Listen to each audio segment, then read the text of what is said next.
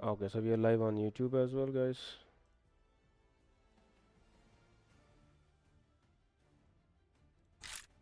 Everything is working fine.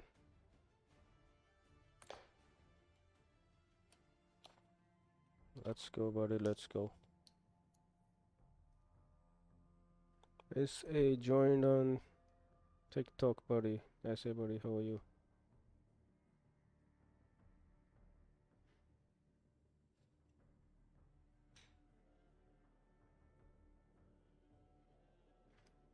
Let me share my stream, guys.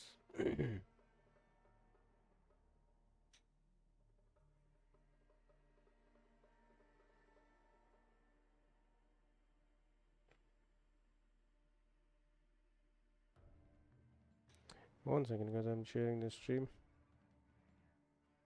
so my fellows will know I'm live.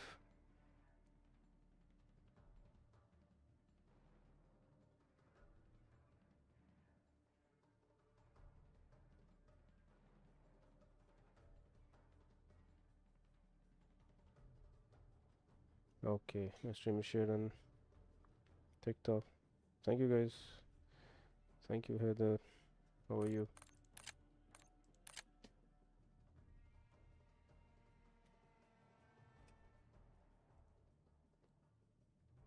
So this is OBS, and OBS is live on TikTok. What is happening?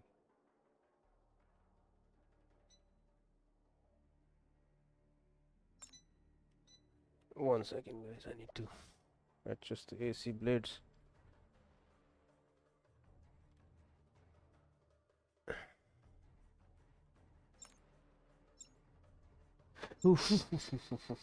Okay, guys. So this extra wire is because you can take it like this. A smile, buddy. Thanks for coming. Guys, double tap and share, guys. Double tap and share.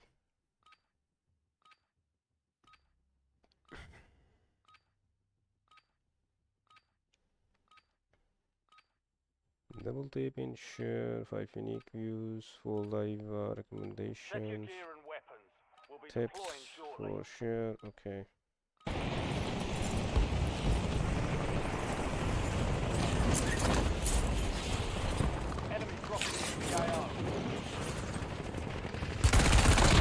Whoa, whoa, whoa, whoa, whoa. You cannot be lazy. Warm up. Warm up is crucial.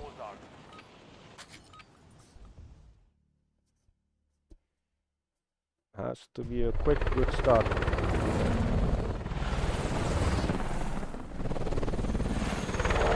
Faisal, buddy. Hammer. No Zad, buddy.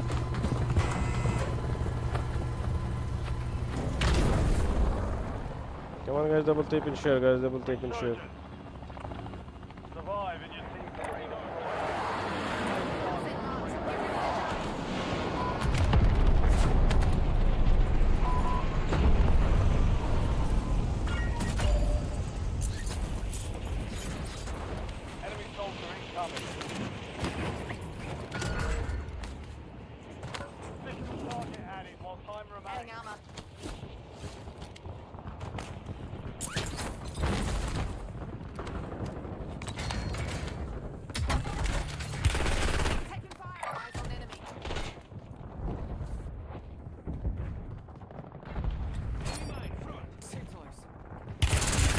Ah, man!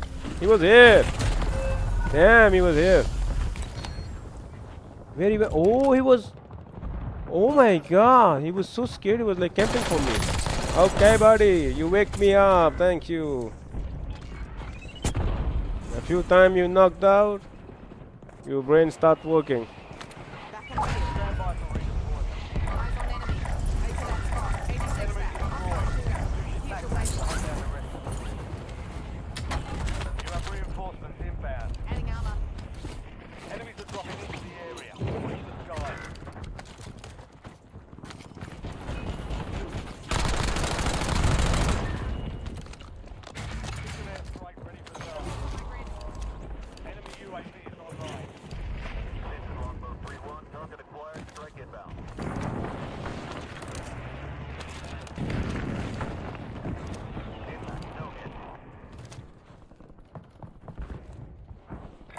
Marking location.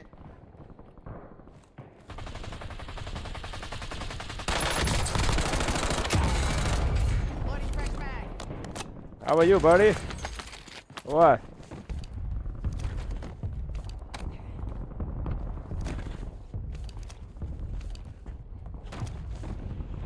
Enemy dropping into the AO.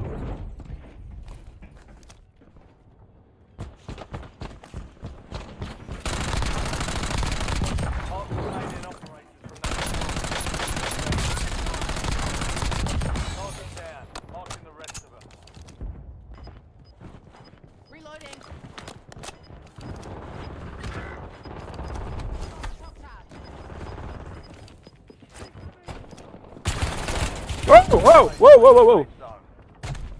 You're losing ground. Moving. Come on. Need medical attention.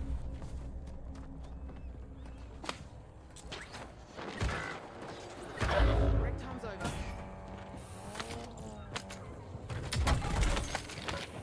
Enemy soldier incoming.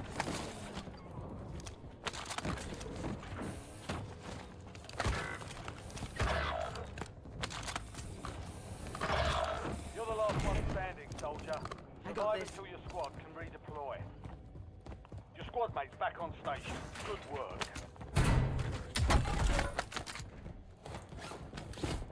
Your squad mate is redeploying. Well done. Bounty target's gone down. We lost the contract. Switching mags. 5 banger. Located the rest of them.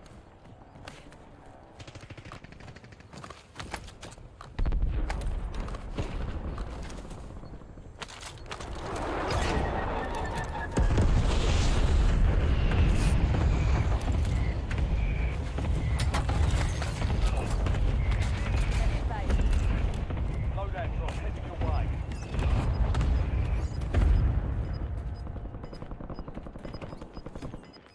Hostile UAV in the Head to area. that spot. Tack off. Launching UAV. Enemies are dropping into the area. Watch the skies.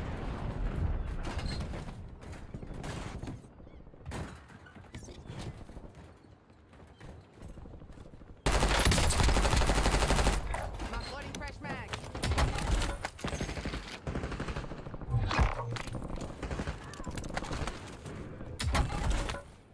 Mission timeline expired. UAV exiting the AO.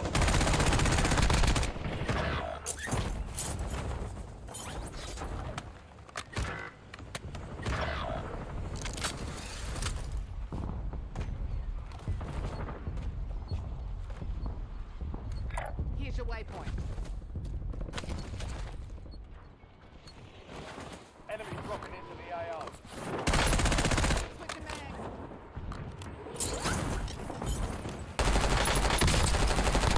Good kill. Marking the rest of that squad on your tac map. Get hunting.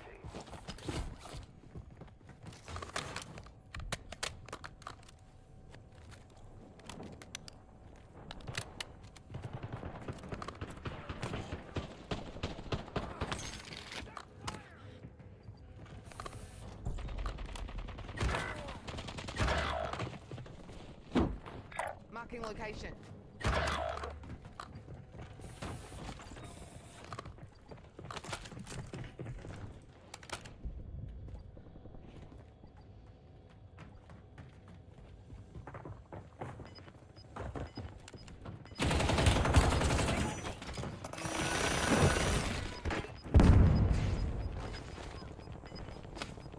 Squad making it to the safe zone. You've got gas moving in. Your squad mate's back on station. Good work.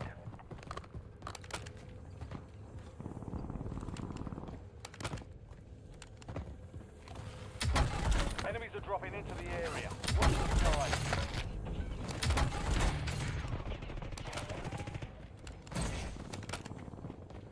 Only 10 left.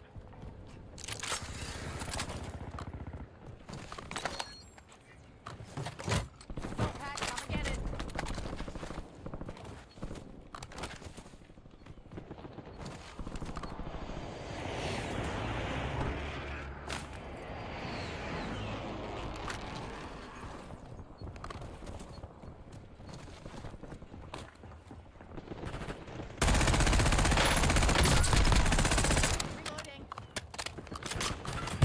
Oh! Adding armor.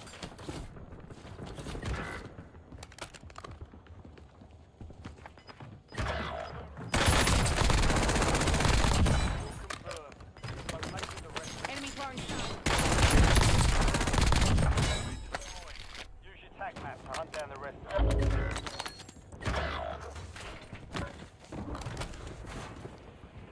Enemy soldier incoming. Fire sale is active. Buy station prices are adjusted.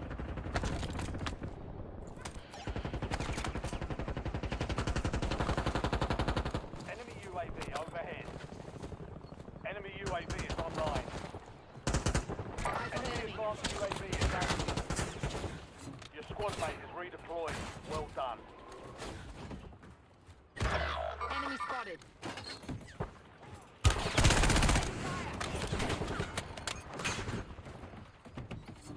Surgeon's window is ended. Watch your six.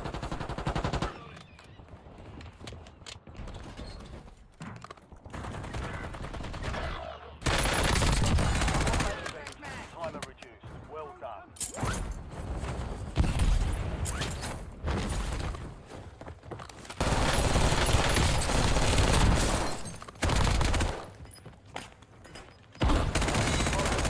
Marking the rest of them. You have reinforcements inbound.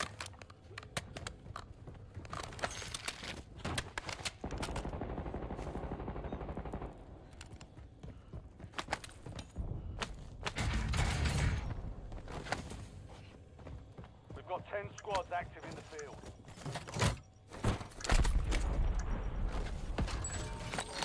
Enemy UAV overhead.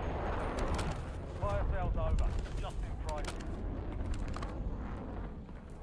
Enemy spotted. Enemies are dropping into the area. Watch the skies.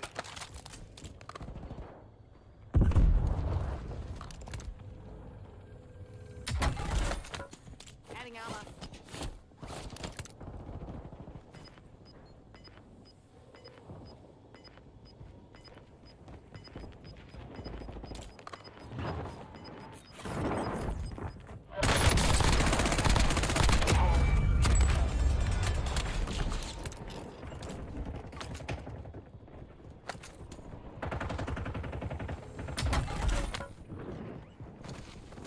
Adding armor.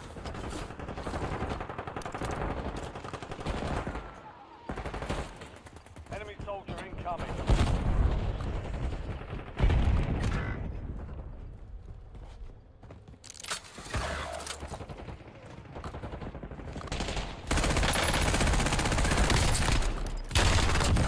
Four left. Switching mags.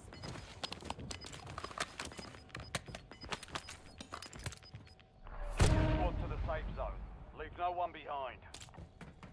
Come on, buy me back.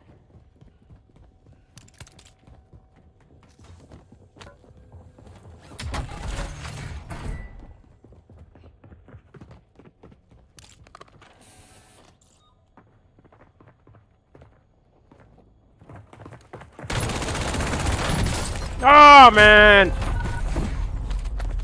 Oh man! Oh man! Oh man! Oh man! Oh man! Oh man! Woohoo! Good job, buddy. Thanks for watching. Movement, buddy. Yeah, I need movement. I have movements, Squad still operational. but in the this AO. aim.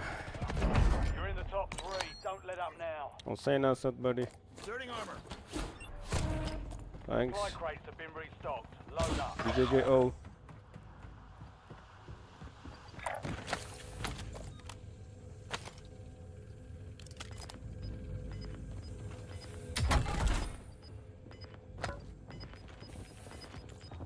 Give him airstrike, airstrike.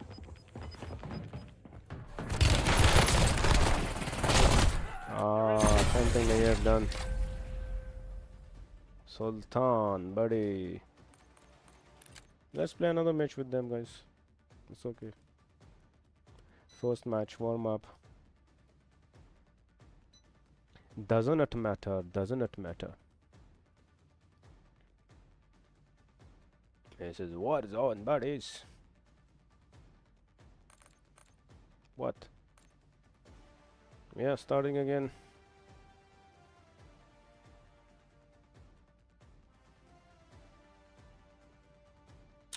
Azad buddy one what? One Pilaik 0607 or Hussein Asadi. Thank you buddies for watching. I followed you, all three of you buddies. And Chan, I followed you buddy. Thank you. La Pussy what? La okay, Ale buddy. I cannot pronounce it, sorry. Chan buddy, I followed you. Thank you so much. Come on guys, double tap and share guys. We need to get 1K followers for direct live stream from the TikTok Enemy studio. dropping into the AO. We're headed to the war zone. Get geared I'm up. also live on YouTube, buddies.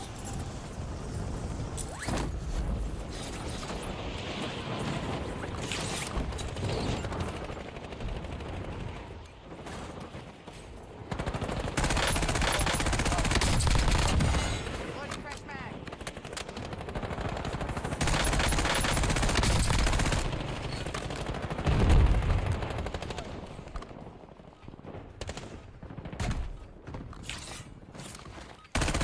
All stations, this is Shadow 01. Deployment to the war zone has been authorized. Woo-hoo.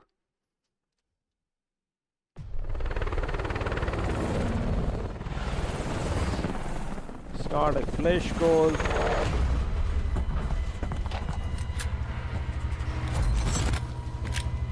Okay.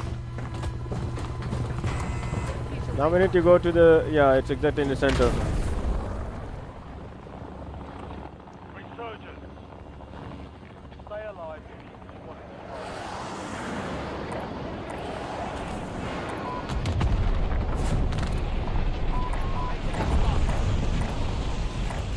Keep the light on. Enemy dropping into the AO. Adding ammo.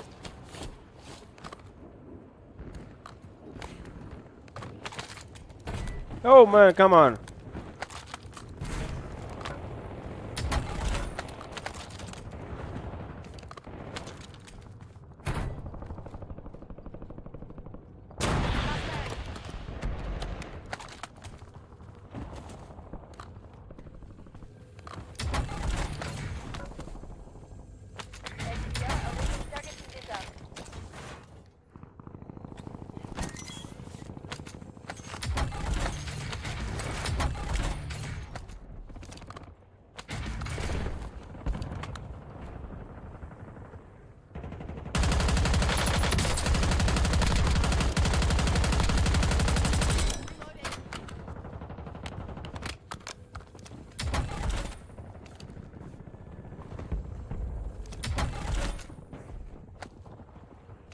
Enemies are dropping into the area. Watch the skies.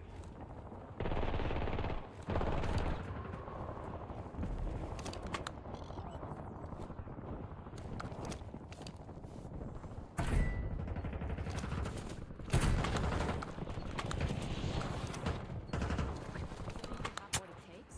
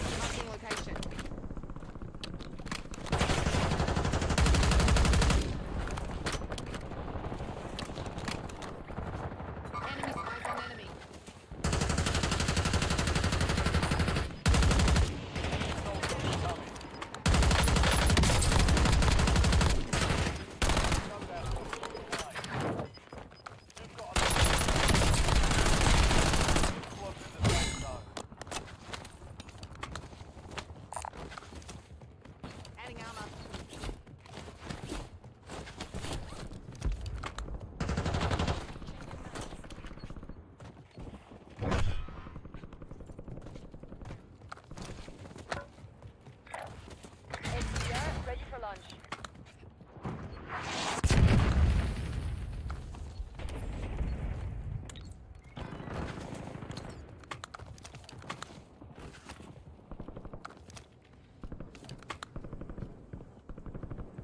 Take to that spot.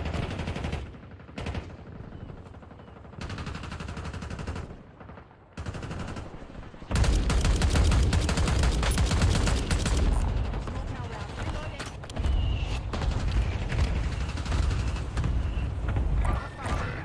Here's your waypoint.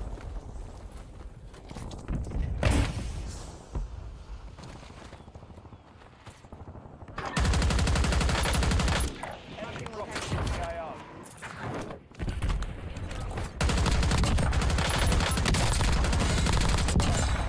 Get hunted. Mark remaining operators from that Eyes squad. on enemy. The Hunt them 86 down. back. That's mine.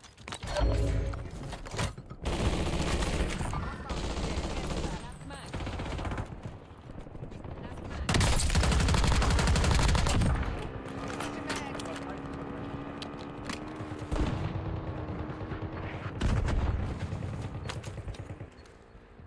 Eyes on enemy. 86 back.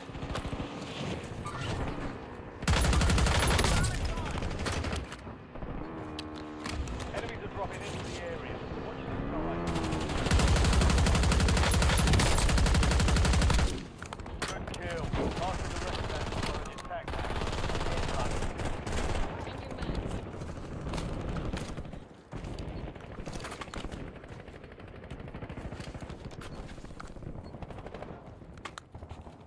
Tag and loot. Switching mags. Enemy spotted. Hostile shooting. Make for that spot. 86 that. Eyes on enemy. Yeah, cancel that.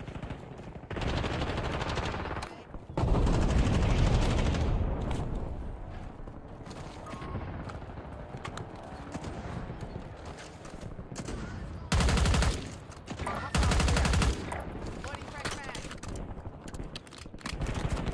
Eyes on enemy. 86 yeah, cancel Enemies that. dropping into the AO.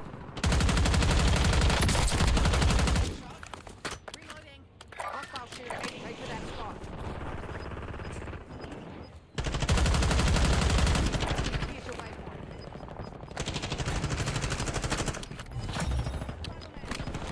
Solid work, Drake. Clear for now.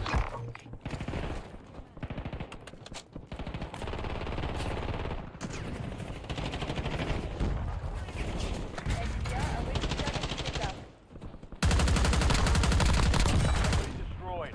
Use your tac map to hunt down the rest of them.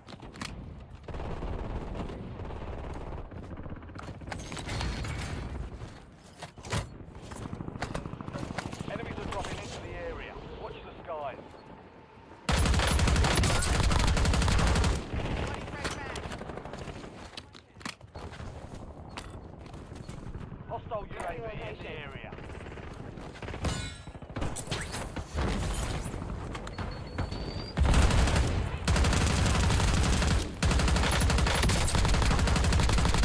Mark remaining operators from that squad. Hunt them down. Adding armor. Eyes on enemy. Got 10 Yeah, squads cancel active that. in the field.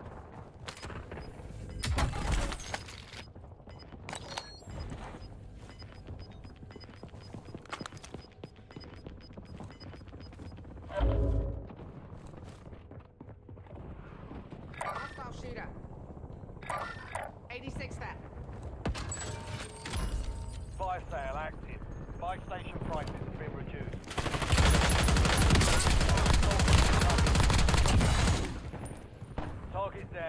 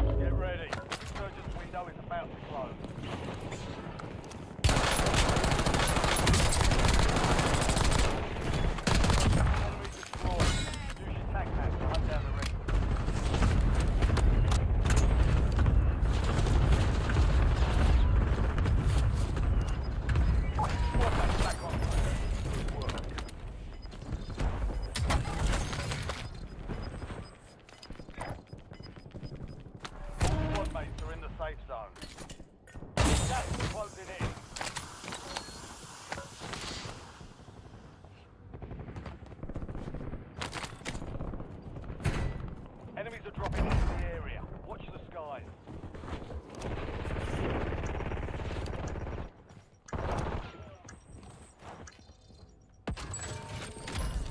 Fire sales done. Prices are back to normal.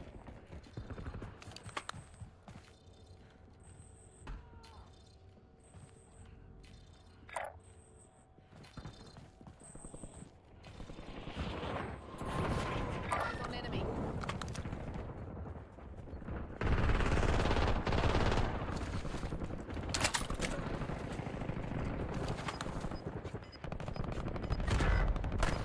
shooter. Yeah, cancelled. 86 back. Enemies dropping into the AO. Resurgence is slow.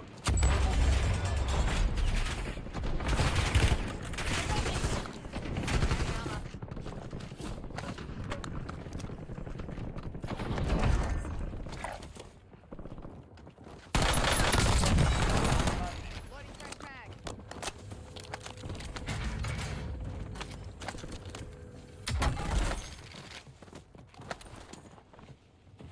Eyes on enemy.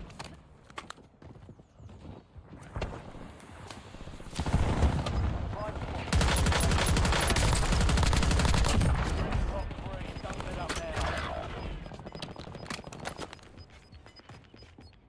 Solid squad is outside the safe zone.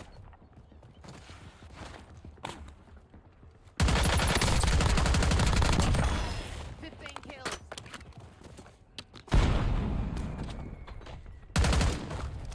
Come on. Switching mags.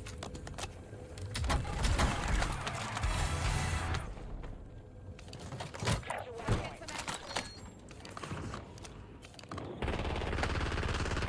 Only two left. 3 squads left in the war zone. Stay alert. Your squad mate is the most wanted target. Eliminate threats. Your supply caches. Use the time. Woo-hoo-hoo-hoo-hoo. No targets. This is all day.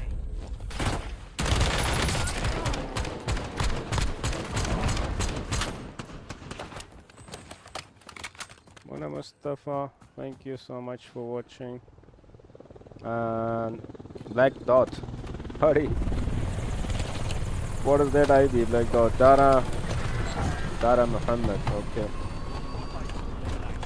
Abu Zobreen. Thank you guys. Double tap and follow, guys. Double tap and follow. We need more followers for direct live studio. Ahmed Al Misri.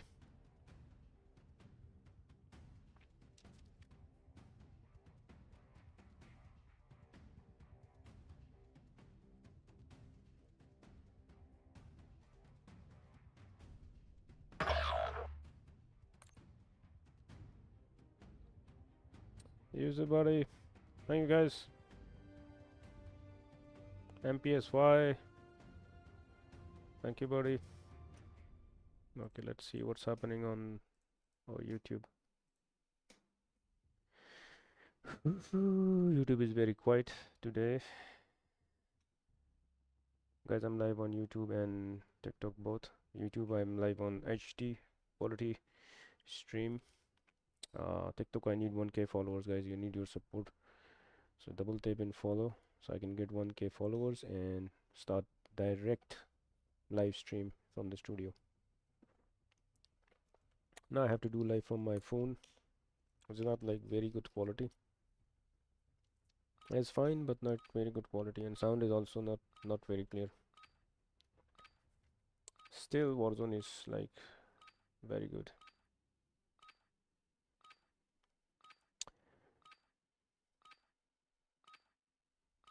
Enemy soldier incoming. Hassan, buddy. Check weapons and gear. We're holding for deployment.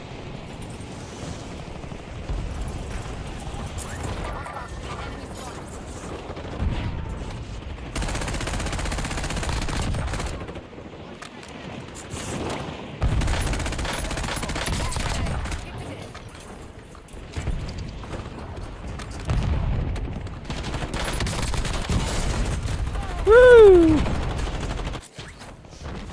Should have thrown a grenade. Najimuddin. All stations, we are green to go. Stand by for deployment.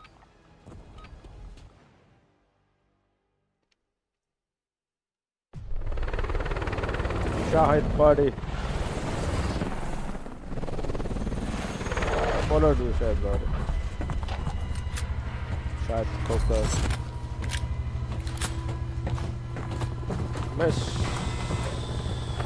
Mr. White. Salam, buddy. Mark. Thank you guys for Drive to redeploy fallen teammates. following. Thanks for liking. Thanks for following, guys. Double tap and share. We need more followers for live studio streaming. So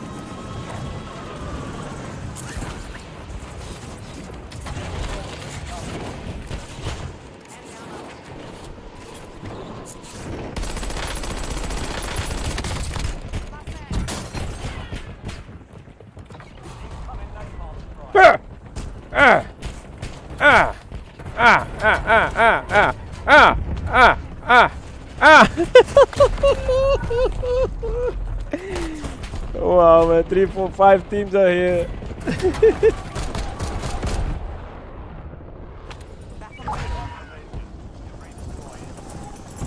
Oh man, I messed up.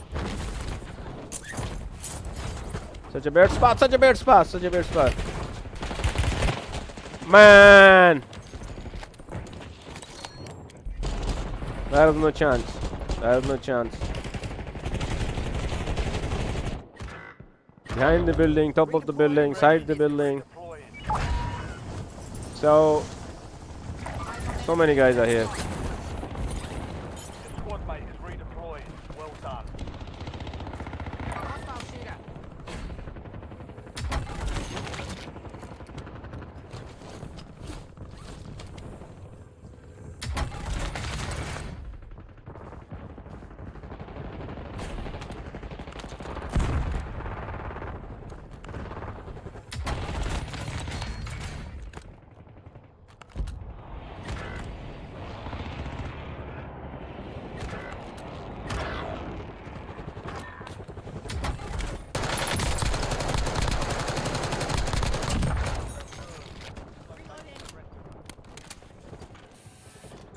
You have reinforcements inbound. Enemies are dropping into the area. Watch the skies. Squad mate is redeploying. Well done.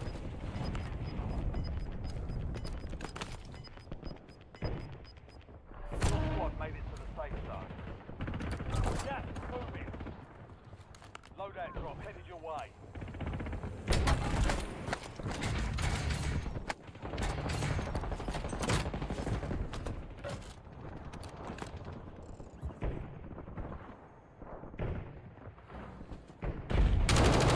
Loading fresh mag. Mark remaining operators from that squad. Hunt them down.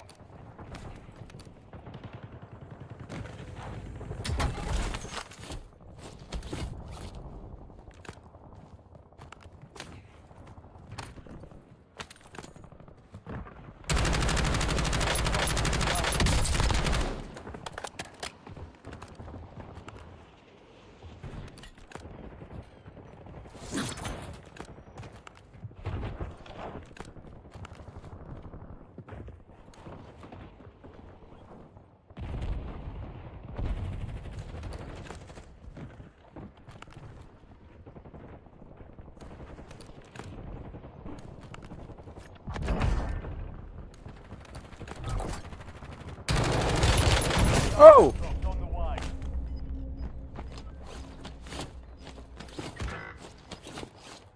Switching mag. Too close. Enemies dropping into the AO. Kill. Marking the rest of that squad on your tac map. Get hunted.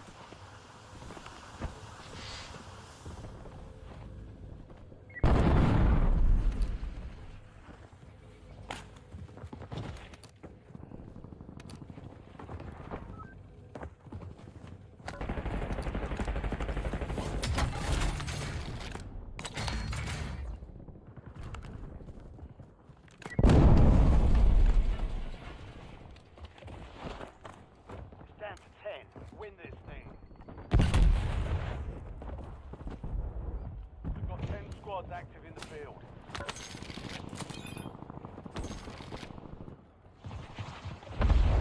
Enemies are dropping into the area.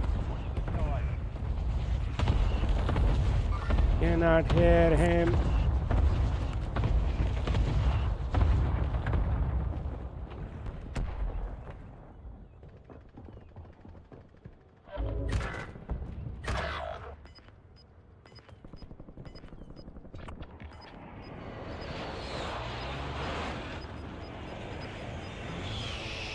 Shut up. Squads in the safe zone.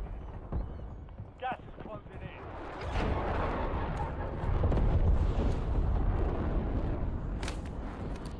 You have reinforcements inbound.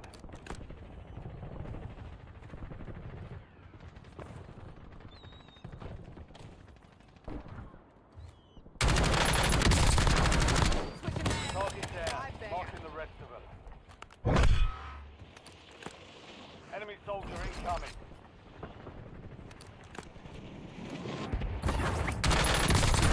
Final mag. Loading fresh mag. Located the rest. Last mag.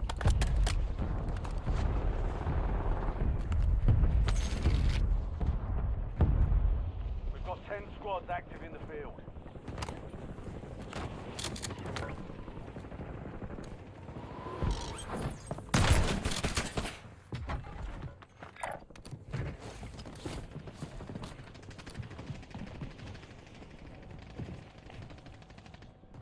Oh no! Where he get me from? Where he get me from? Oh, by the sniper! Damn! Look at this! Oof! Back on the field. Oh. Eyes on enemy. Fire sale is active. Buy station prices are Shoot! Shoot! How much time is left? I don't know. Yeah, but I should end up so I can come quickly again. Warzone, Warzone, Warzone, Warzone.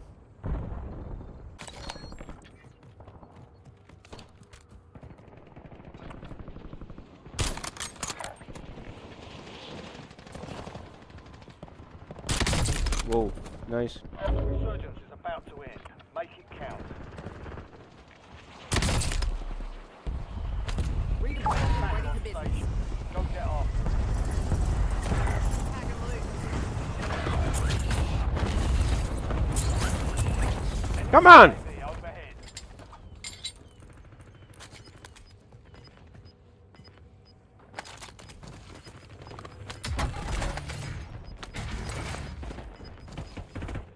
Fine. Still have squad mates outside the safe zone. Squad mates back on station. Good work. Enemy destroyed. Use your tac map to hunt down the rest of them.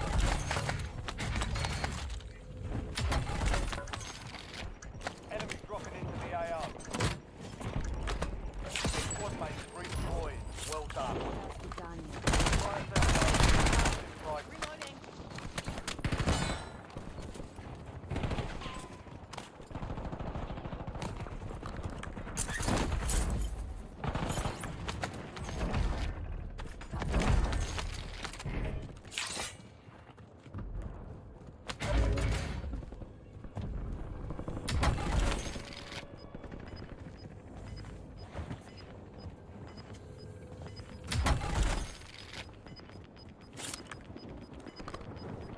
Be advised, resurgence is no longer active.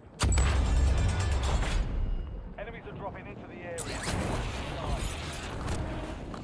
Come on! Why are you sitting, man?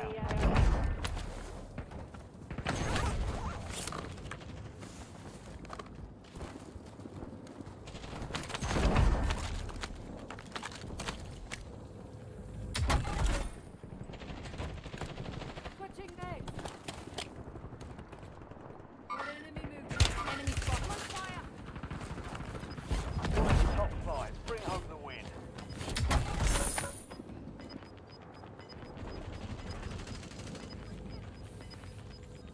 Get your squad to the safe zone.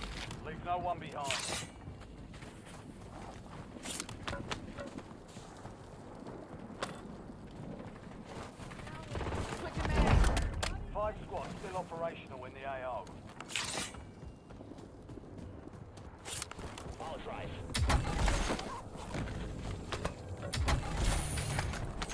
Operator establishing score streak.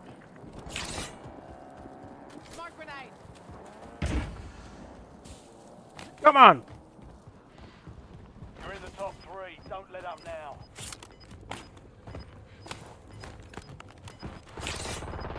You're in the last 2. Now finish this. 3 squads left in the war zone. Stay alert.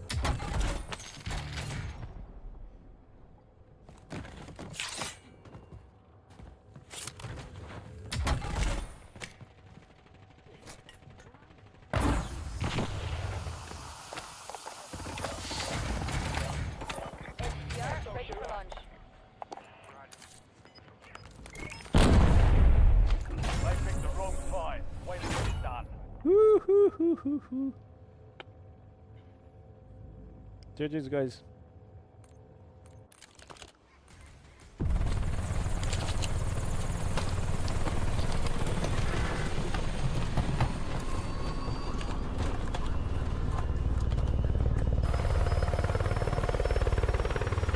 Up the X, buddy.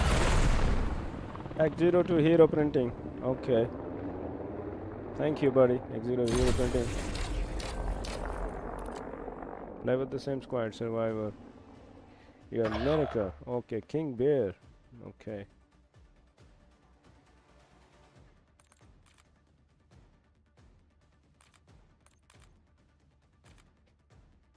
Damn, 26 kills.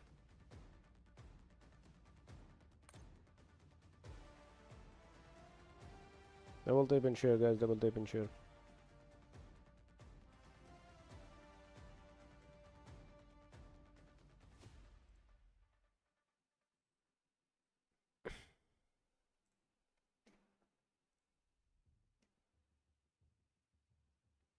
URL is copy. Can I show you this, guys?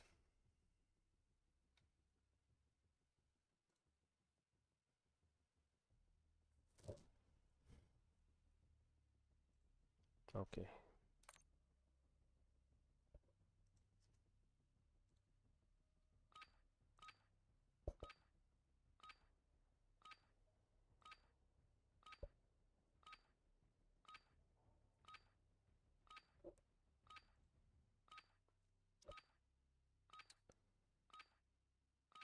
Enemy dropping into the AO. Use this time for some target practice. The real thing's coming soon.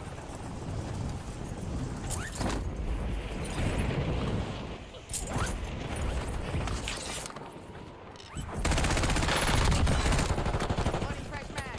Enemy soldier incoming.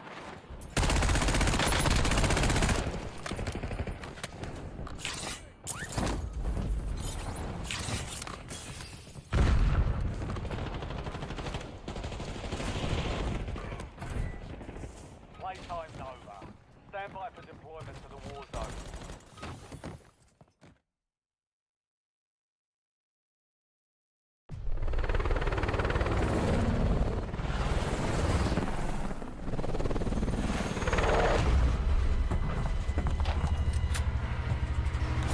Location.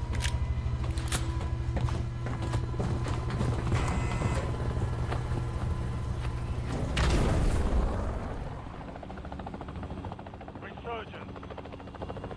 Survive and your team can redeploy.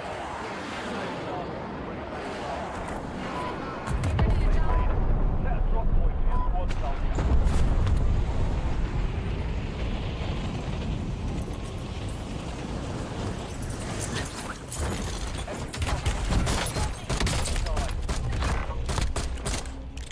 Additional target added. Ah! Spotted. Okay. Start shooting first.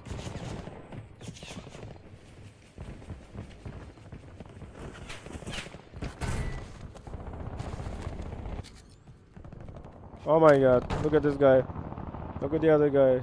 2 guys are. Back on the field. Returning you to the front. So we are only 2 guys. How can we dominate?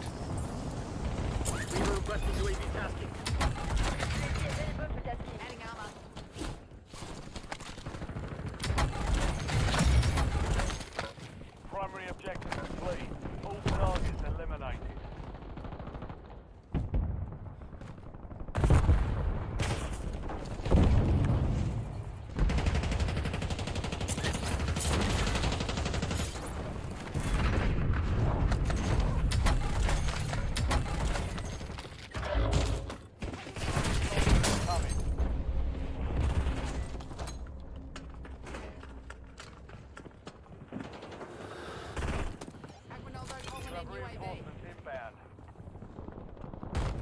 Come on!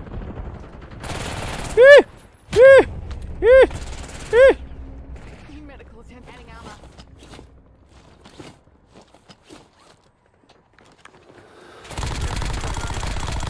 Target down. Marking the rest of them. Reloading. That one I'm ready, bro. Priority tasking request received. We're done. Adding armor. Squad mates back on station. Good work. Enemy dropping into the AR.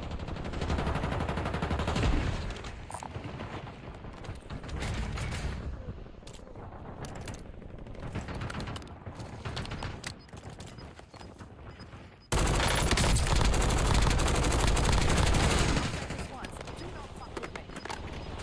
You've made it to the top 10.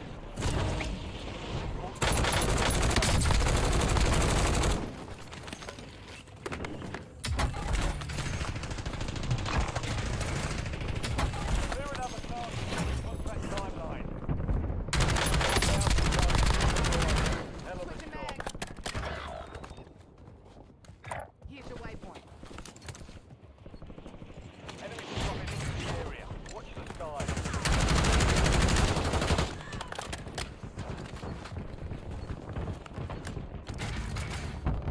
Your squad mate is redeployed. Well done.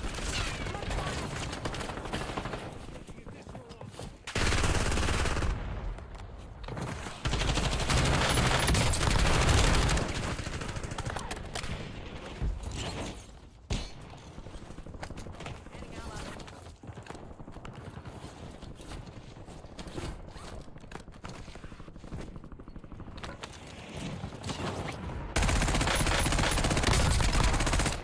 Good kill. Marking the rest of that squad on your tag map. Get hunting.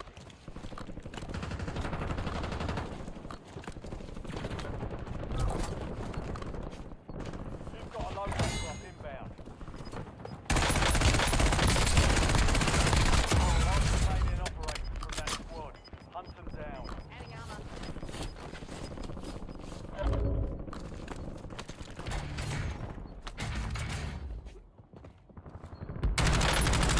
Reloading. Marking location.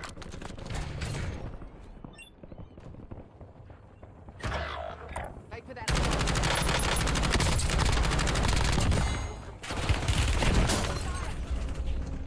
Stings.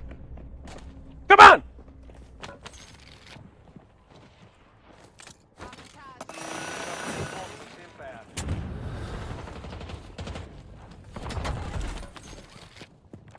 Loading fresh mag.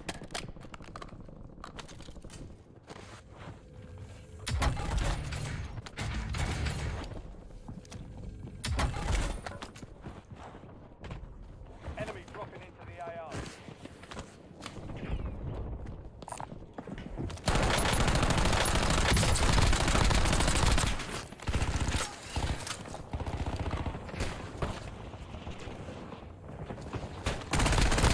Good kill. Marking the rest of that squad on your tag map. Get hunting.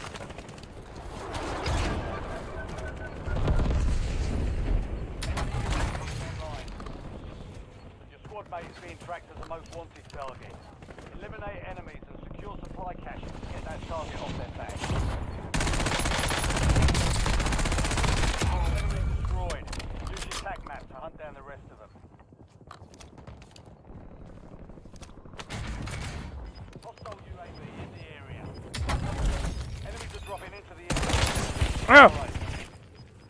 You kept your squad mate Come on! one piece. Contract complete. Be advised, you still have squad mates outside the safe zone.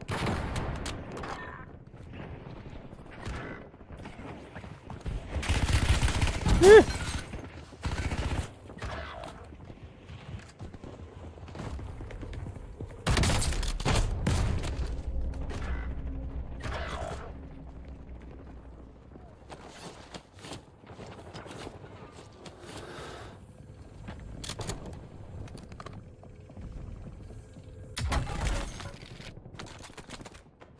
Your squad mates back on station. Good work. Pack ready. Switching mag.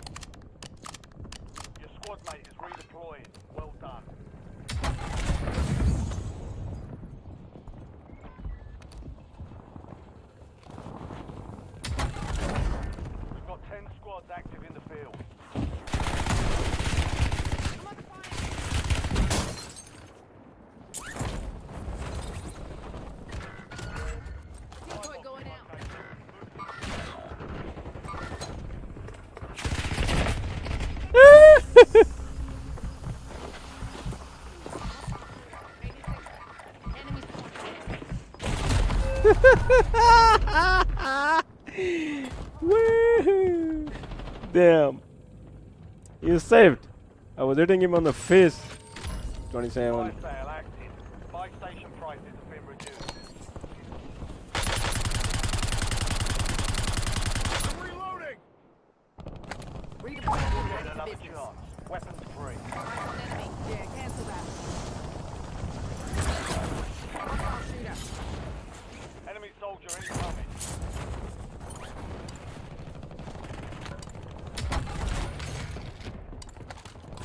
Oh no! Where he hit me from? Man, come on, bro.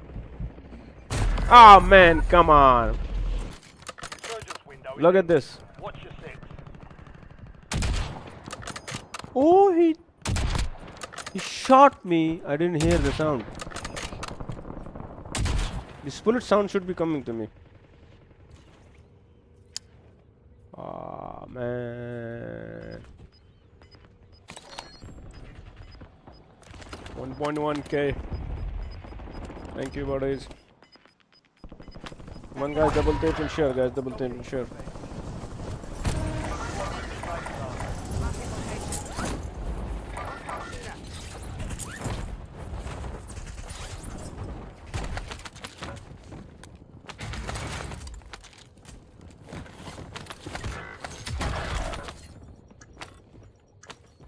You have reinforcements inbound. Fire failed start. Prices back to normal. We lost the supply cache location. Contract pulled. Adding Whew. ammo. Whew. Loading fresh mag. Enemy dropping into the AO. Your squad mate back on station. Good work. NCR awaiting target data.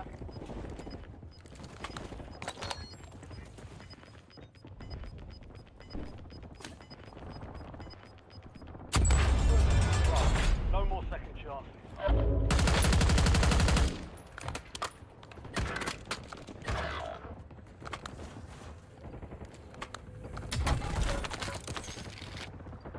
You have reinforcements inbound. Final mag.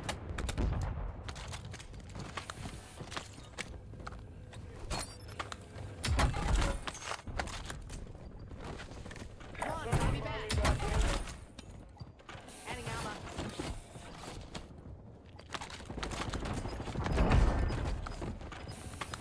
Come on, buy me back.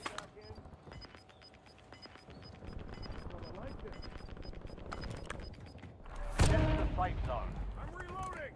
You're losing ground. Move it. Come on, buy me back. NCR ready for launch. There's an airstrike available. Five squads still operational in the AO.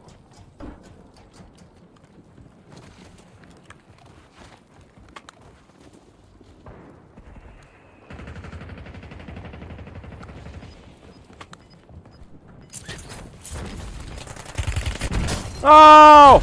Oh, oh, oh, oh, oh, oh, oh, what a mistake. Oh man, oh man, oh man, oh man. He just revived this. How they revived their friends? Where they get all this money from?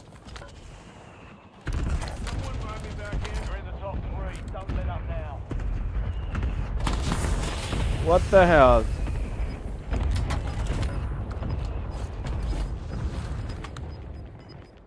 Someone buy me back in. Reloading. Gas is inbound. Use gas, use gas. Gas on gas station. Buy station gas. Use gas first, buddy. Use gas, use gas. Use gas. Nice try, buddy. Thank you.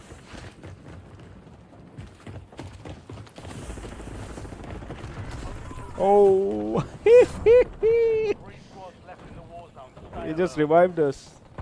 Valiant This effort. guy was Keep your head up a and noob, return to base but still he managed to revive us. How to revive your friend? Oh.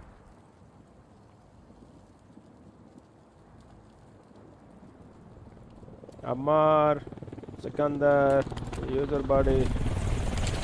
Thank you guys for watching. I'm Tom. I followed you. I followed you guys. Double tap and follow, guys. Double tap and follow. We need 1K followers to start the live streaming from TikTok Studio. I'm live on Facebook and TikTok both, guys.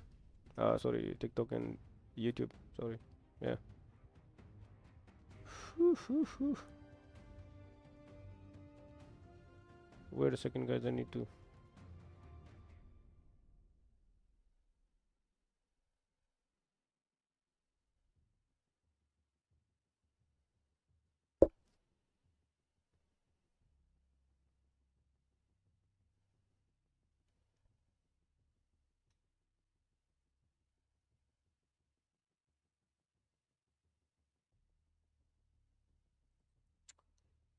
Ha.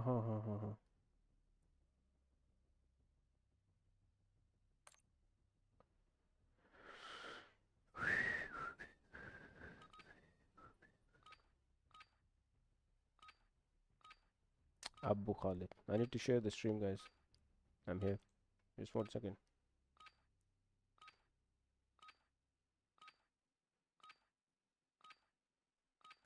Enemy soldier incoming. Rucker, you're headed to the war zone. Just 1 second, guys. I need to share the stream.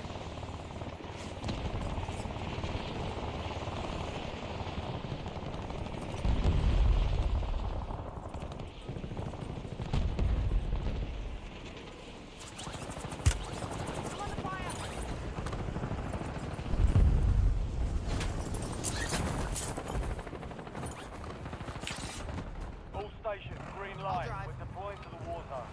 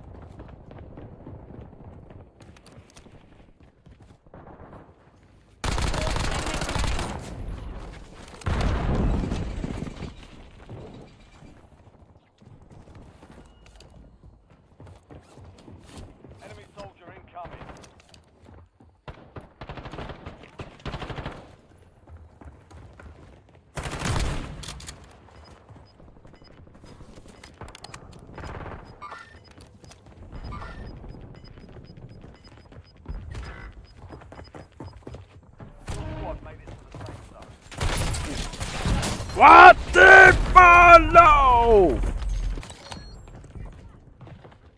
I throw a shoo. To the front. Earn this. Sorry guys, I forgot to.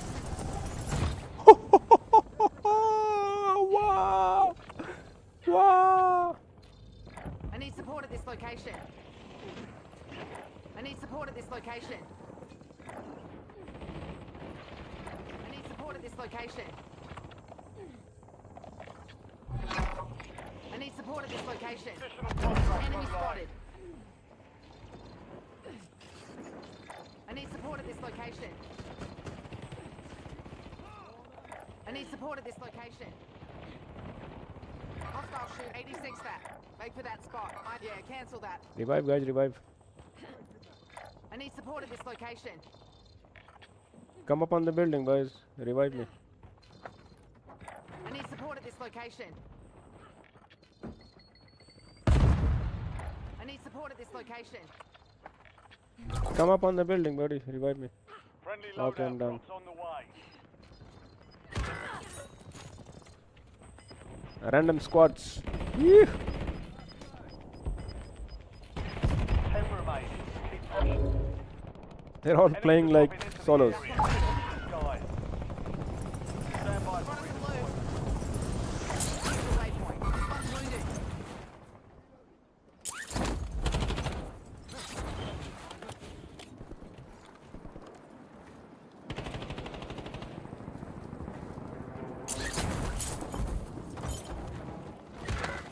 Adding armor.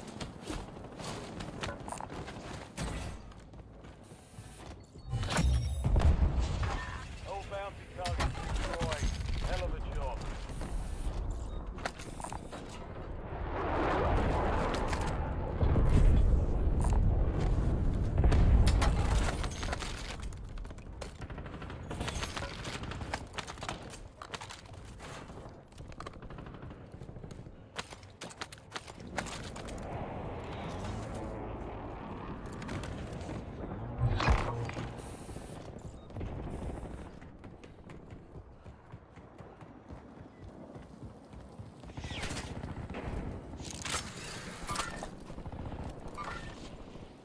Enemy soldiers incoming.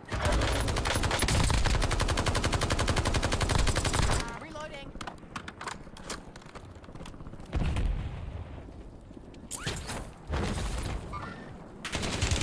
Ah! Squad mates back on. Ah! Overhead. Whoa! 10 squads active in the field. Squad mate is marked as the most wanted target. Kill enemies and secure supply caches to help remove the bounty on their head. Some of your squad is outside the safe zone.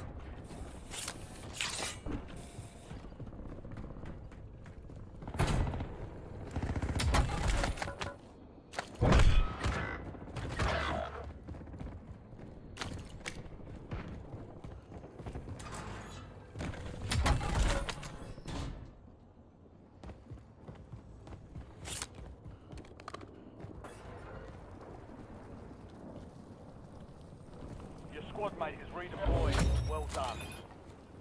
Enemy dropping into the AO. Hostile shooter 86 that. Your squad mate survived. Contract complete.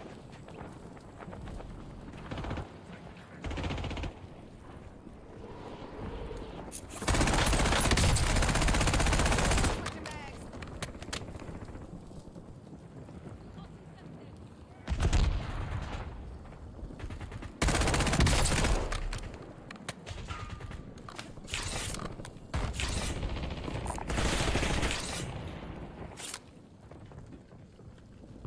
Marking location. Your squad mate is the most wanted. Eliminate supply caches to reduce the time of the contract. Going holiday.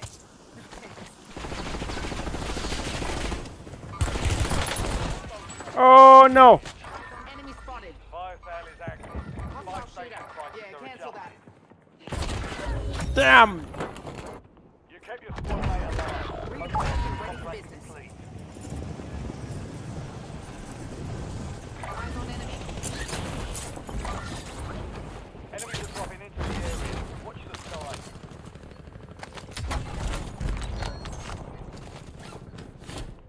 squad mates back on station. Good work.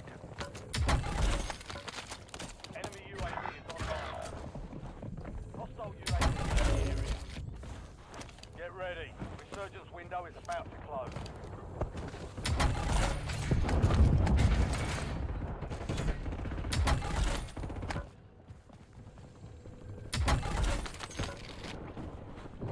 Give me a gun. Your squad mates redeployed. Well done.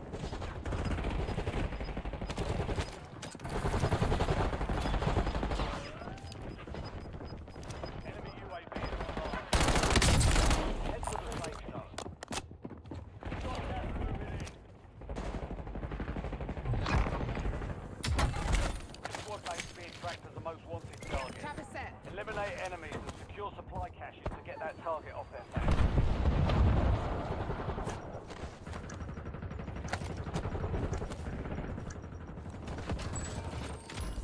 Fire sales over. Adjusting prices.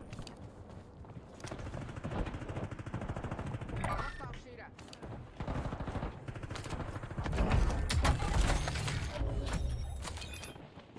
You kept your squad mate in one piece. Contract complete. Enemy dropping into the AR. An enemy. Hostile shooter. 86 that.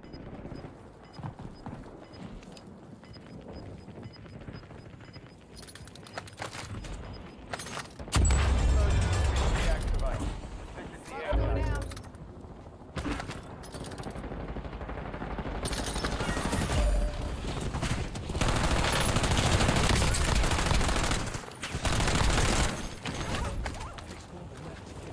Enemy UAV outside.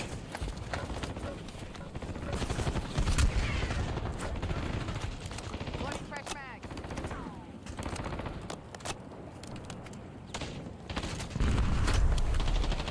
Only 4 remain. Finish the job.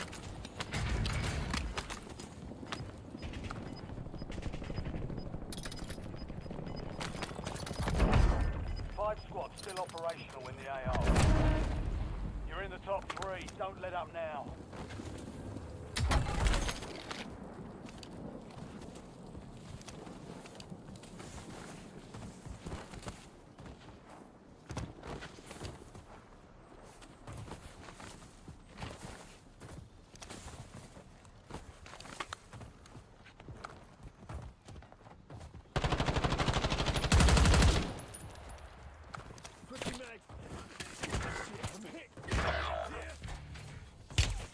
Yo. Oh no! Oh no! Oh no, man. We were so in the open. I passed over him. You're in the last 2. Now finish this. Oh, I was already hit by the sniper. I was so down. He just instantly took me.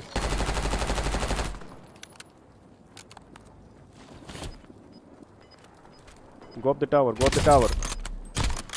Go up the tower, buddy. You have sniper. Go, go, go, they can see you. Gas is inbound.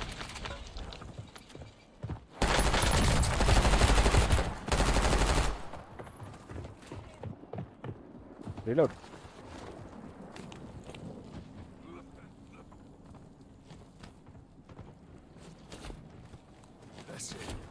On your left, on your left.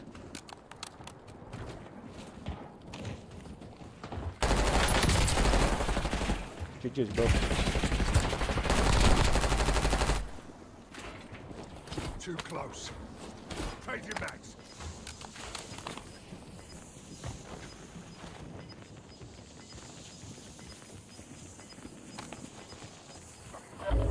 Right side. On the right side.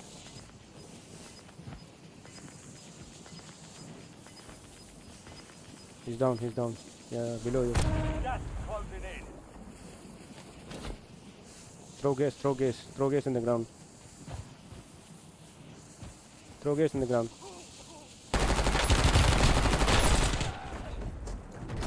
GG's, bro. Nice, man. We lost that one, but we'll get a W next.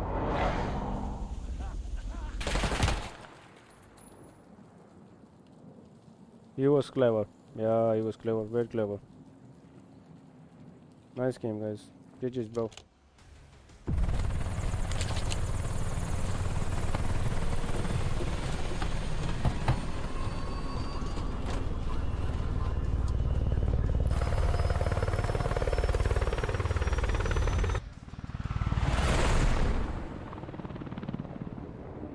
One point 3 kill likes, buddy.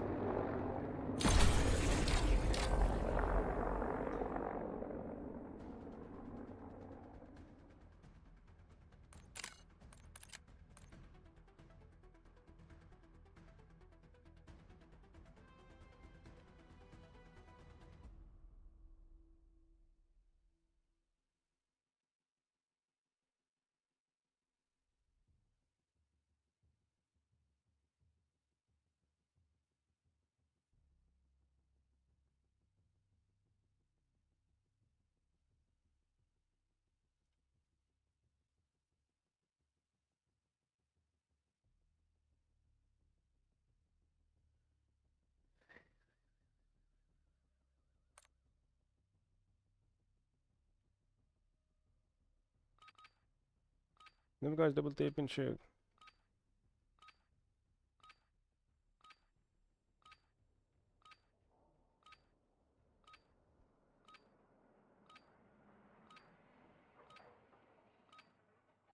Enemy soldier incoming. Check weapons and gear. We're holding for deployment.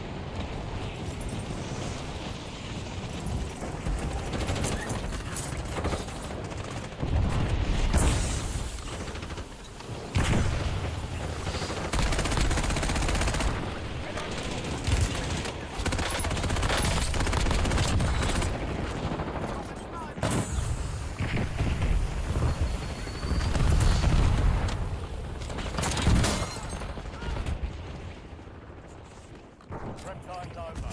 Now you Enemy soldier incoming.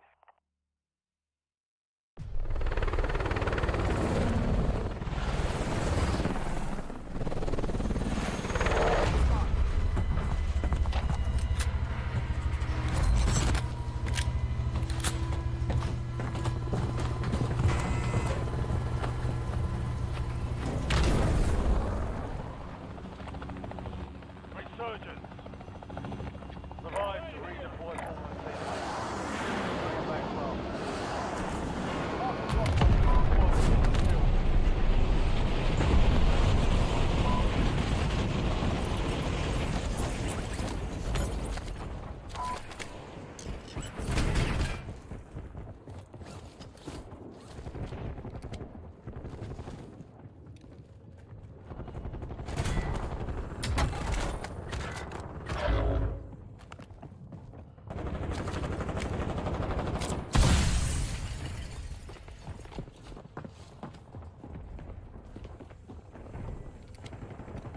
Enemies are dropping into the area. Watch the skies.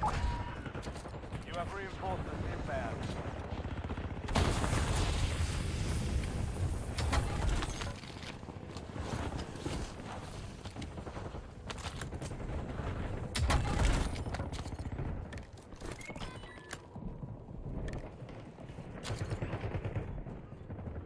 Spring mine planted.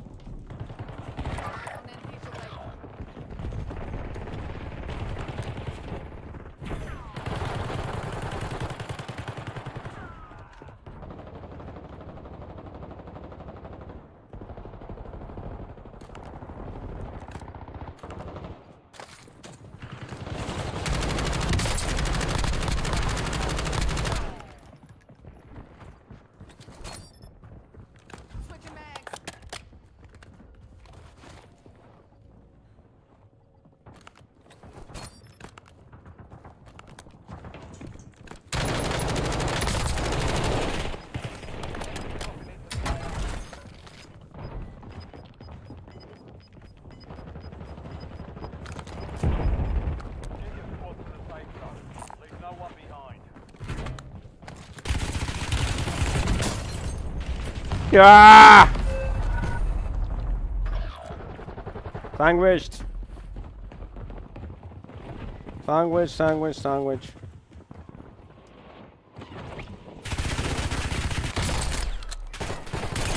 Squad mates back on station. Good work. Back on field. Get ready. You're redeploying. Enemy spotted.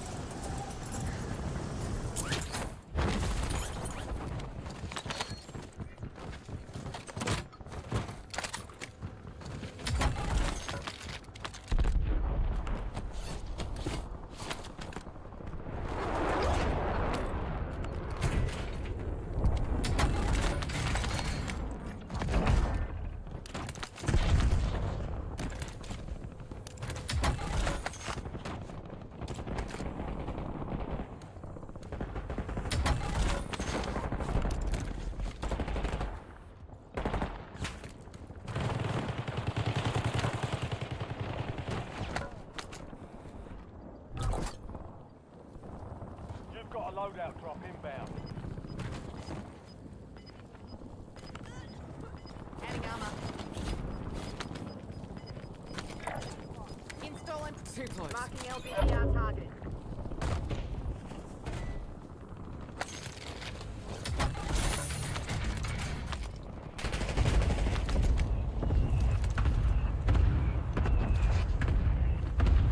Enemy soldier incoming.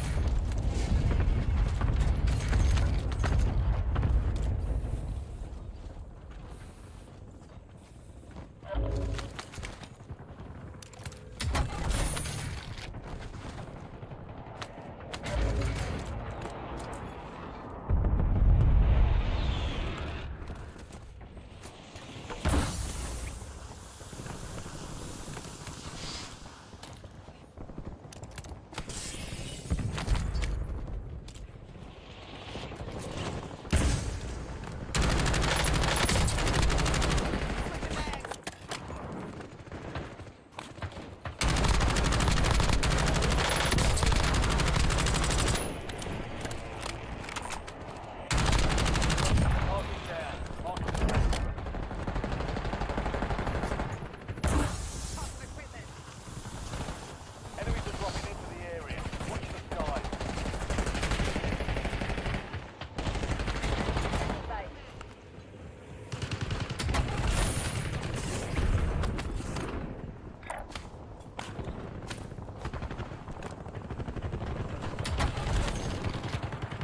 Enemy UAV overhead.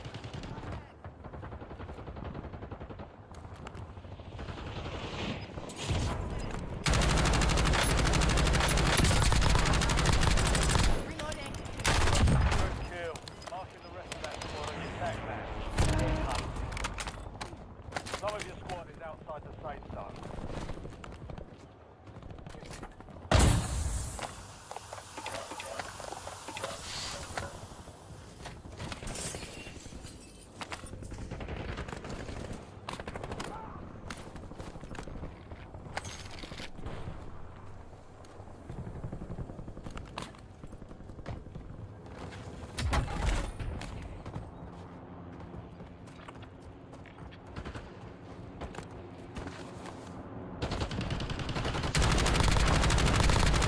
Switching mags.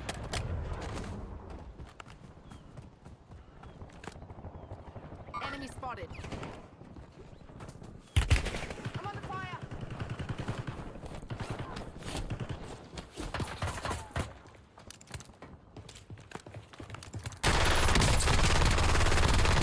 Target down. Marking the rest of them. Adding armor.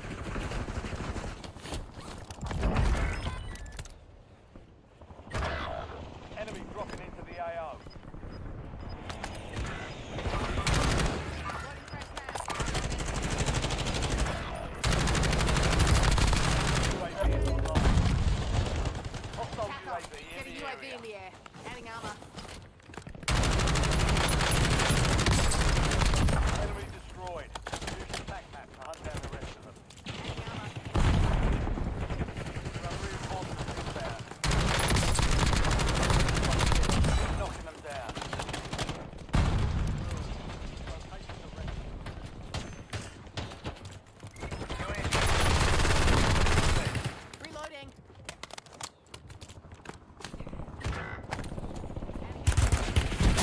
Oh! UAV Oh! overhead.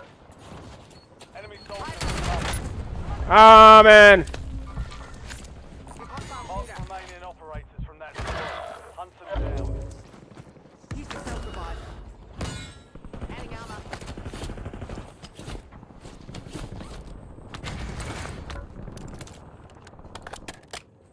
Decoy line. Smoke grenade.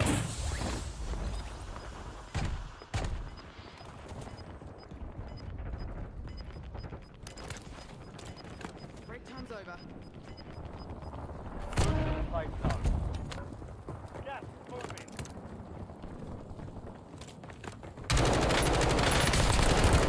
Squad mates redeployed. Well done. Enemies are dropping into the area. Watch the skies.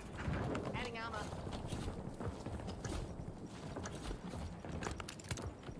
Switching mag. Fire sales done. Yes, that's fair. You ain't getting off that easy. It's on me.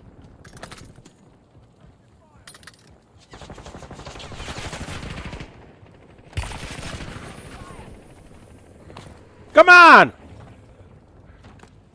Come on! Oh, man! Adding armor. Be advised, resurgence is no longer Enemy active. spotted. Oh, man! Shoot! Good work. Shoot, man! Been restocked. Well done.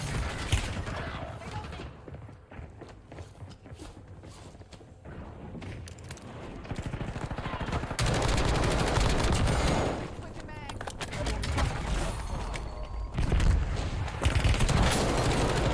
Ah! Dome! Dome, dome, dome, dome, dome. Redeploying ready to Dara, Ali. marking location. Still have squad mates outside the safe zone.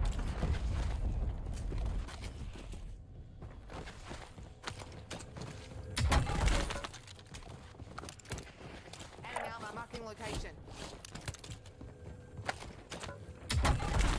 Enemy UAV is online. Hostile shoot. Yeah, cancel that. Enemy airstrike in the area.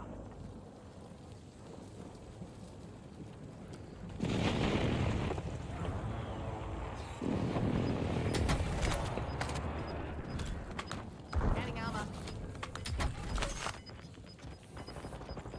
Only two left. Adding armor. 3 squads left in the war zone. Stay alert. You've got time for another bounty. All bounty targets KIA. Well done. Eyes on enemy.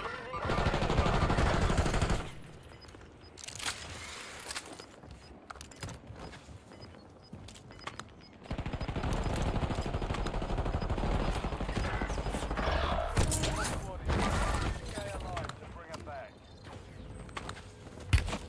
I'm under fire.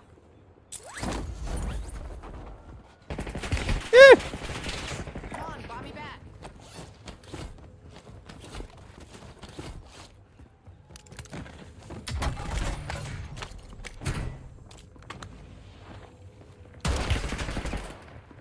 Come on, buy me back.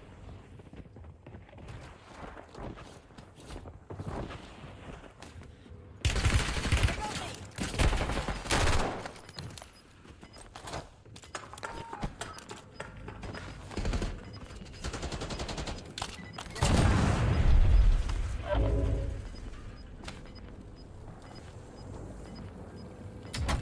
Enemy dropping into the AO. Come on, buy me back. Ground moving. Reloading.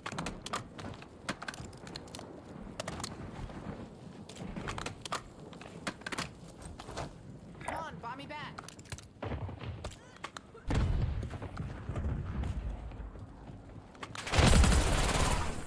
Yeah! 5 remaining. No gas. I should have had a gas. Three is only mindset.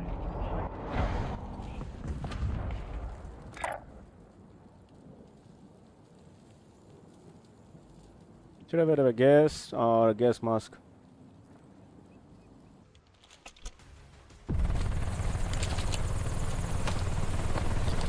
Thanks guys for watching. Buddha, enjoy buddy, thank you. Sniper, thank you. User Sharwan Haji, I followed you buddy. Muhammad Aziz, I followed you buddy. And Game 55, I followed you buddy. Thanks buddies.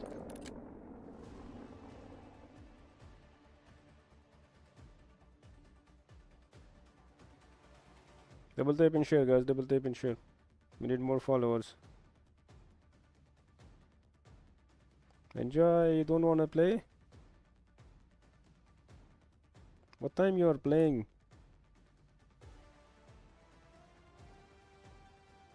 On your side it's now 5 p.m. evening time. So what time you play? You play night time? Saturn or okay, sorry. I think it's Russian. I followed you, dear. Omran motivation. Okay, Omran motivation, buddy.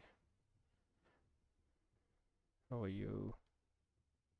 Thank you guys for watching. User, Boda, user, buddy. Followed you all, buddy. Followed you all. Double tap and share, guys. Double tap and share.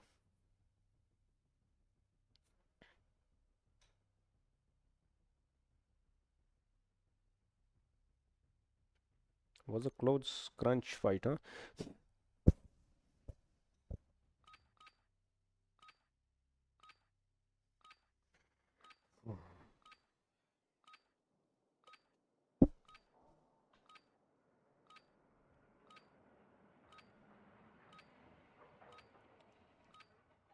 Enemies are dropping into the area. Watch the skies.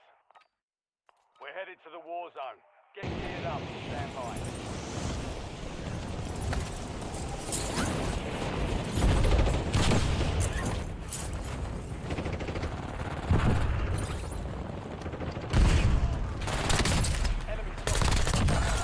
Loading fresh mag.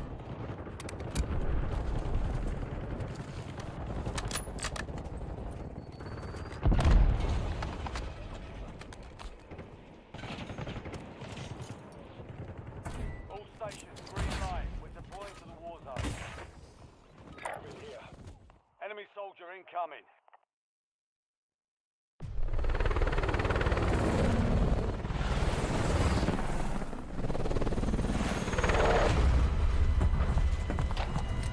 Nathan Bay.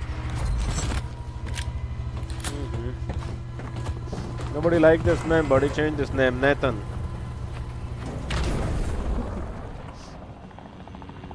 Resurgence. LZ marked. Get ready to Revive jump. and your team can redeploy. Eliminate targets.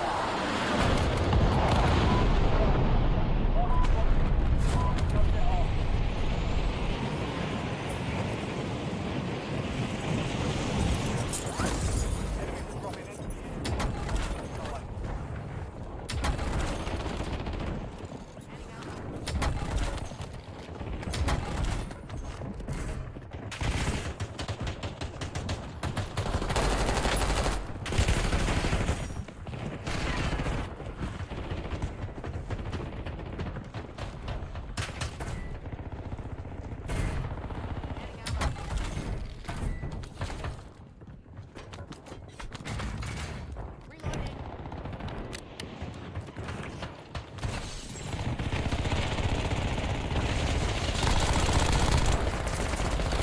Reloading. Prepper's down.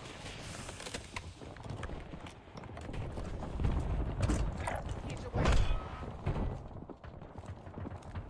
Enemy soldier incoming.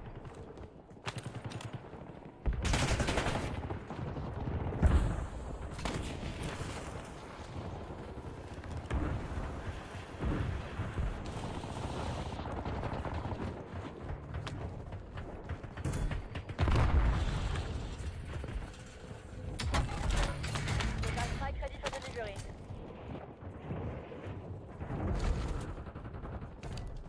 You know where authorized aircraft strike.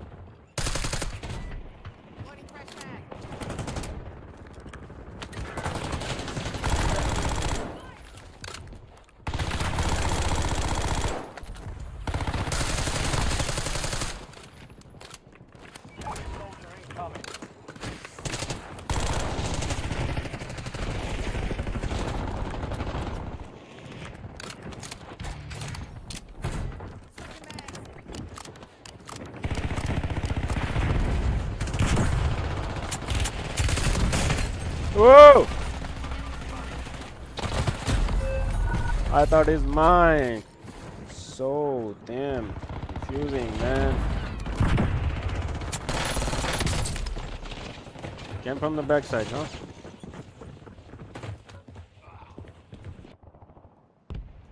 You have reinforcements inbound. Hack and loot. Back on station. Go get off.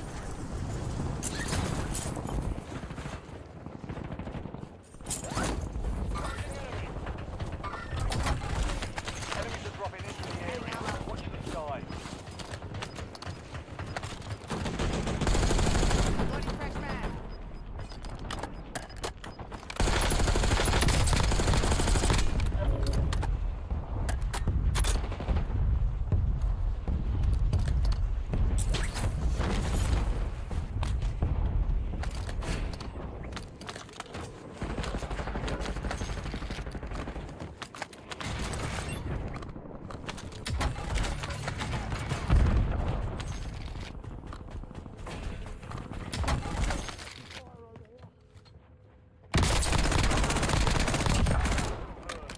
Located the rest of them. Target down. Marking the rest of them.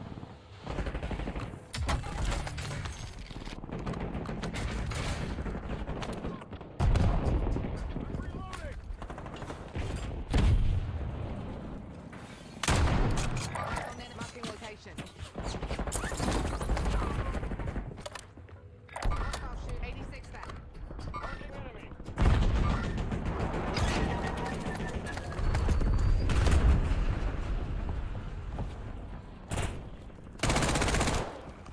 Switching mags.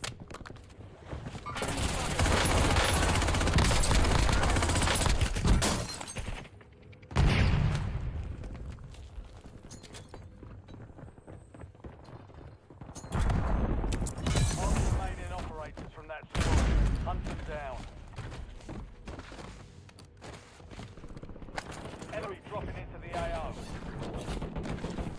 Hostile UAV in the area. Loading fresh mag.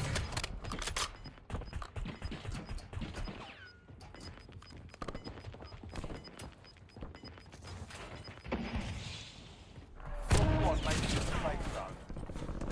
Gas is closing in. Enemy destroyed. Use your tac map to hunt down the rest of them. Here's your waypoint.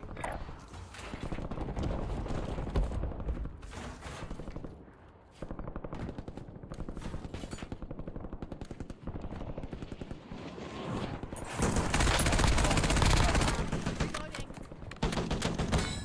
Oops. That's gonna need some stitching.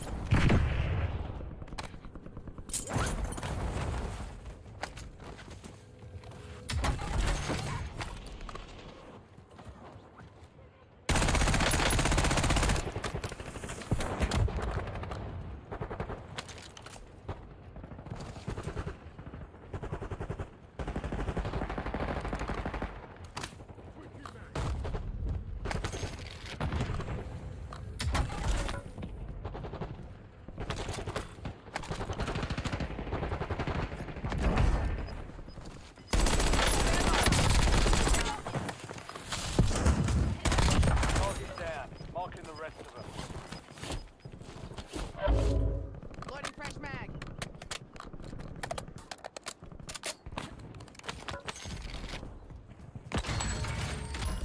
Fire sale active.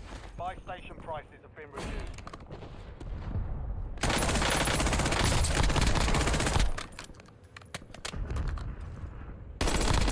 Good kill. Marking the rest of that squad on your tac map. Get hunting.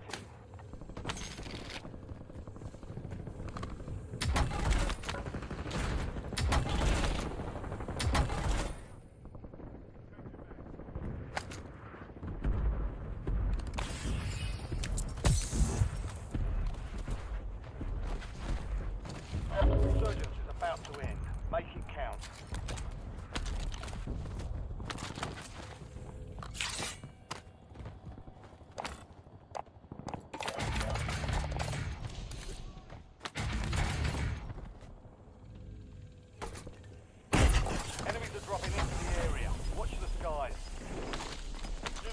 loadout drop inbound.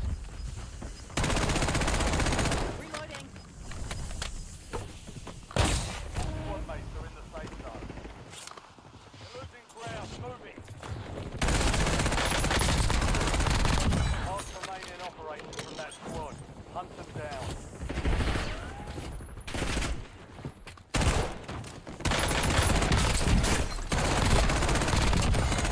Yep, that's 10. Fire sales over. Just Enemy. Take that spot. Yeah, cancel that. Hostile shooter. Switching back.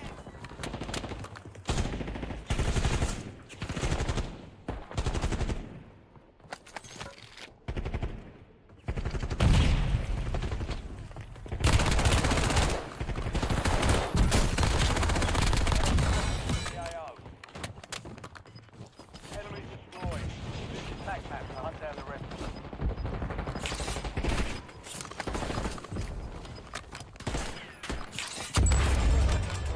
No more second shot. Fire.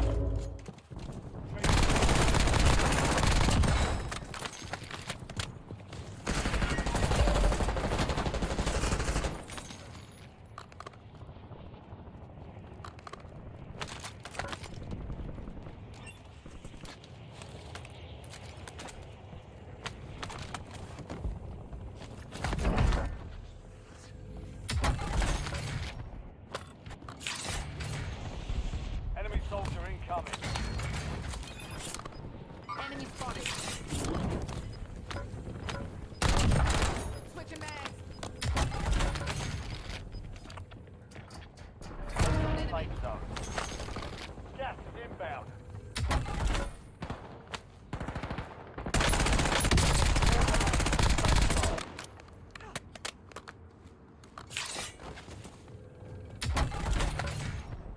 Precision airstrike standing by. Marking contract. Additional target added.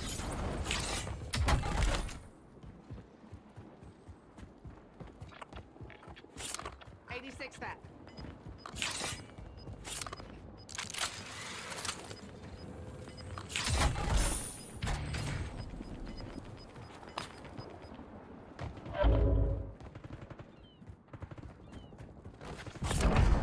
Five squads still operational in the AO. Hostile shooter. You're in the top three. Don't let up now.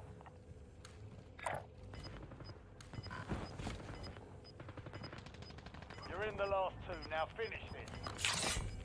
3 squads left in the war zone. Stay alert. Some of your squad is outside the safe zone.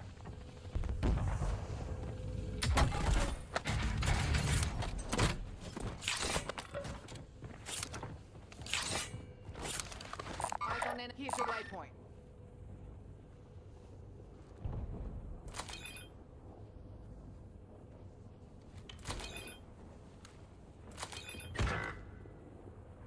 Yeah, cancel that.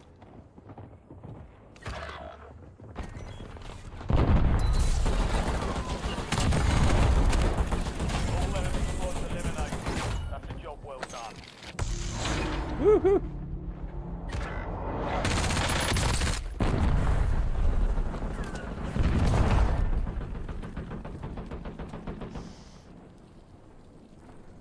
Thank you guys for watching. Ahmad Buddy, I followed you. Thank you. MD. Ahmad Buddy, I followed you. Thank you so much.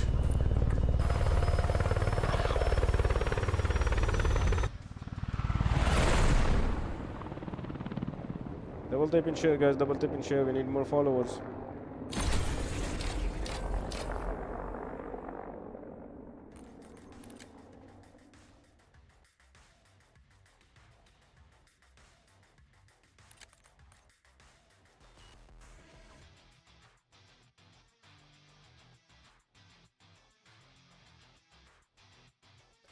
Bad loss, buddy.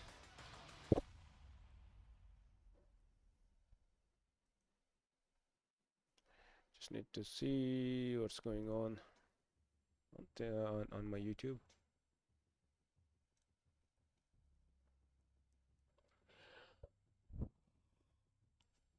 Thank you buddies for watching. Thank you buddies for follow up. Double tap and share, guys. Double tap and share. We need to reach out to 1K subscribers and followers,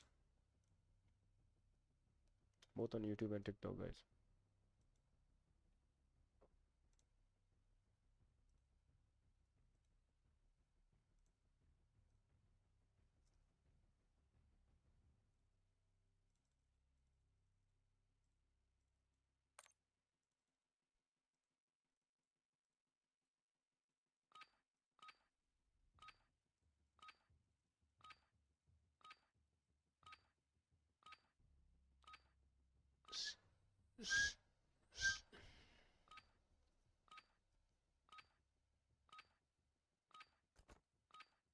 Check your gear and weapons.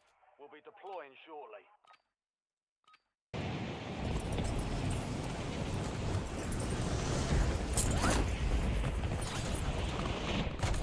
Enemies are dropping into the area. Watch the sky.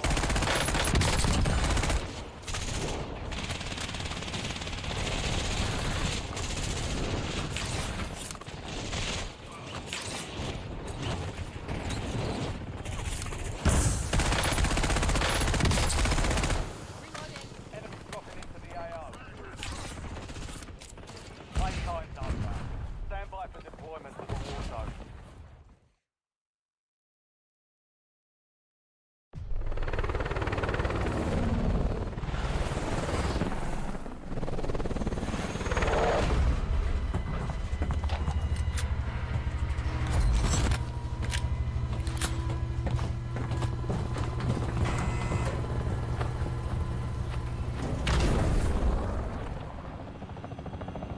Resurgence. Stay alive. Will not be easy. Warzone will be coming straight to the control center. Set a drop point to the squad zone. So we have to reach up to the laboratory site around.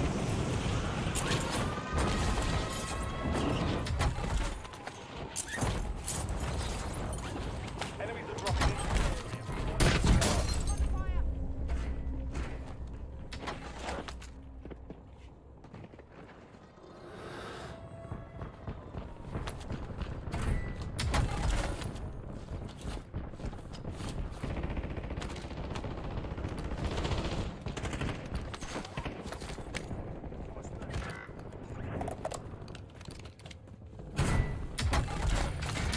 Airstrike available.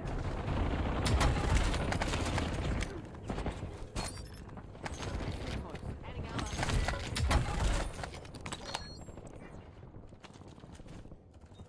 Switching mags. Enemy UAV overhead. Enemy precision airstrike. Find cover. Enemy soldier incoming.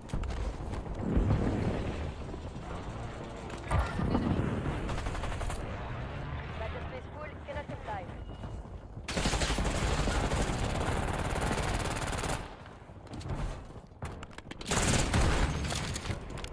Nine left. Keep the pressure on.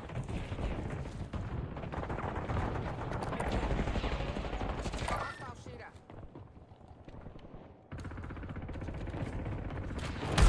Location.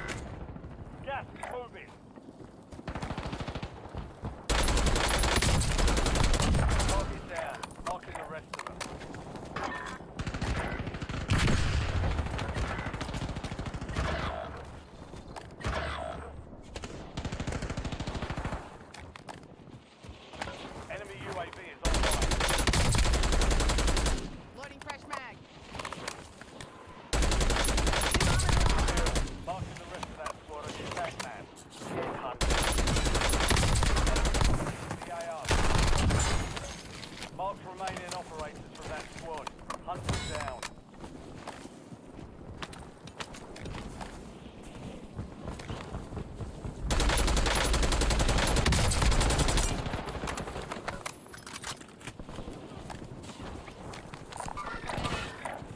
Sat.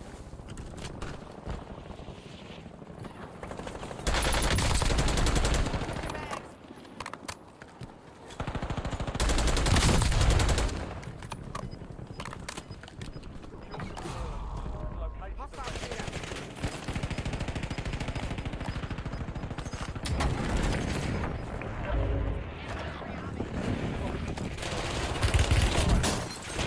Ah, man!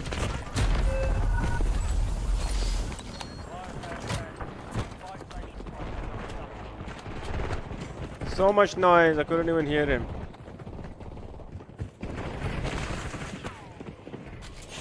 How can we reduce the extra noise? Damn, look at this. Back on the You're getting another chance. Weapons free.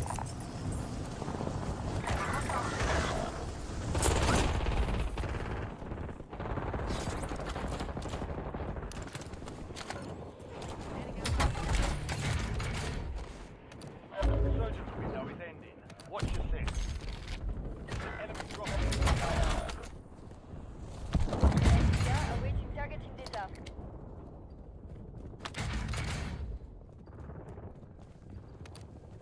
Hostile UAV in the area. Squad mates are redeploying. Well done. Your squad mates back on station. Good work. identification waypoint. Your squad made it to the safe zone. You've got gas.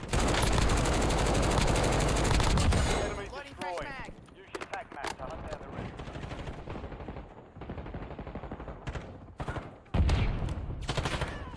Squad mates are redeployed. Well Dad done. always taught us to make good on our debts. Enemy UAV overhead. Enemy soldiers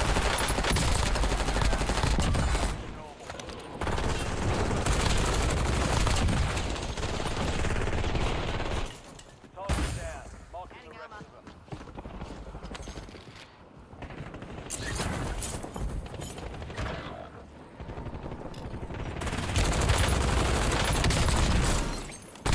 Switching mags.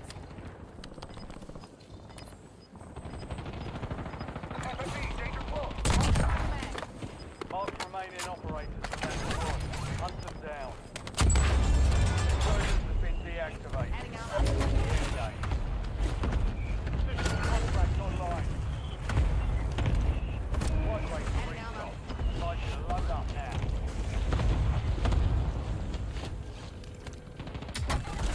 Fire solution was bad. Missed.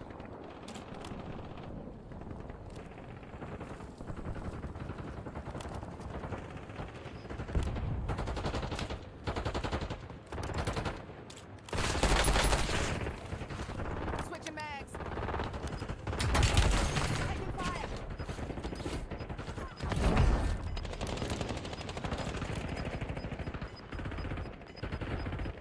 Get to the safe zone.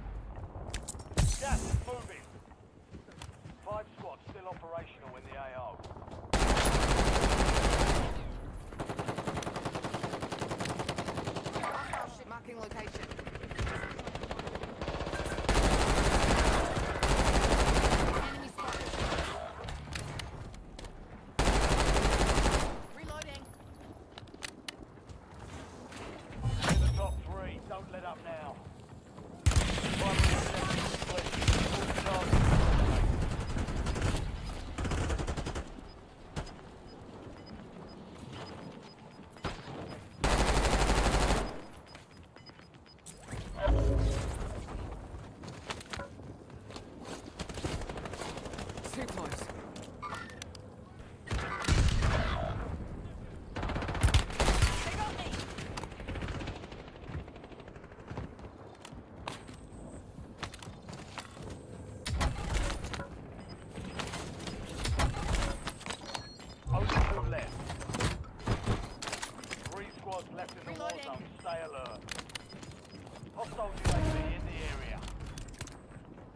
safe zone.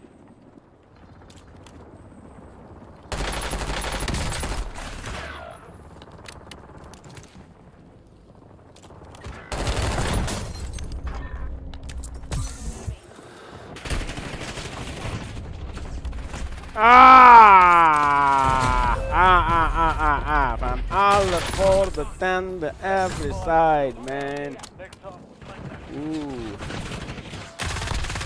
Left and right and back and forth. Bobokir.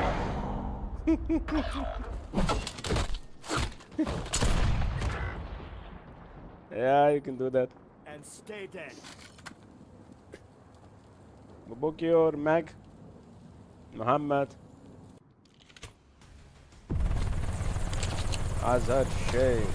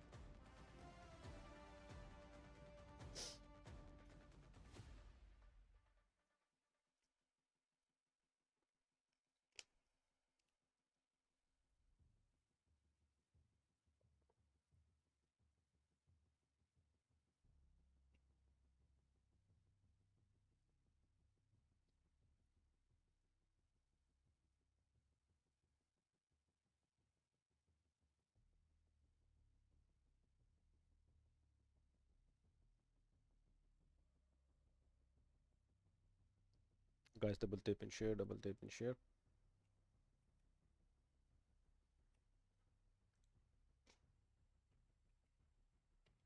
My YouTube is down today. I don't know why. What's happening over there?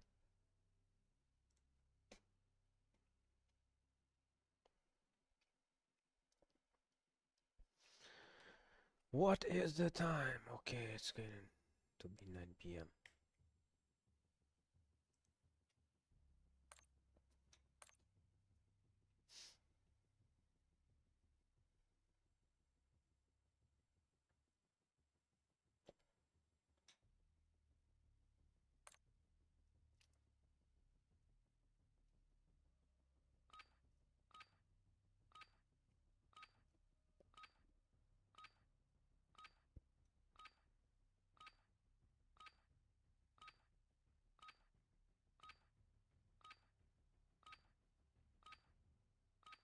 Enemies are dropping into the area. Watch the skies. Ruck up. You're headed to the war zone.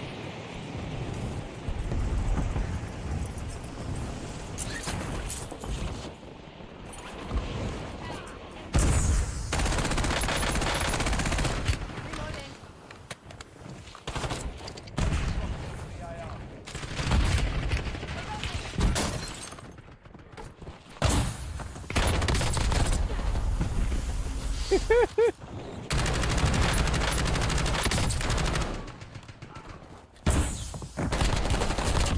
We are green to go. Stand by for deployment.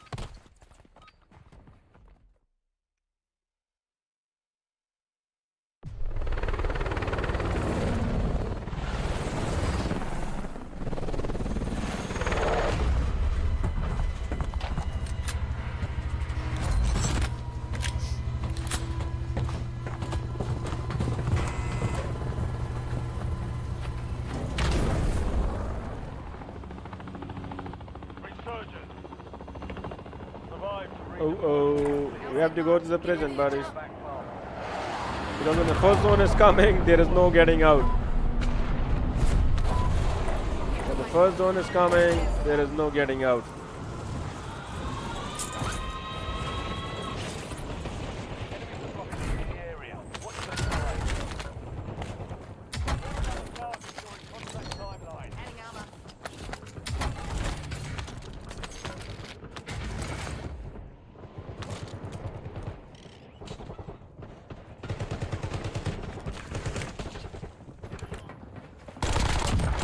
Destroyed.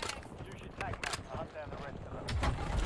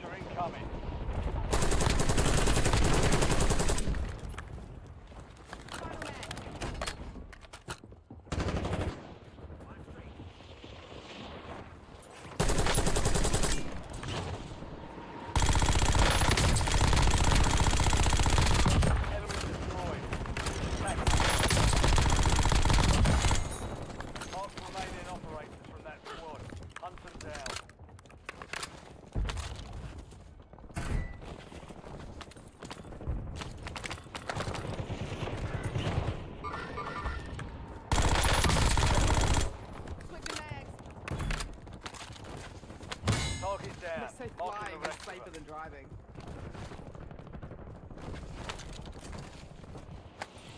Enemies are dropping into the area. Watch the sky.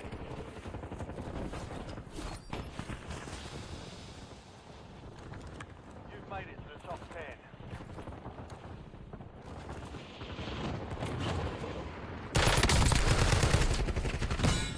Hidden sun. Go! Enemy. Ah, man. How quietly he come. We're just waiting. All bounty targets are KO. Oh, man.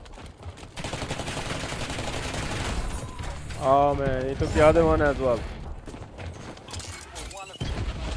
Not bad.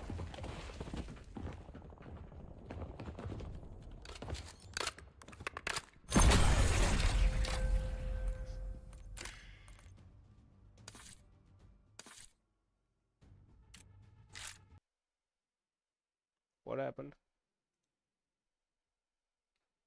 Ah, why it restarted? Why is the game restarted? Okay. Oh, updating. 59 MB, 1 MB, 5 MB. Okay, the game is updating. Should have been updated before because I downloaded it yesterday. Oh my god, 430.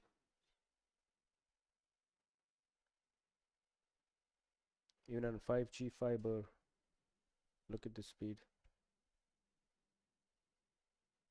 30 minutes, come on. It's in kilobytes. The downloading is in kilobytes. What a crap. What a crap. So we are updating, guys, suddenly. And after every update, the game is then messy. Yeah.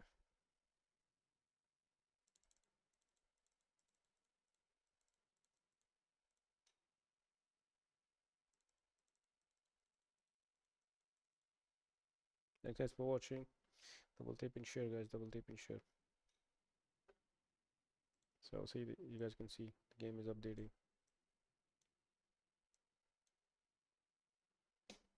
It's 35 MB.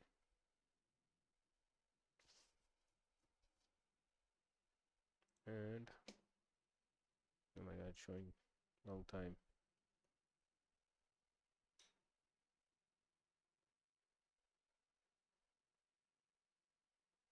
Hmm. So it is gonna take time. Let me show you my game text channel, buddies.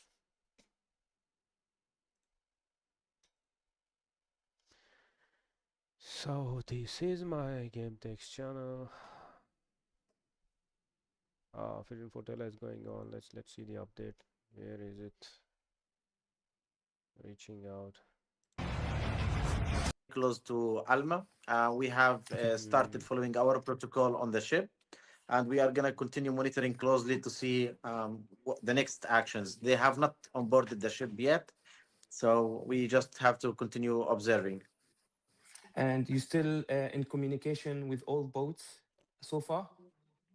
Yes. Okay. And any news from the steering committee on board? No. The last No. notification that we got from the steering committee on board was regarding the position of the armed vessels that is close Okay. to Alma, and at the moment we are following through the cameras. And we know from the media committee that the IDF We already just we reached just out. lost right now connection to Alma through cameras. Okay. Okay. So it means that interception is Oh, on progress right now on Alma. It's yes, Yeah. we the last Alma. image that we have seen, they didn't show the soldiers onboarding the ship. Yeah. So we have to continue following. We will see if we manage to get any information through other cameras close to Alma. Okay, and there's was like kind of an update from the media committee saying that the Israeli forces has approached into Channel 16 uh, in attempts of announcing kind of, the participants in the global smooth flotilla are kind of breaking, kind of or violating international law. How this is being presented by the Israeli forces, and in what base are they presenting this fact? Well, I mean, we know everything that Israel pretend and demand is baseless and has no facts. It's an occupier authority that is practicing, they are literally pirates right now in the Mediterranean Sea.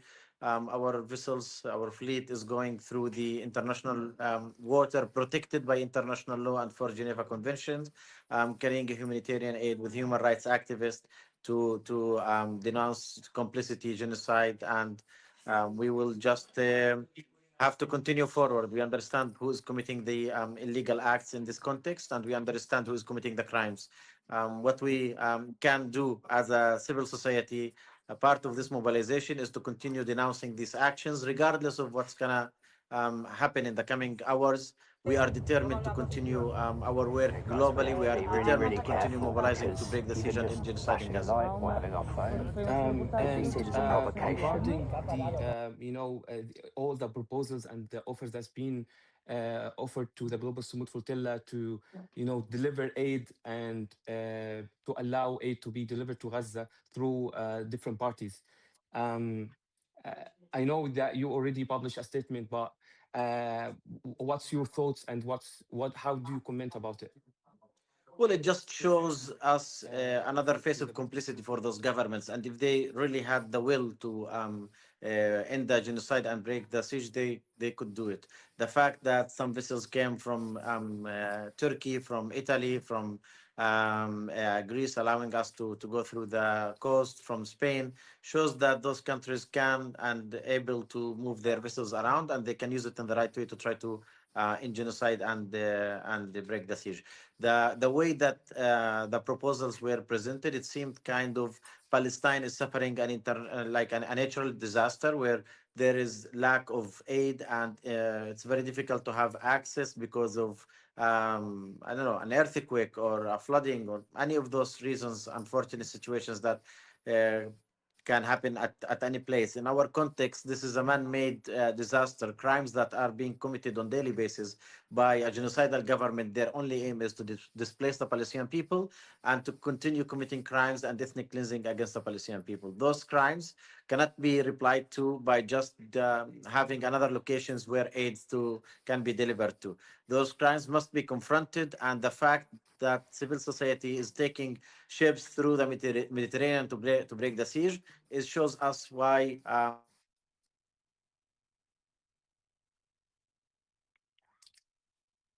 Safe,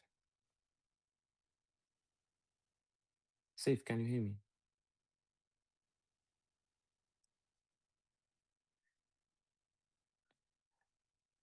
Yeah, safe.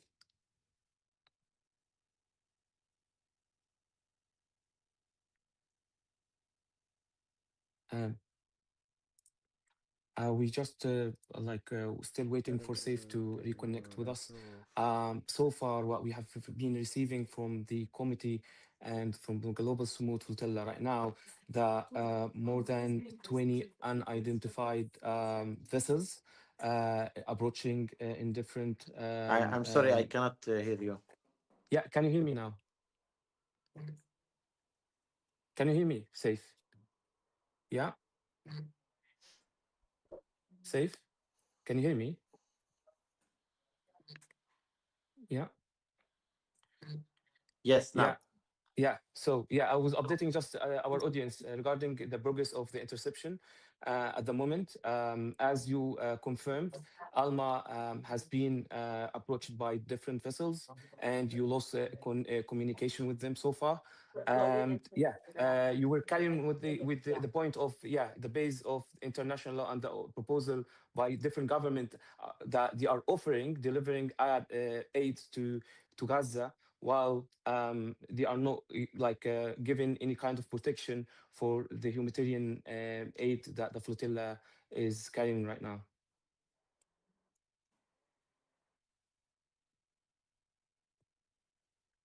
Can you hear me, Dave?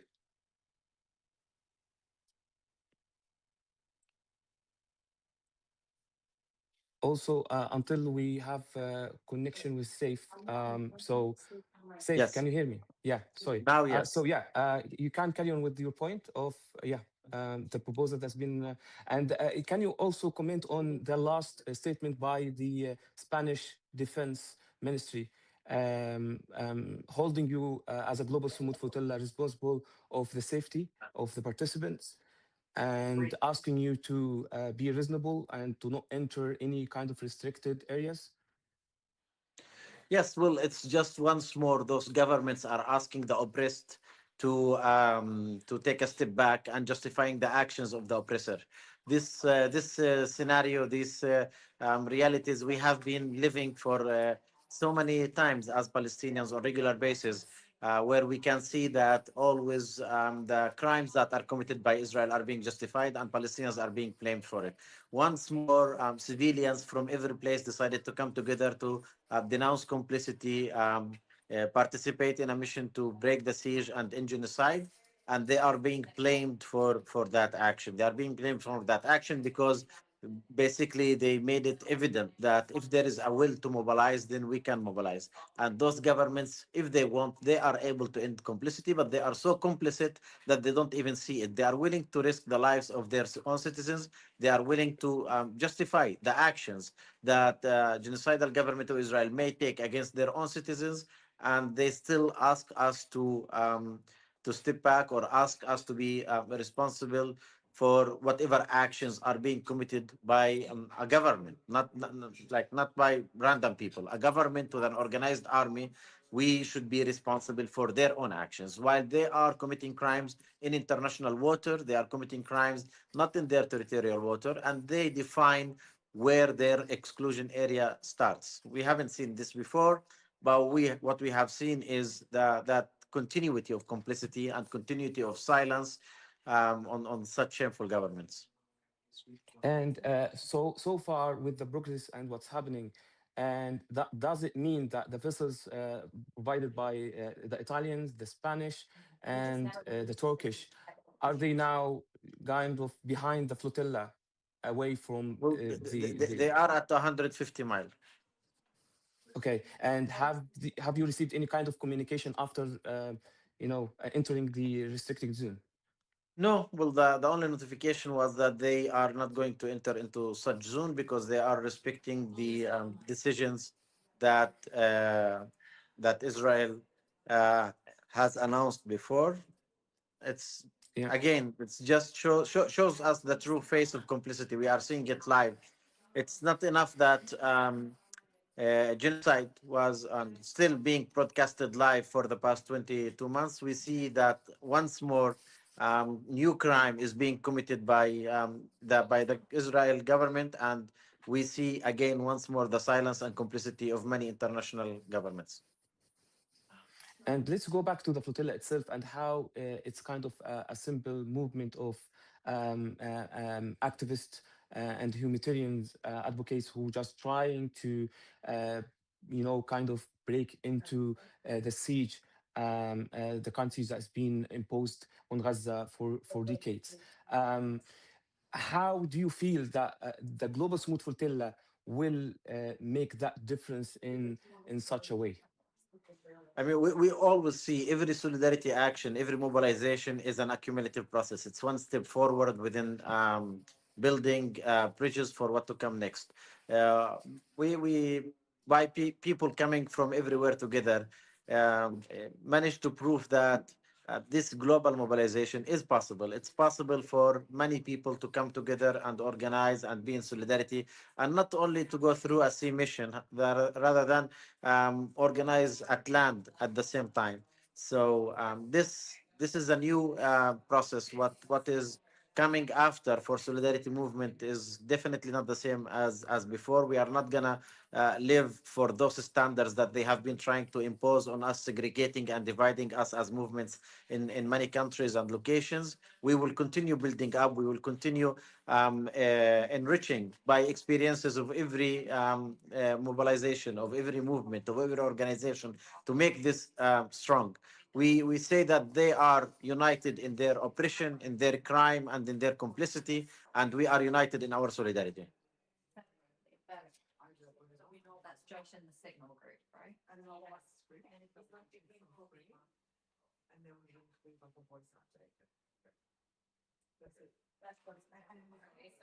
Mm-hmm. Safe, we lost you in a bit. Yes, I'm here. Can you hear me? Safe, can you hear us?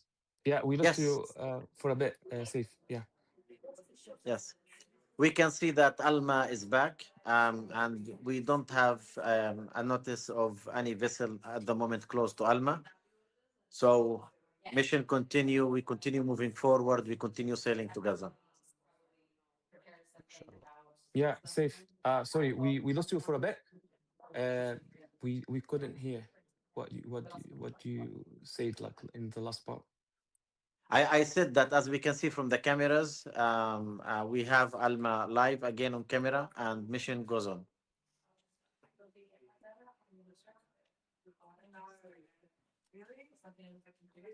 Yeah, can you? Yeah, Do you hear me? can you hear me? Safe. Yes, yes, I hear you.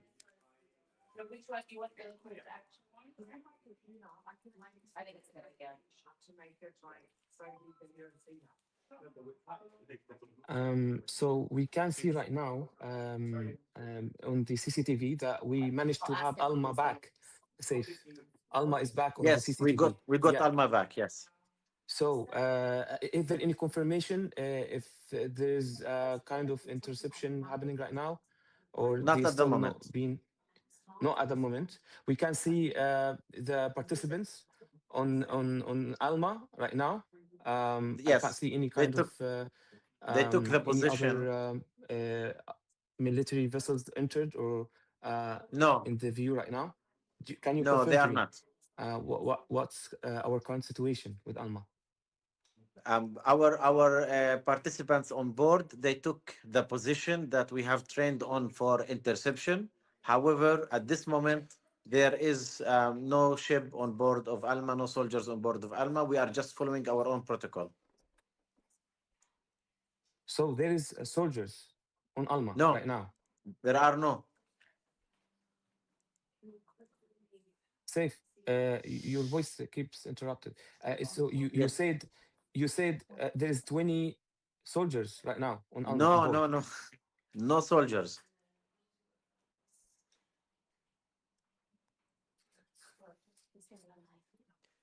No soldiers. There are no soldiers.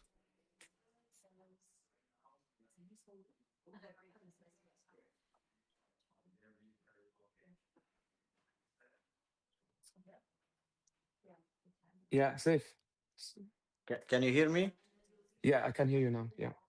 Okay. So there are no soldiers. There is no interception at this moment at Alma. Okay, perfect.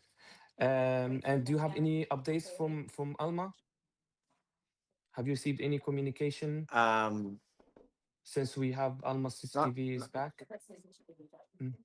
Not yet. The only thing that we have got is that the vessels who were close to Alma are not there anymore, and our teams are following our protocols to prepare for the situation. And we we will continue to be in contact with them. I'm sorry, I have to go to follow up, In- and we will No, no, continue in yeah. contact. Thank you so much for your time. Yeah. Thank you so much, Safe, for your time. I appreciate it. Thank you. Thank you. Thank you. Thank Yeah, you. bye.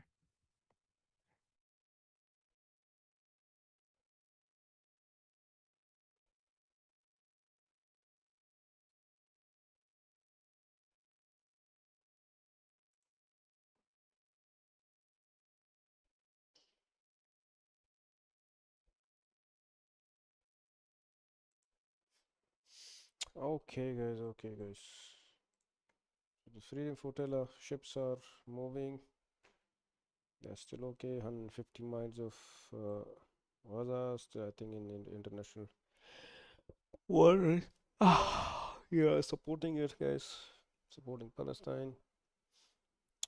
Supporting free Palestine, inshallah, buddies.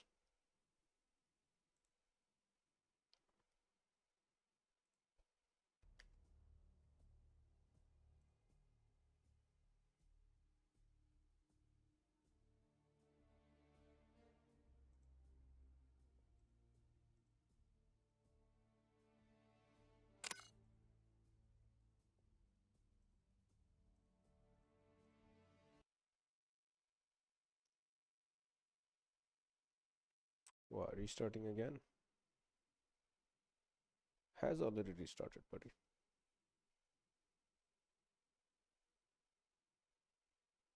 Yeah.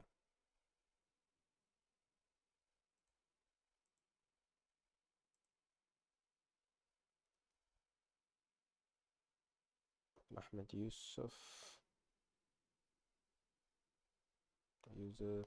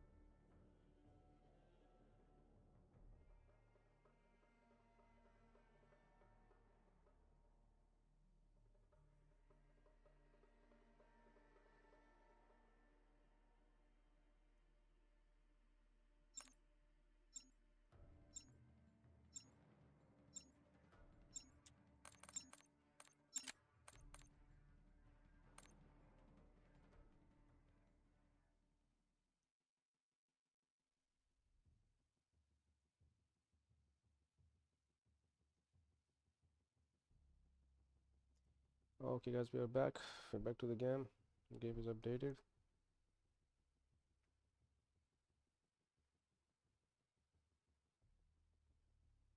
Let's see if we can run the flare. That can be used during the live to attract more views. Okay, so where is we? I had so many flares. Where is my flare?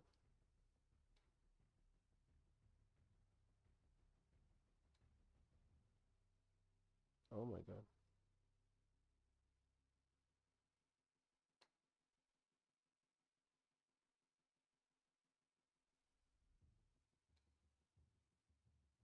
What happened?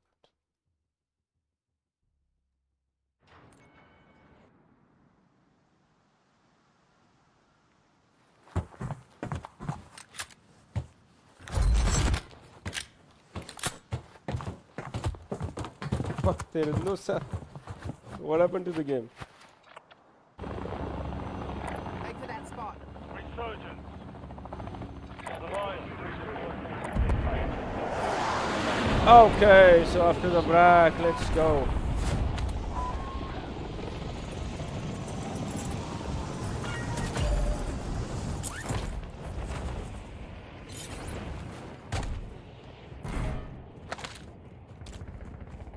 Enemy soldier incoming.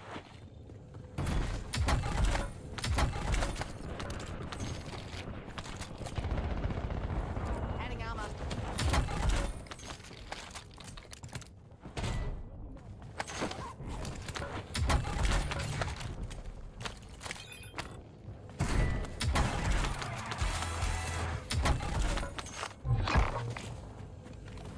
You've got time for another round. Get it done.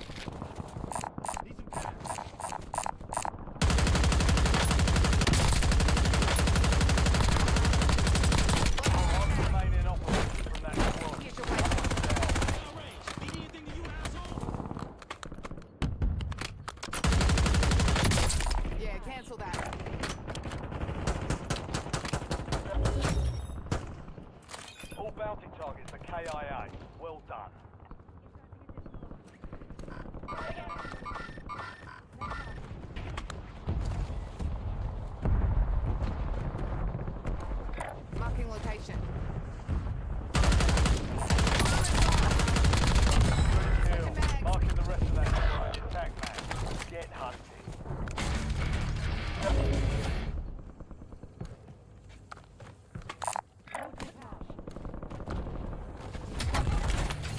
Squad mates redeployed. Well done. It's down to 10. Win this thing. Need some cash.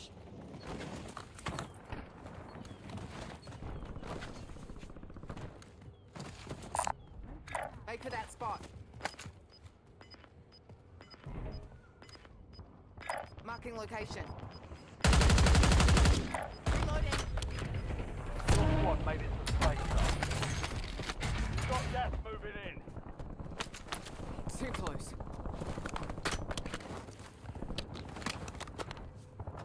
Eyes on Enemy enemy, UAV 86 is that. online. Enemy dropping into the AR.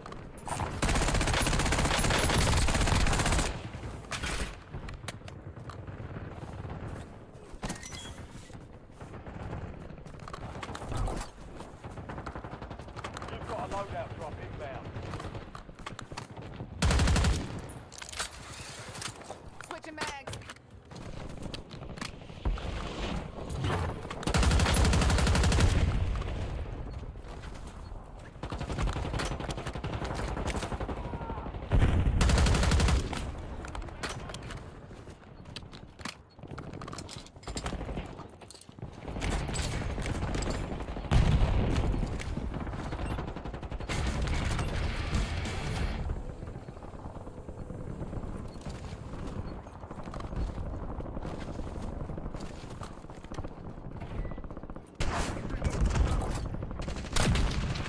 Loadout drop heading your way. Target down. Marking the rest of them.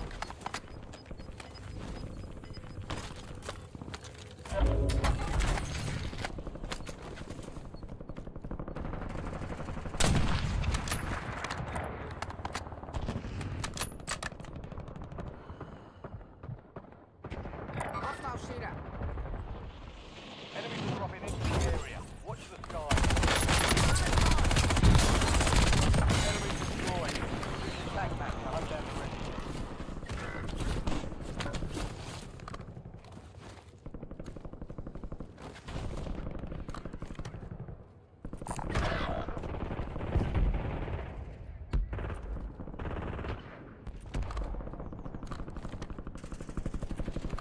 Can't LGBR against my target.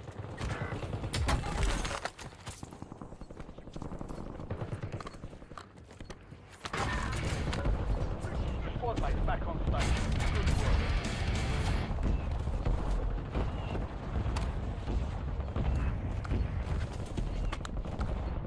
Enemy UAV overhead.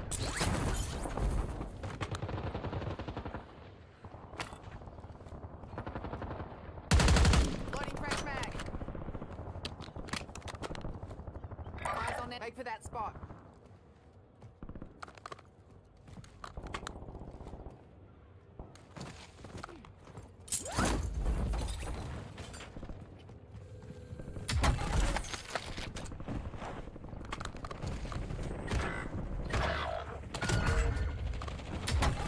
Additional target added. You have reinforcements inbound. Primary objective complete. All targets eliminated.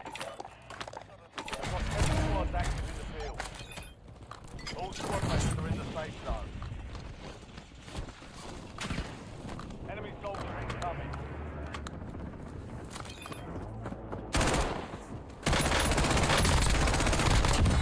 Reloading. Located the rest of them. Hostile sector in the area. Taking fire.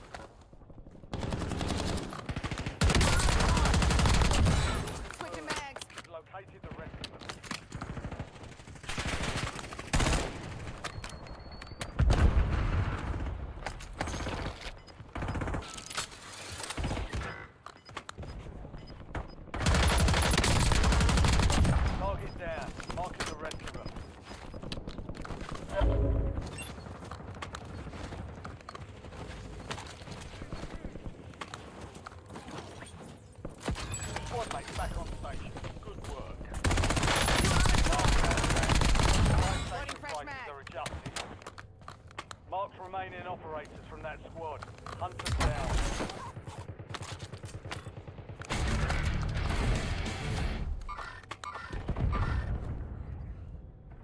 Hostile shoot. Yeah, cancel that.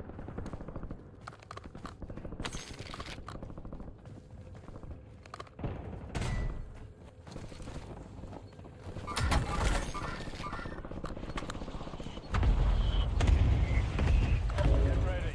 Insurgents will be going to mountain close.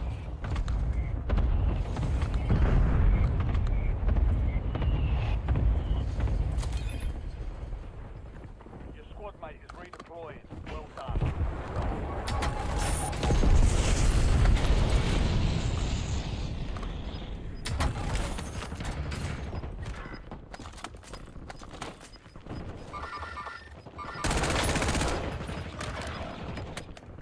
Squad's in the safe zone. Gas is inbound. Your squad mate will timer reduced. Enemies Eyes on dropping enemy. into the AO. Oh! What the? What the hell? I couldn't hear him. Fire sales over. Whoa, man. Look at this. The plates are broken. Taken. Get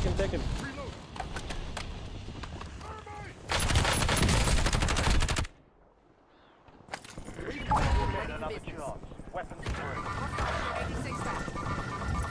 Enemy spotted. Yeah, cancel that.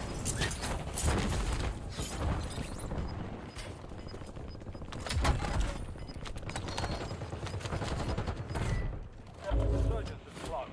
No more second chances.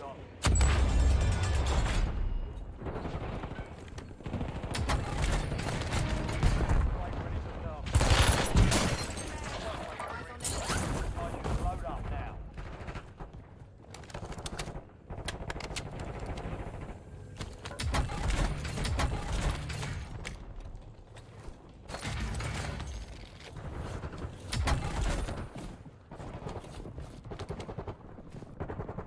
Come on, buy me back. Hostile shooter. Come on, buy me back. Come on,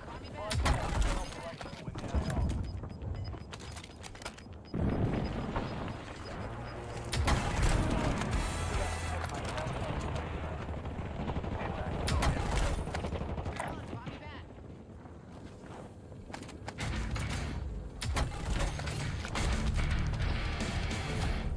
Enemy UAV overhead.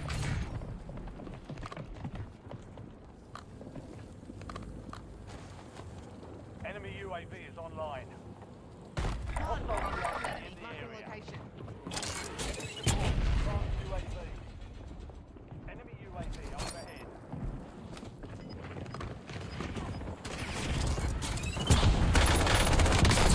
Oh, man.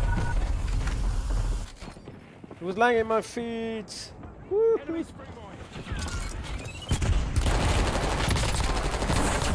Look at this. You're in the top.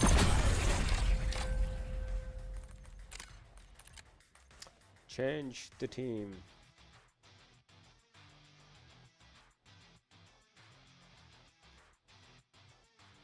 Hussein Baz. Ahmad user, the sniper t-shirt buddy. Thanks guys for watching. Let's try to do a duel live.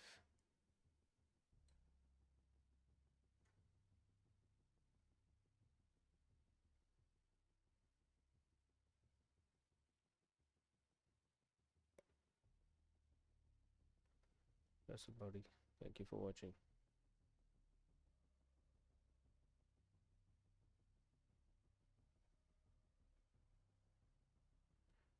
1.7k likes, buddies.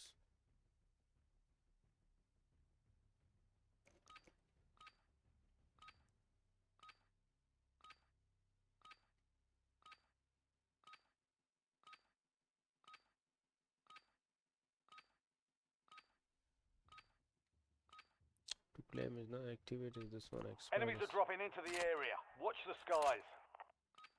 Check weapons and gear. We're holding for deployment.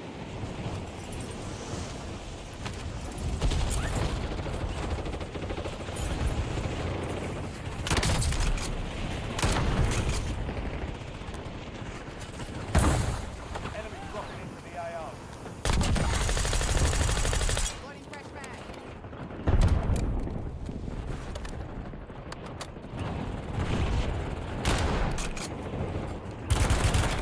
Oh, what? Prep time's over. Now you deploy to the war zone. Enemies are dropping into the area. Watch the skies.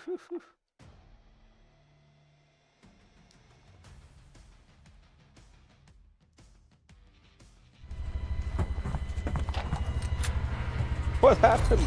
The game, sound, everything has changed.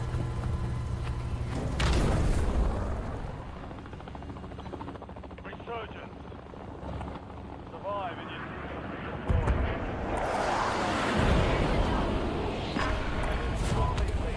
Set a drop point to just one soldier.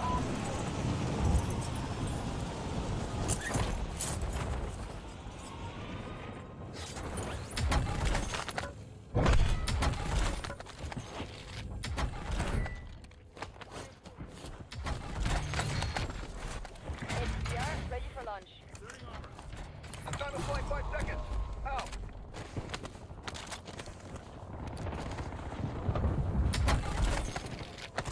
Care package available for deployment. Contact failed. Objective lost.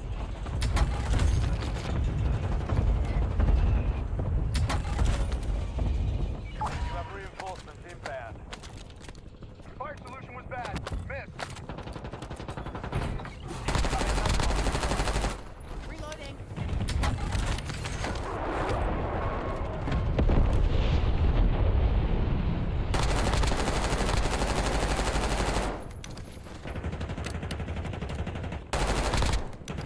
Enemy soldier incoming.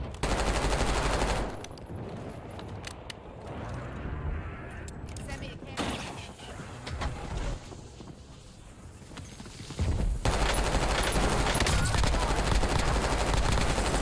Switching mags.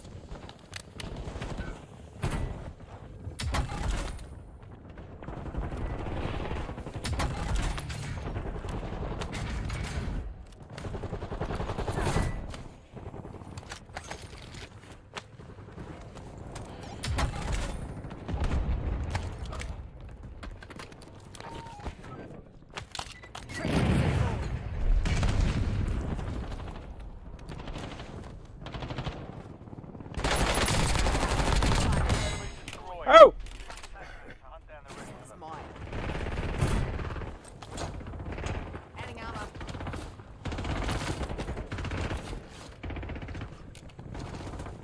Loading fresh mag.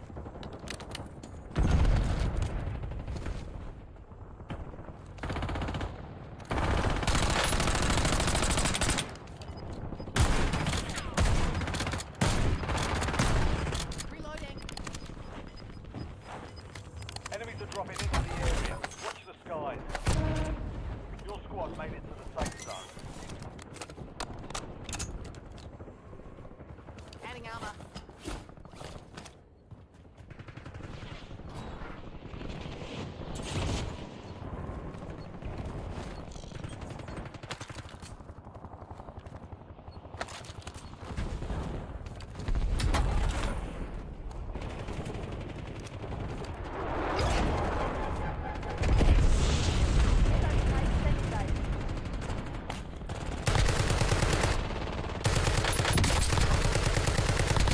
Mark remaining operators from that squad. Hunt them down. Enemy soldier incoming. Target down. Five banger. Location the rest. Adding armor.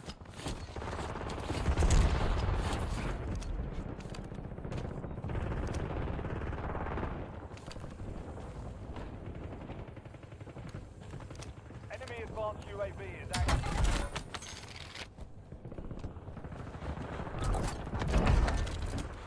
Friendly loadout drops on the way.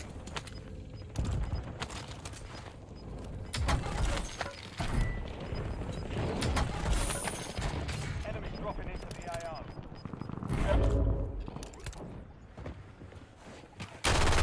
Good kill. Switching Marking the mags. rest of that squad on your tac map.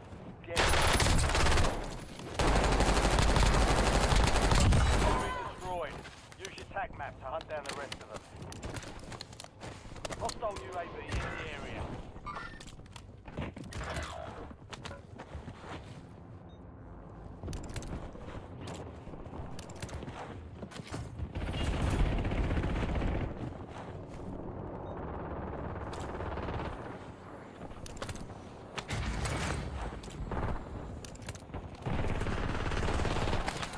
Your squad mate is redeployed. Well done.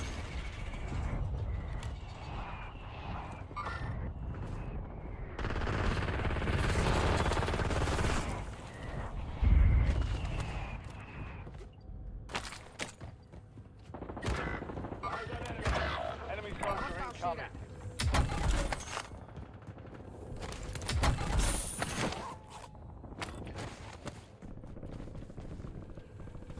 Your squad mate's back on station. Good work.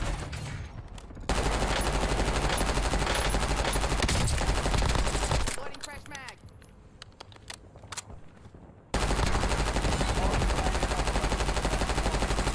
Down. Deploying napalm strike on my grid. Second base. Cycle 2-2 above. Flying it back. Cycle 2-2 exiting the AO. Stay safe down there. Enemy dropping into the AO. All squad mates are in the safe zone. Gas is closing in.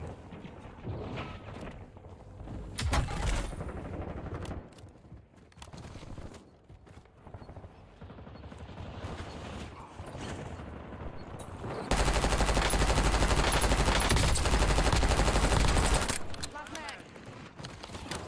I got hostile turret. Hostile turret. Handing ammo. Oh!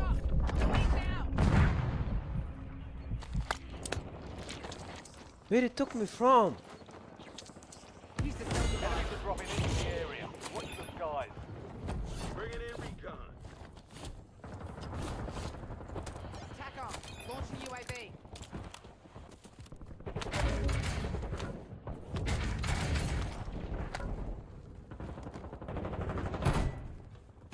Good kill. Marking the rest of that squad on your tac map. Get hunting. 9 left. Keep the pressure on. XPR awaiting target to this out. Thanks for the work. UAV oversight terminated.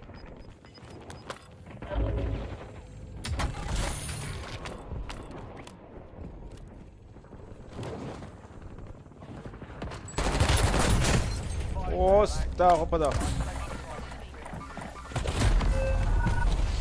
How fast, man! Look at him. How? Ooh, the slowest gun. Oh no, this is the MS issue, guys. This is the MS issue, man. How fast? I mean, 4 or 5 bullets. That's insane. 4 or 5 bullets. Back on the field. 10 squads active in the field. Stand by for redeployment. Tack on the hostile shooter. Surgeons are about to end. Make it count.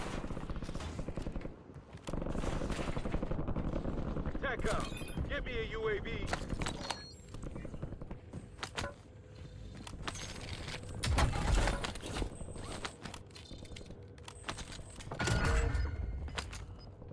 Additional contract online.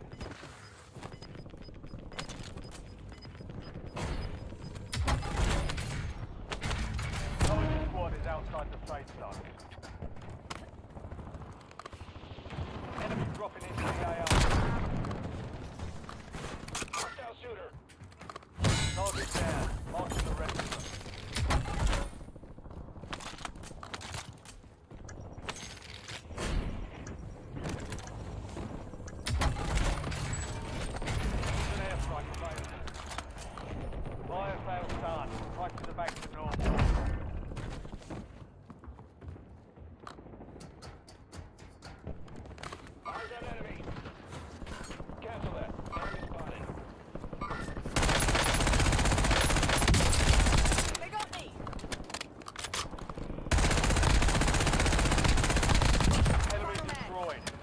attack map to hunt down the rest of them.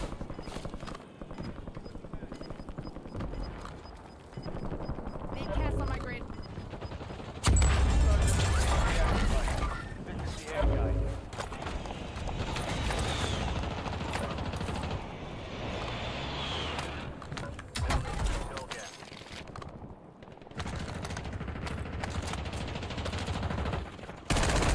Last man. 4 remaining. Hostile 5 shooter. squads still operational in the AO. Cover requesting UAV.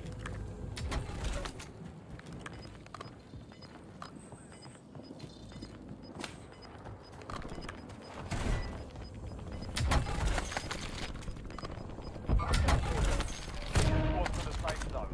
Leave no one behind.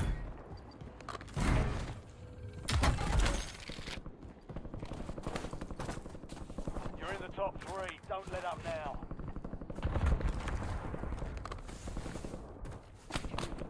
You're in the last 2. Now finish this. 3 squads left in the war zone. Stay alert.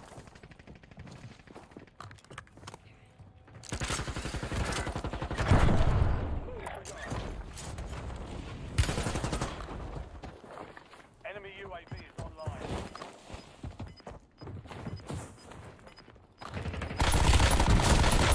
Oh!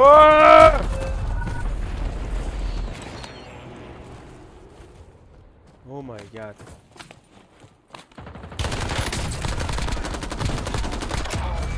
Damn. Wait, delivery stop. Load up. You were 1 of 5 remaining.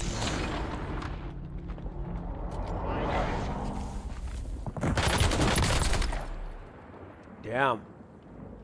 With the slowest gun. Slide. So close range. And still aiming. ADS. Didn't miss. Headshots. Wow.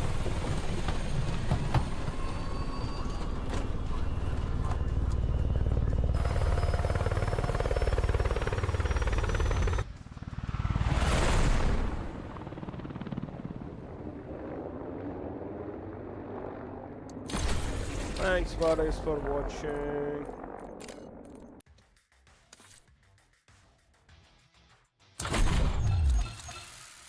Okay.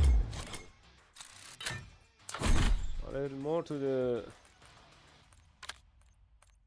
weapons. Wait a second.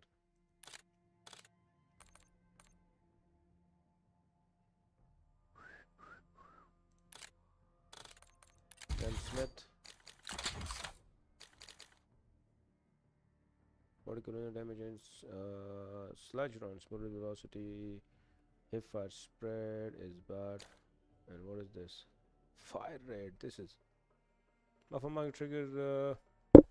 Light pull weight improves rate of fire at the cost of coil control. Horizontal. Okay.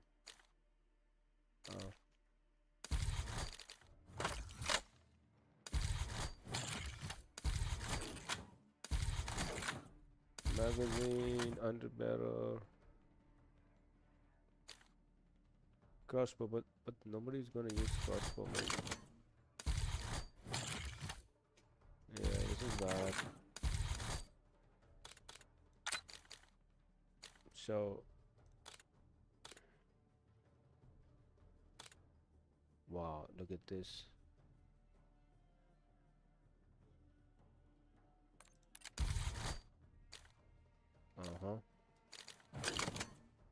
Why you selected this one? To increase the firepower?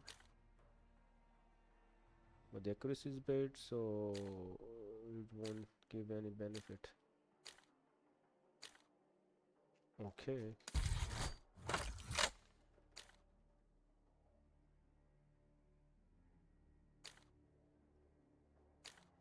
What is the difference? Accuracy and this one is improved. Okay. That is fine. Aiming ideal, horizontal recoil control. Horizontal recoil control. Aiming ideal sway. Okay. This one is with fire mode. 12 sludge. There will be no accuracy. Oh my god.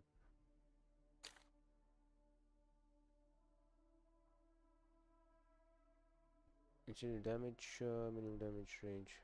Oh, damage range is minimum. If fire speed is bad, but sludge round damage range, full velocity, vertical, horizontal. What about this? Reach chamber speed. Ah, fire rate. This is the one I want. Toggle details. This is the one I want actually.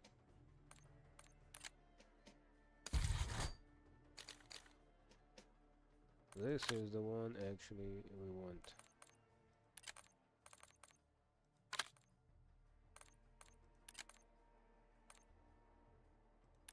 Wow, nice.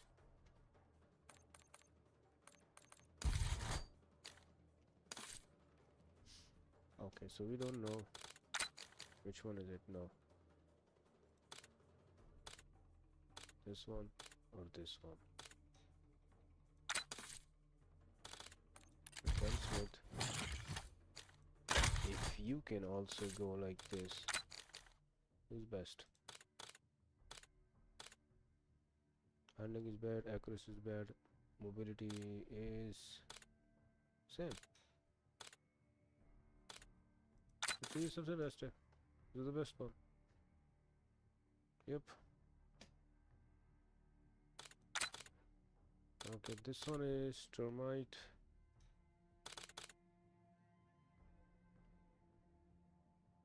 What if you're using C4 or traps?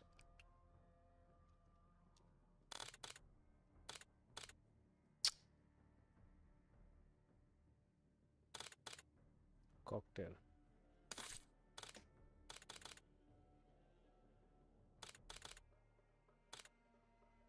Resolute sprinter. Oh yeah, should be sprinter. Should be sprinter. But the problem is this katana thing is I think is not like very good. Accuracy is in it. Handling is one. Damage size is this one.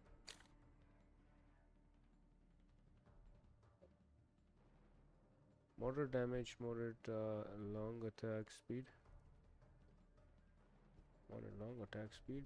Moderate long range. Medium attack speed, medium range.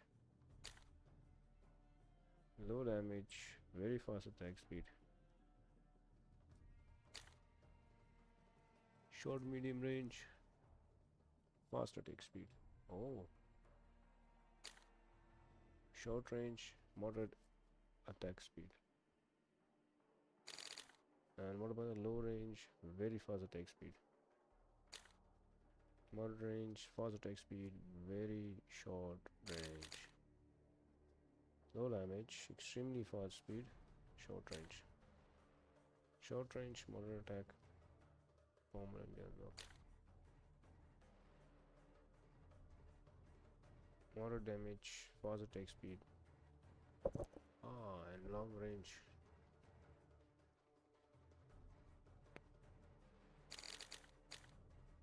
What should we take now? Moderate damage, moderate fast attack speed, and short range. Range is short.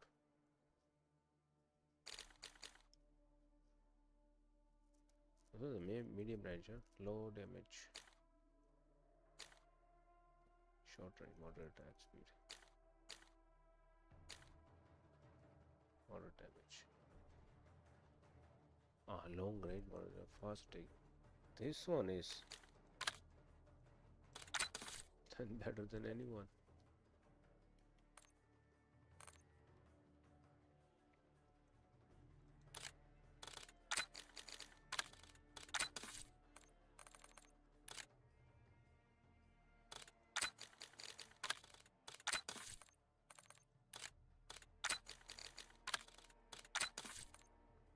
Let's see what is happening.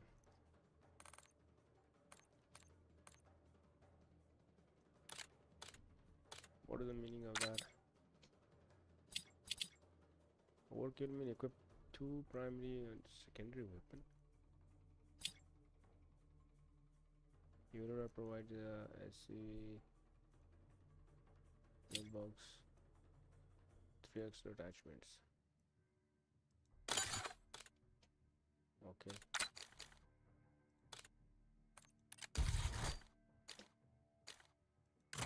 So there is stock.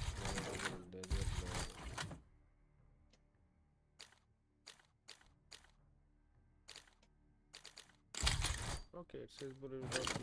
Let's see.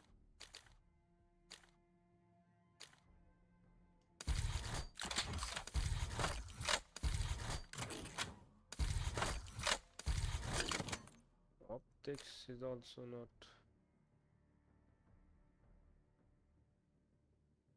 Story holographic site that feature flip this side 4.5.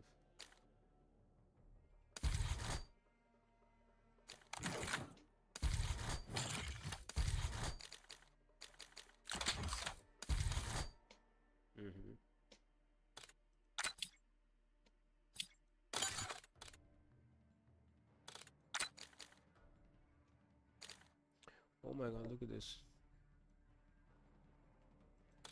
Can you make this gun? Can you use it stop. Fire rate will be this one, this one, this one, this one.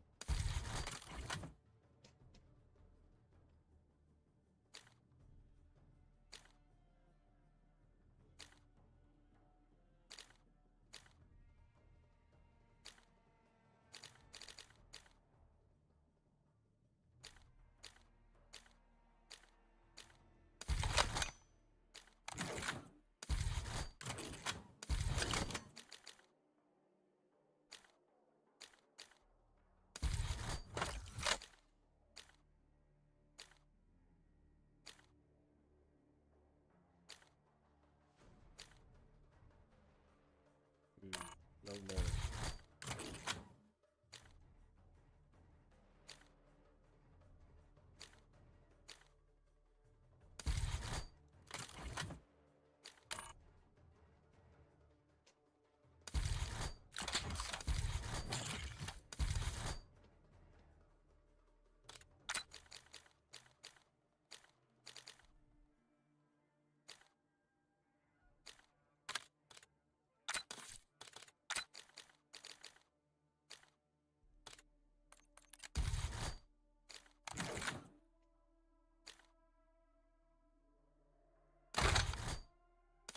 Wow.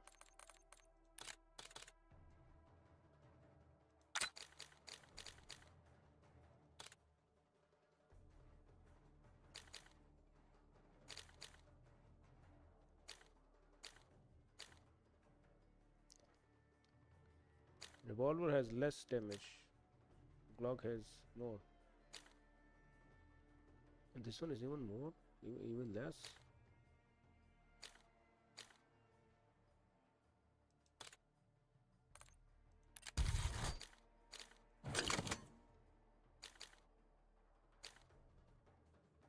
$17.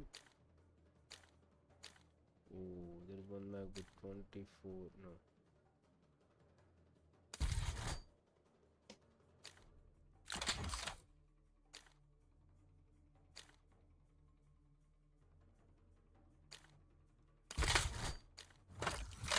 Firepower.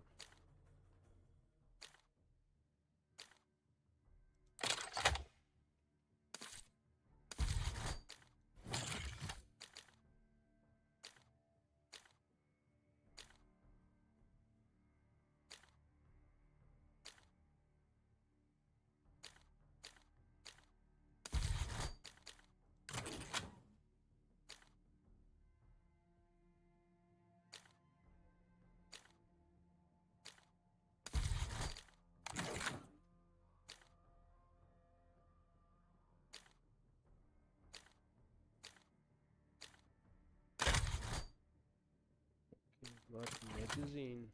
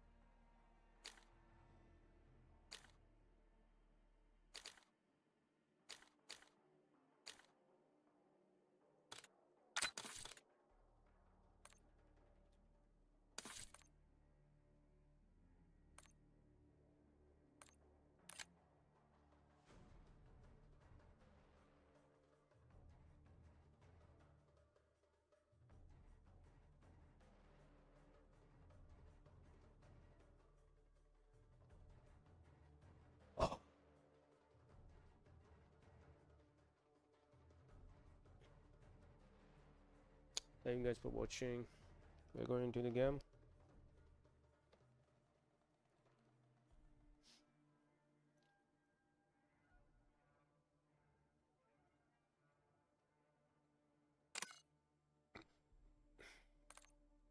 Wait a second, guys. I need to do one change, which I since long like I was.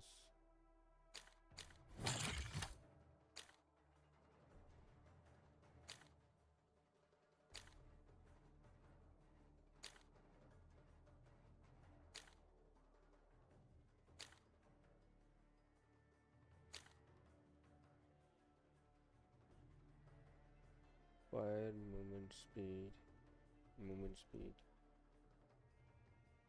strafing movement speed, fire movement speed, strafing movement speed, aim walking.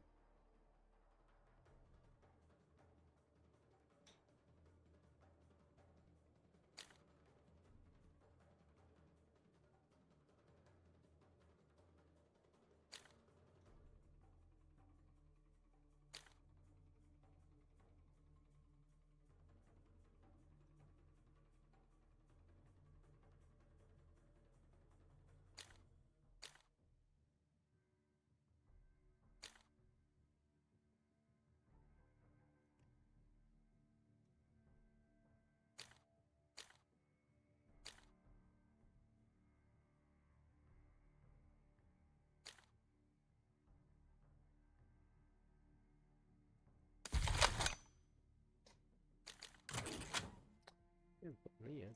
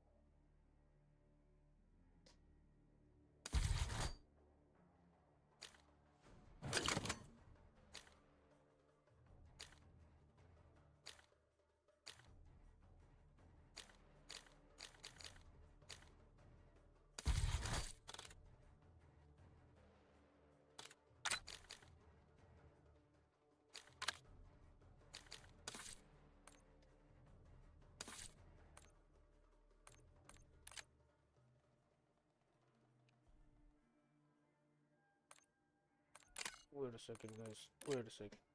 Wait a second. Wait a second. Just need to know what is the status of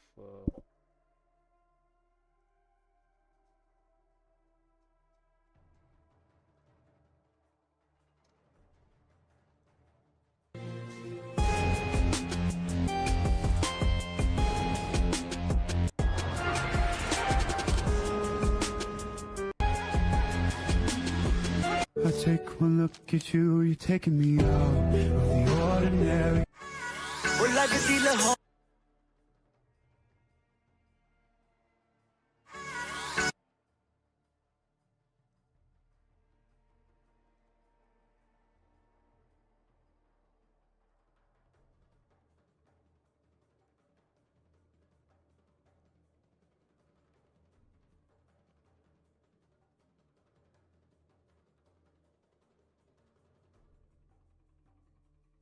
the identity of the person for their safety, but there is clearly one individual who has been really the person trying to constantly coordinate between the different boats, make sure every boat is operational. If a boat needs spare parts, find another boat that has those spare parts and get them to head over there. And that has been handled. It was handled on Family Boat, and then when Family Boat was decommissioned a few days ago, it is now handled on the Ulma.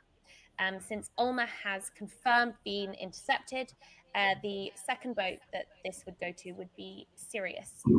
Sirius is one Ma of perché the. lo dice in televisione?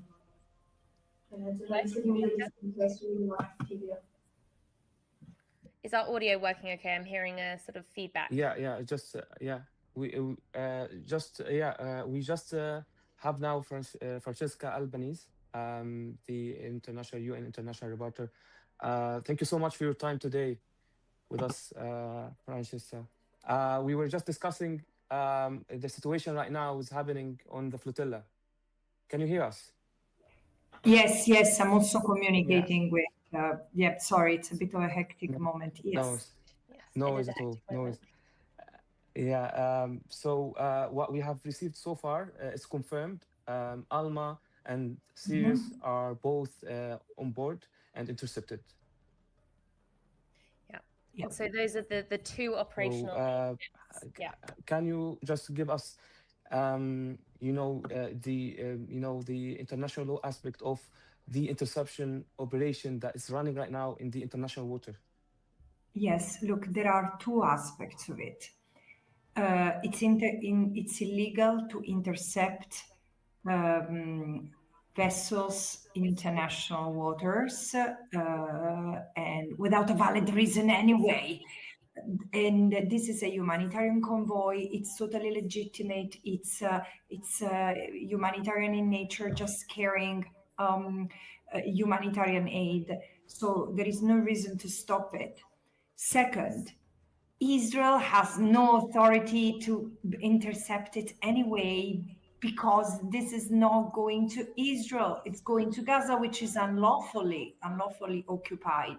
So this is an unlawful interception. It's a violation of humanitarian provisions, which orders safe passage for humanitarian convoys. So this is a serious obstruction of the humanitarian convoy, which adds on the responsibility of Israel under international humanitarian law. What is most shocking is the conduct of member states. There were member states who had sent their navies, and their navies didn't dare entering the areas that Israel had declared a blockade on. This is unbelievable, because instead of escorting a humanitarian convoy, navies like the Italian one turned back and they preferred abiding by Israeli orders rather than international principles. This is extremely serious, but also it sheds light on the state of the international community today. Member states prefer to entertain really irrelevant discussions right now about political solutions rather than resolving the daily slaughter of Palestinians in Gaza, which is what ultimately the flotilla is bound to do. And according to our reporter and what we have received just before the interception on board in Alma, the first message that was sent by the Israeli forces that they are breaching the international law by entering this area, which announced as a restricted area by the Israelis. But this is not true. First of all, Israel cannot impose limits as it pleases. But second, and again, this is the most important point, Israel maintains an unlawful occupation. It is the only legal thing that Israel can do is to withdraw from Gaza. And any agreements that contravenes what the International Court of Justice has said based on the application of the right of self-determination and the law of self-determination is unlawful. Is unlawful. So it's not valid. Anything that violates the right of self-determination of the Palestinian people is null and void. Any agreement is null and void. This is the reality.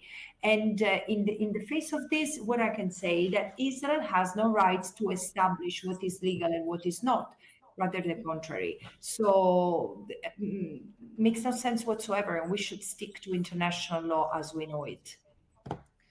Francesca, And you yeah, you go I was ahead, just go going ahead. to say Yeah. you brought up the EU member states and those that have sent Navy vessels in the past few days to accompany the flotilla. I think when these Navy vessels were announced, the messaging was that Italy is sending a Navy vessel to support the flotilla. This was the language that was used by these governments. And as someone who was on board at the time, and the risk assessment was very high, there was certainly sort of some celebration that these vessels would increase security for people on board. However, as the days passed, the indication of what role this was going to play sort of changed, and it went from being a vessel that supported the flotilla to being one that was clearly communicating with Israel and sort of working to deter the flotilla from its primary goal, which was getting aid to Gaza. Can you talk to us a little bit about that and whether it is accurate to say that these Navy vessels sent by European states were in fact there to support the flotilla? Honestly, I have no elements to say with certainty because I have not engaged directly with the Italian authorities nor with other European state authorities in this respect. But I can certainly tell from what I have observed, and what I have heard and read of official statements of primarily Italy, because this is the state I found myself in also where not just because I'm Italian, but I was in Italy when the exchanges with the flotilla took place, both from our head of state and then the president of the council, first minister, the prime minister. It seemed to me that there was more emphasis on pressuring the flotilla to stop its mission, to end its mission, like even the request to deliver, to hand over the aid to someone else.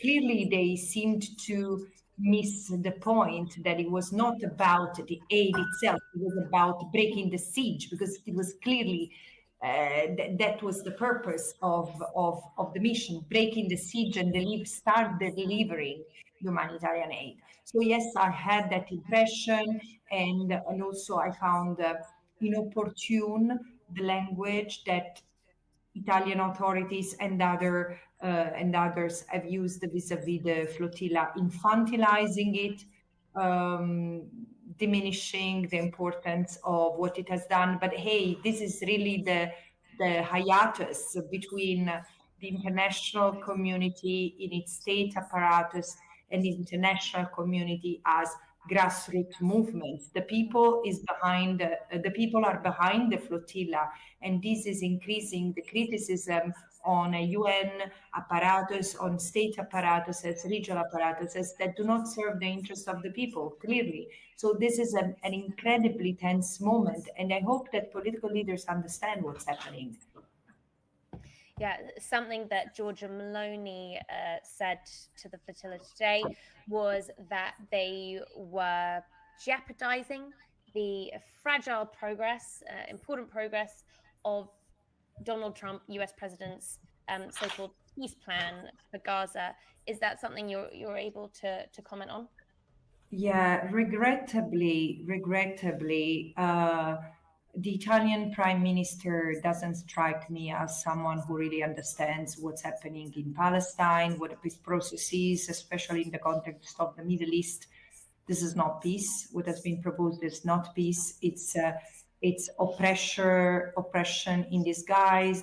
It's a transfer of occupation from one to another.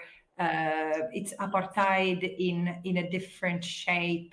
So again, it makes, to me, someone who knows the reality on the ground, who knows the past 30 years of negotiation. I mean, it seems naive to say the least.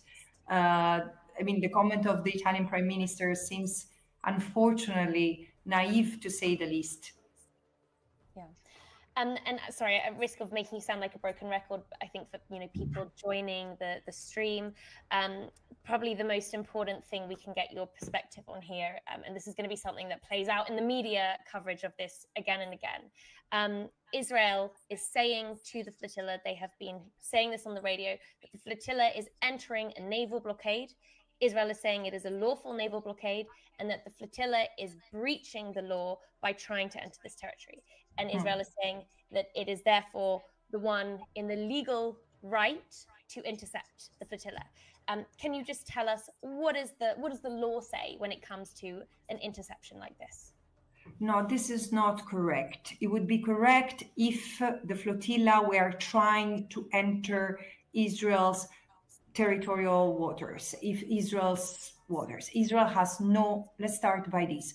Israel maintains an unlawful blockade over Gaza, including its waters. It has established this line of 120 nautical miles, but this is nowhere to be seen. I mean, the other thing that comes to my mind is that countries established an economic zone, which is of 200 miles, but this is totally arbitrary. What Israel refers to as the 120 nautical miles blockade, it's something that Israel has created.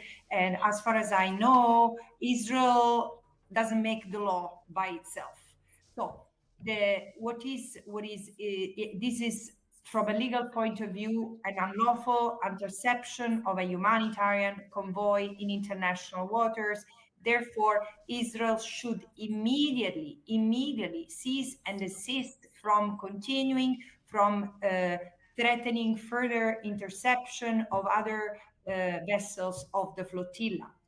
And this might even be an aggression against the states of the nationality of the delegates and of the boats based on the flags. Of course, that it depends whether member states want to claim an aggression or not. I suspect not, but again, it's unlawful. It's yet another violation of international law, of international humanitarian law committed by Israel. Thank you for going over that. But by my understanding, in order to demonstrate its lawfulness in this blockade, Israel often cites a UN report in 2011 that said that their blockade of Gaza was a legitimate security measure to prevent weapons from reaching Gaza. What do you make of this argument, and what do you make of this argument regarding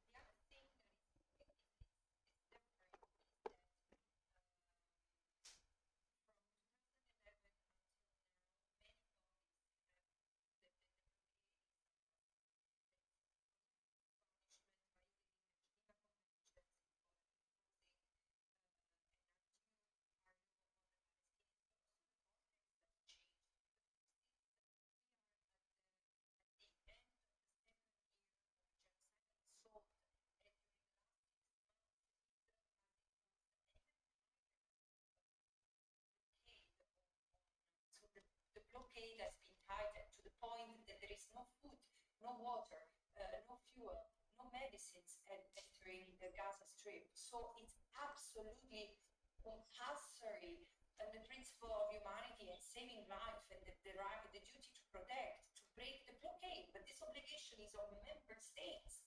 It's unconscionable, as I've said other times, that ordinary citizens like me have to jump on a boat in order not to let humanity die, because this is what's happening. We are literally letting Israel slaughter the Palestinians, and this is something well with anyone.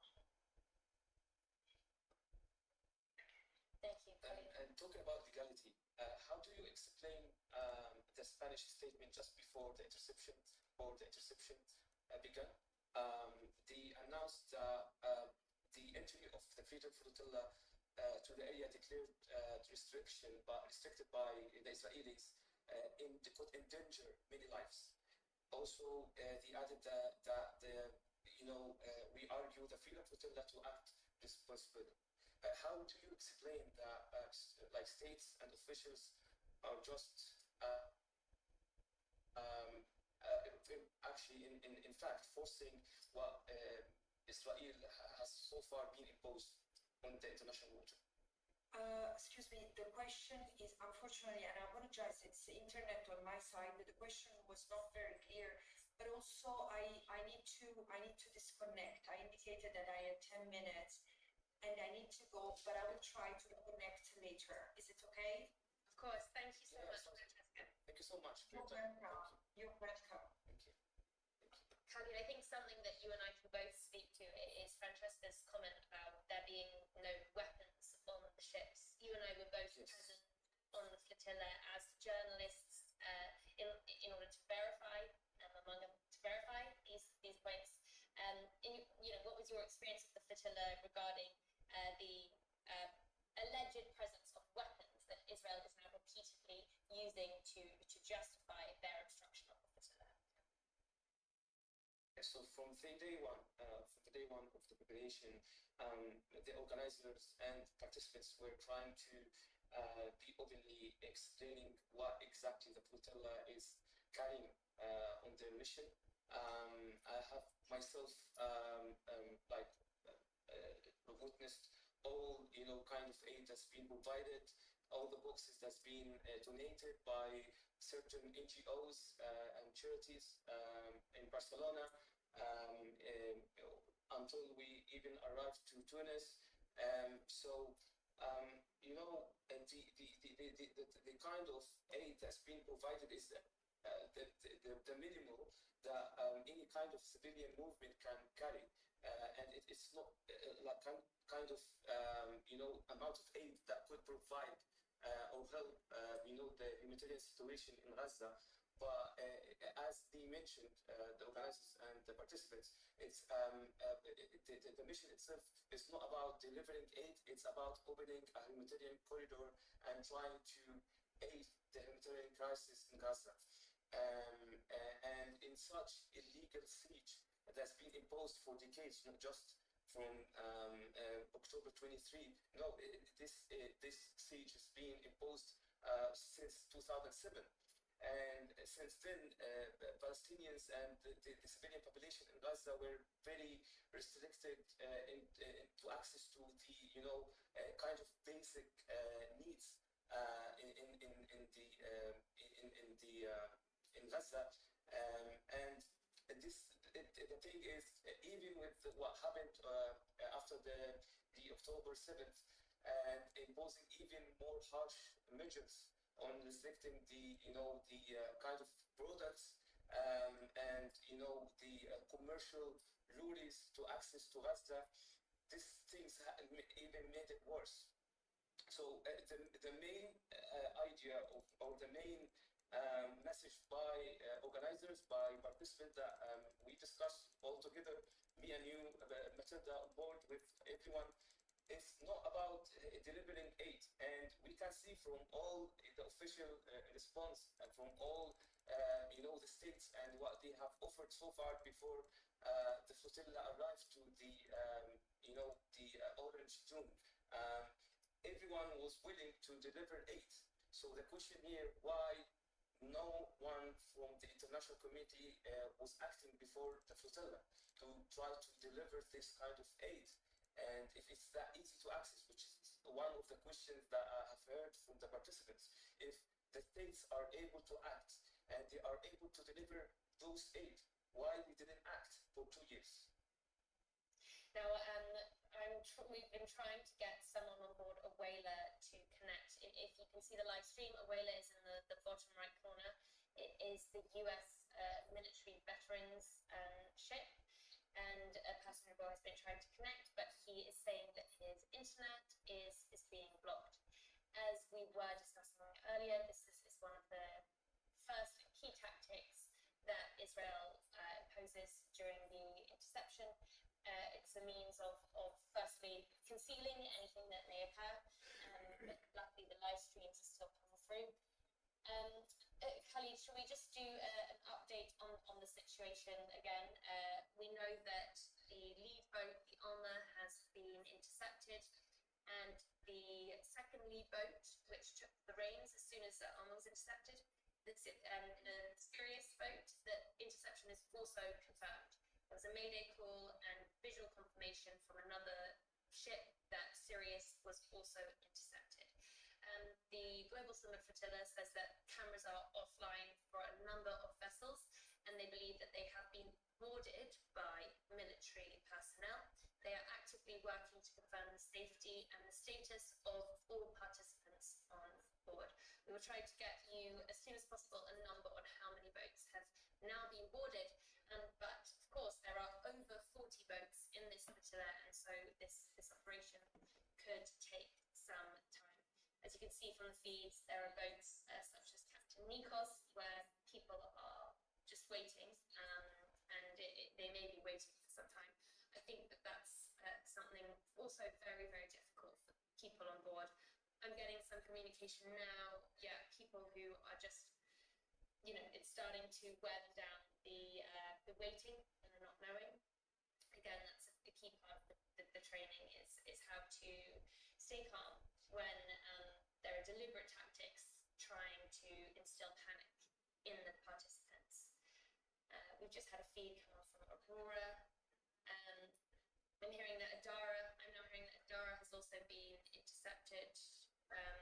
I'm not sure if that is officially confirmed. That is also one of the larger vessels. So if Alma has been intercepted, Sirius has been intercepted, and Adara has been intercepted, then they are going for the most high-profile ships and also the largest ships.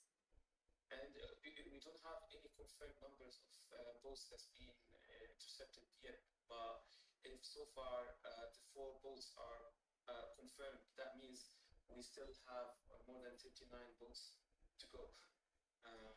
And actually, I think something really important to point out here.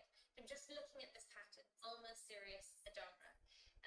These are boats that carry also the most high-profile passengers. Khalid, again, earlier we were speaking about how protected are the people on board, how protected are the boats. And a big factor in that is the nationality of the boats. It's the flag that they sail under, and boats have different flags, but also the number of high-profile individuals on board. If indeed Israel is beginning with boats that have had the most media attention on them, then there is an indication that as the night progresses, boats with far lower visibility and perhaps far less protection will be going through the interception later into the night. And so the need to keep watching what is happening to the flotilla as the night progresses is really important in that respect. Already what we're witnessing is a flagrant breach of international law, and Israel is intercepting a peaceful civilian mission in international waters. We still have live streams coming through from lots of the boats. It's unclear how long that will last. It's likely that those live streams will go down as the interception progresses, and visibility will become harder and harder to maintain. So let's go through statistics and numbers regarding the flotilla. So far, the number of boats that was confirmed by the organizers, 45 boats en route to Gaza. We are talking about more than 497 participants from various of nationalities. According to the last information, 46 nationalities. We are talking about 4 countries. That this was exactly before the interception and before entering the orange zone. There are 4 countries, including Turkey, Spain, Italy, and Greece, are monitoring the flotilla. Just half an hour just before the interception, and once the flotilla announced that they are far, less than 90 miles far from Livve. The Spanish defense announced that they will be observing and that they were demanding the flotilla to not enter any restricted areas imposed by the Israelis, by the Israeli forces, and holding the flotilla coordinators kind of accountable of the risk of lives. How can we explain this kind of position just before the interception, even with all the news that we have received, Matilda, so far from the organizers and what we have been informed by the officials, the Spanish officials, that they will be around the flotilla or any kind of humanitarian emergencies? Was this the Turkish vessel? Sorry, I was just getting some information. Yeah, the Spanish. So the Spanish vessel, can you just repeat the question to me? I'm so sorry. Yeah, so, wait. So the statement that were just before, half an hour before the interception, and the Spanish, defense said that the flotilla is entering a restricted area imposed by the Israeli forces, and that would risk the lives of the participants. And he argued the organizers and the flotilla to be more, reasonable and to try to not, kind of risk the life of the participants.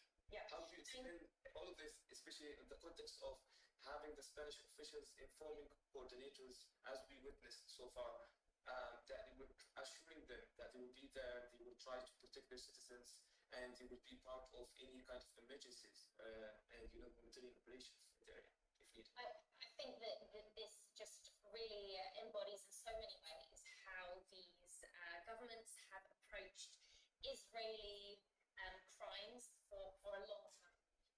Right? The Navy vessels, when they were dispatched with messages from the government. They were acting to protect their citizens, to protect the flotilla.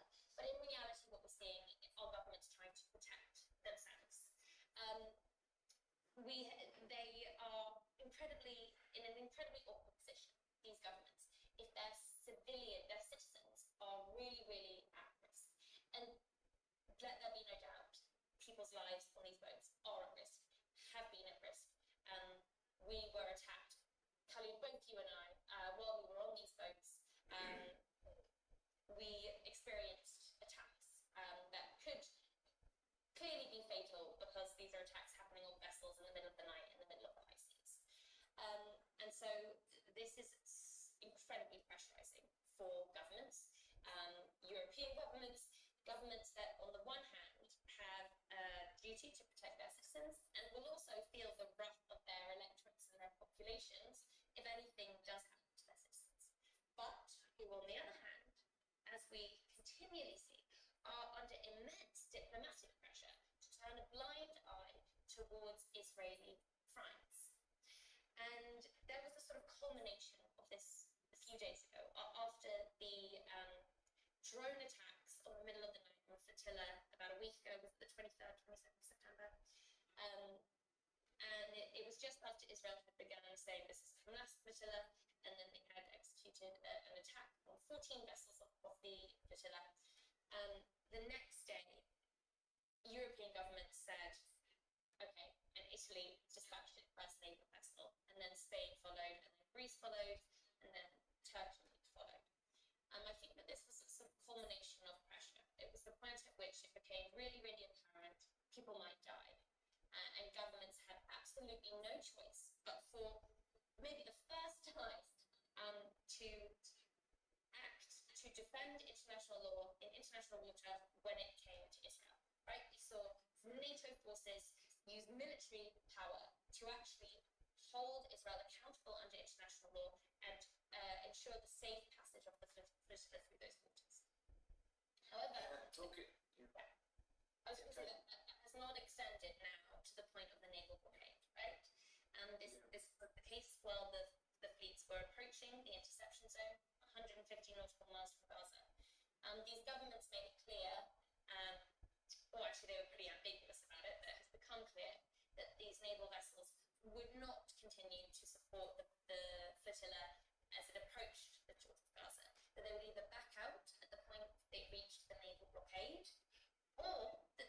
in fact, collaborate with Israel to facilitate the interception and the prevention of the flotilla from reaching the shores of Gaza with humanitarian aid, as is the legal right under international law, as Francesca Albanese, who was just on this speak with us, was explaining. It became clear that these governments would actually be collaborating. So already, when the interception zone was approached last night, the Italian naval vessel sent out a message to all of the boats, offering final evacuation to participants before they reached the critical zone. The flotilla has had every opportunity to disembark its passengers on a long journey to Gaza. It's quite clear that is not what they intend to do.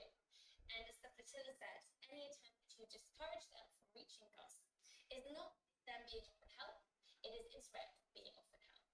Because Israel is now in a position where its illegality in international waters and its occupation of the Gaza Strip and its siege of the Gaza Strip, which is a condition contributing now to genocide and famine, is being made all the more visible by Europeans, by Americans, by this global coalition of civilians. And that is a very uncomfortable position for Israel to be in. So any help that they can get from European governments to deter their citizens from creating this confrontation, from drawing the world's eyes to what's happening off the coast of Gaza, that is very helpful for Israel. It's not helpful for the flotilla. I hope that answers your question. Yeah, and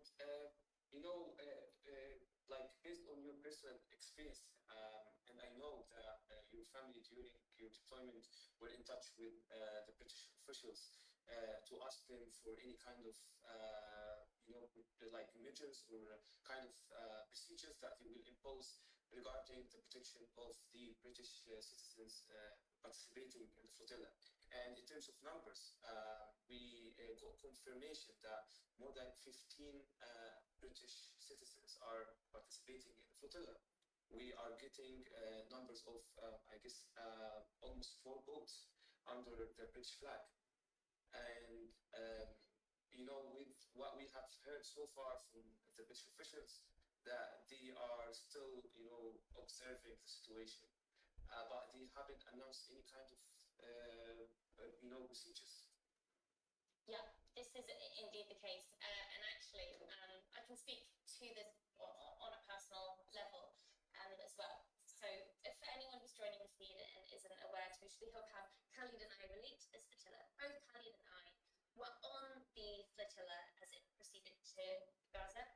Khalid ultimately had to be pulled for security reasons, and for myself, I was anticipating to go with the flotilla until the end. And it's just a few days ago when the family boat, the lead boat which I was on, suffered catastrophic engine damage and had to be decommissioned. But up until that point, I was fully set to be on the boats today for this interception. And my family were pretty worried. No less because the British government, as you have just described, Khalid, has been absolutely silent on the question of whether they will protect their citizens according to international law. Now, actually, right at the start of the flotilla, Labour MP El Ribeiro Ali, who coincidentally is my local MP, she asked UK Prime Minister Keir Starmer during parliamentary session, Keir Starmer, will you protect British citizens from the global summit flotilla? And he totally evaded the question and made absolutely no commitment to do so. Now, as the flotilla has progressed, the threat to the lives of those on board has become higher and higher, particularly with Israeli messaging that this is a mass flotilla, false accusations of terrorism. And so, among others, my mother has been really piling on the pressure. She was calling contacting the Foreign Office every morning and trying to get them to commit to some form of protection. And they told her, no, we will not protect the flotilla. There is no diplomatic protection that we will provide for the flotilla. Now, they said, I think especially later on, they did say that they would offer consular protection to British citizens if we are detained by Israel. This is something that they have to do. But when it came to the question of protecting their citizens in international waters, in Palestinian waters, the British government has said no to family members of those on board. And there is a growing number of British politicians who oppose this, because Britain is increasingly becoming an outlier on this front. I think over a week ago, Spain led a coalition of 17 countries, I think, pledging diplomatic support for the global smoke flotilla and acknowledging its peaceful humanitarian intentions. The UK was notably absent from this, and they have remained silent on the matter.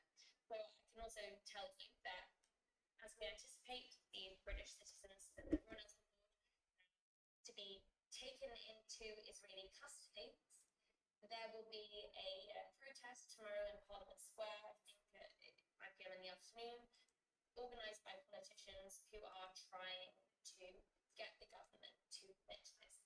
I think it's been pointed out that Keir Starmer himself is a former human rights lawyer, and this is a question of enforcing human rights, and so it's perhaps even more notable that how silent he has remained on the question of applying human rights law when it comes to his citizens on the flotilla. And in fact, this kind of behavior that actually even like risking even much higher or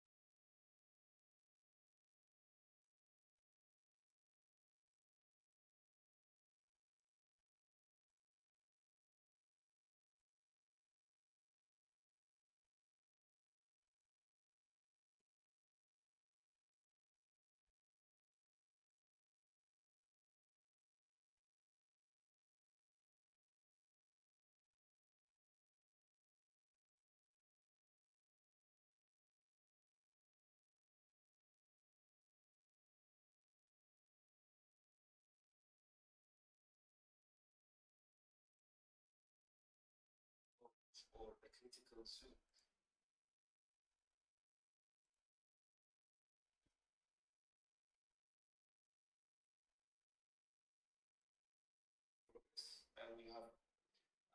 We don't have any kind of updates from the boats itself. It seems that the interception is happening, and according to the organizers, 38 participants were on board on seas. Is it confirmed? It seems that big size that can accompany 38 participants. To verify. Yeah, according to census, 38 on board. on Sirius.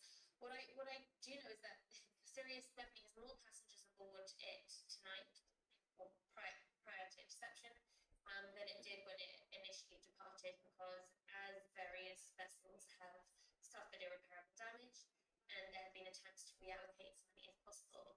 I know that the more people have been on Sirius, and it's really at maximum capacity now.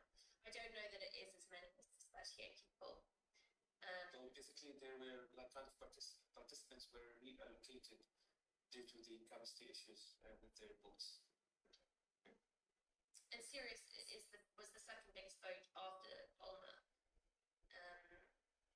Yeah. Well. And we had the briefing this morning with the steering committee, and they mentioned regarding what happened last night and how the Alma boat was jammed right away, just with the were mooring up like a kind of interception that we thought it's interception, but it was like kind of maneuver by the military vessels around. So they said that Suez will take lead just after any kind of events that Alma would experience during the actual interception. So having the both lead like intercepted, I guess it's quite significant, especially that it has all kind of communication with other boats.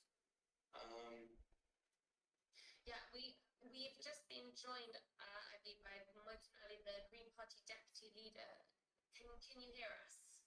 Hi, everyone. Hello, and thank you so much for joining us here on Middle East Highlight.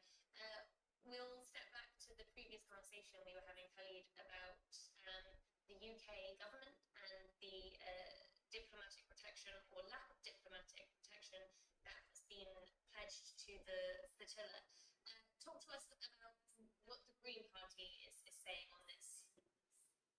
I think so far the lack of support from our government is quite shameful.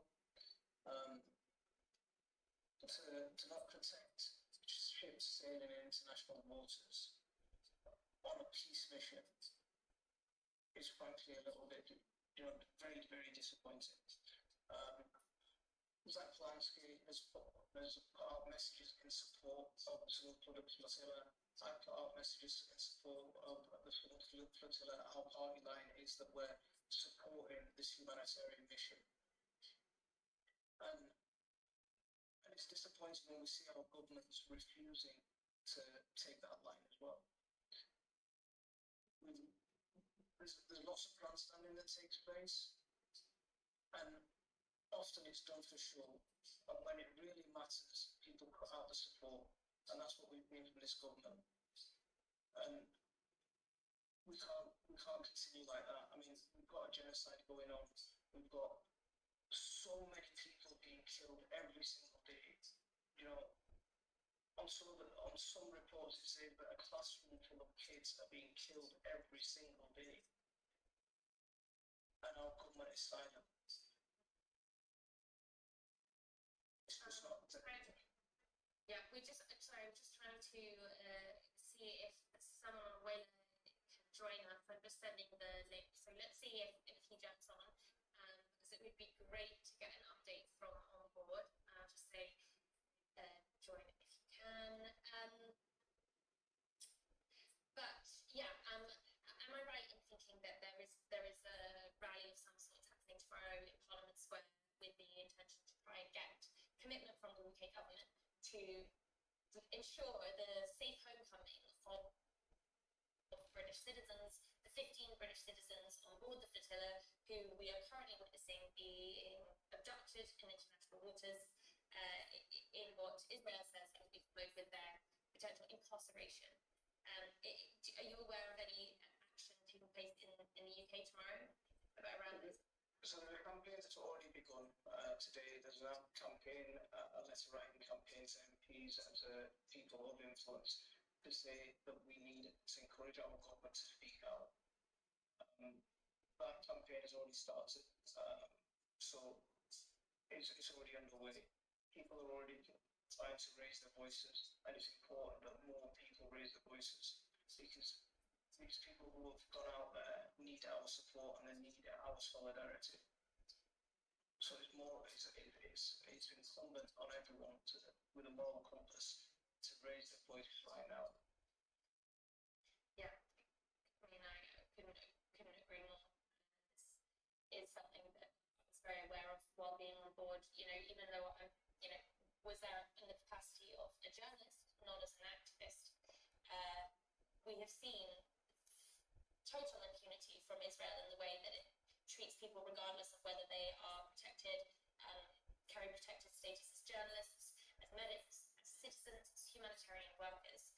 And that is the situation, and that is the vulnerability into which all of these individuals are sailing. And so the importance of diplomatic protection, just in the name of law and the preservation of human life, it does feel very, very, very vital.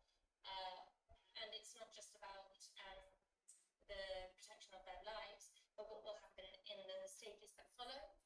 And Israel has indicated is that people may be swiftly deported, or they may be incarcerated in Ketzion prison in the south of Israel. And we've also seen statements over the past few weeks from certain Israeli officials saying that they actually intend to criminalize these people under anti-terror laws and potentially detain them for prolonged periods. And so diplomatic protection feels also very, very important, not just for the protection of their lives, but for the protection of their freedom and for ensuring that these citizens are not criminalized for humanitarian mission and are swiftly returned to their countries of origin. I'm sure you agree. We've heard from a number of people who have been on these flotillas before, who have come back and have been detained by Israeli officials, and quite a few of them have complained of being tortured. So not only is it their incarceration that we've got to worry about, it's their physical safety that we've also got to worry about. I mean, no way should these people come under harm. These are aid workers, these are people who are on a humanitarian mission. They need to be protected. They can't, Israel can't act with the impunity that it's been allowed to act with, in a way where it can incarcerate people, deny their freedom. It's got used to doing it to the Palestinian people, and now ordinary citizens of the world who are taking a moral stance, they're having to go through the same thing.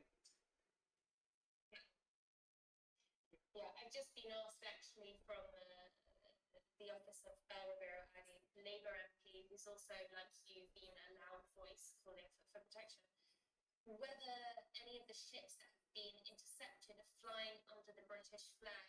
Khalid, I believe you have a full list of the flags that the ships are flying under. So far, we have confirmed that we have around 4 boats under the British flag and 15 British participants.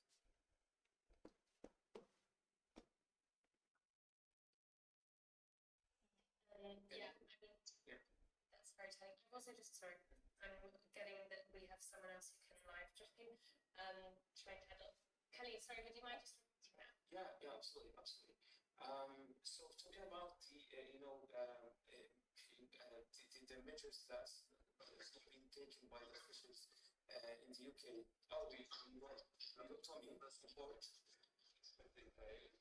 Come here, Tommy. Hi. Pleasure to be on. Thanks for having me. Hi. So everyone, welcome Tommy Marcus. Tommy was on board the family boat with Kelly and I, and you're now on the way. Tell us what's happening.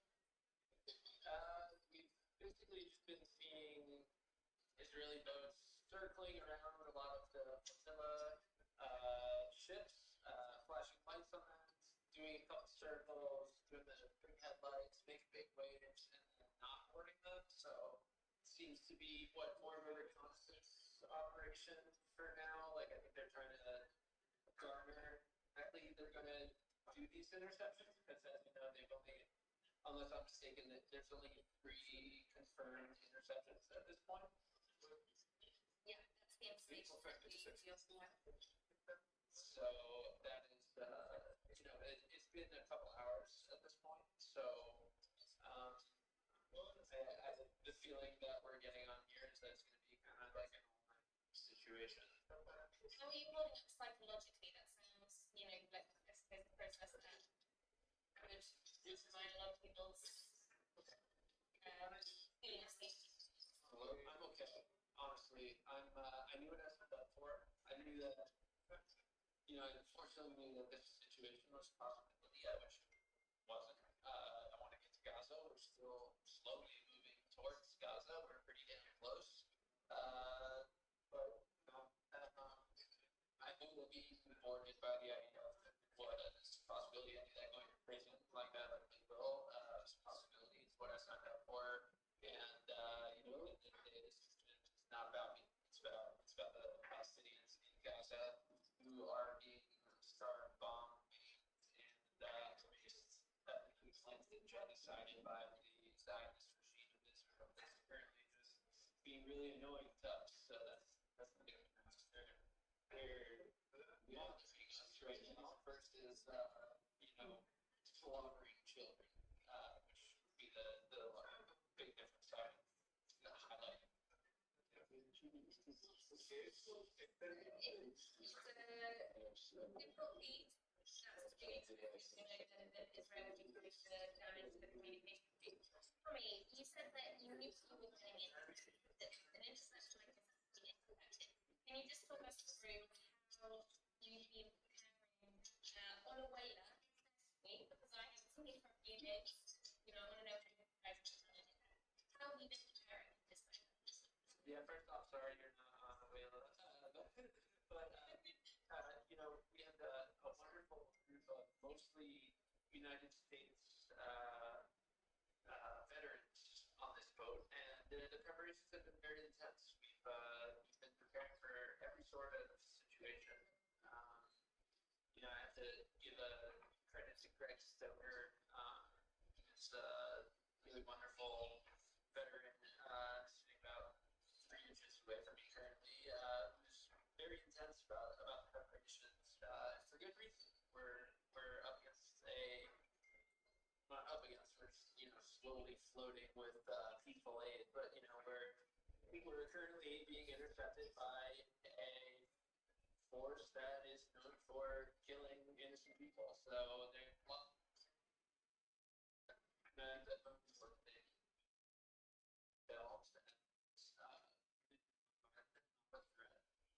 although Israel has seemed to consider our humanitarian needs, such as food and medicine, baby formula, to be a threat to them for reasons that we do not understand, because they want to starve everyone, kill everyone. But yeah, we've been preparing very, very intensely on what could happen on a violent interdiction, on a kinetic interdiction.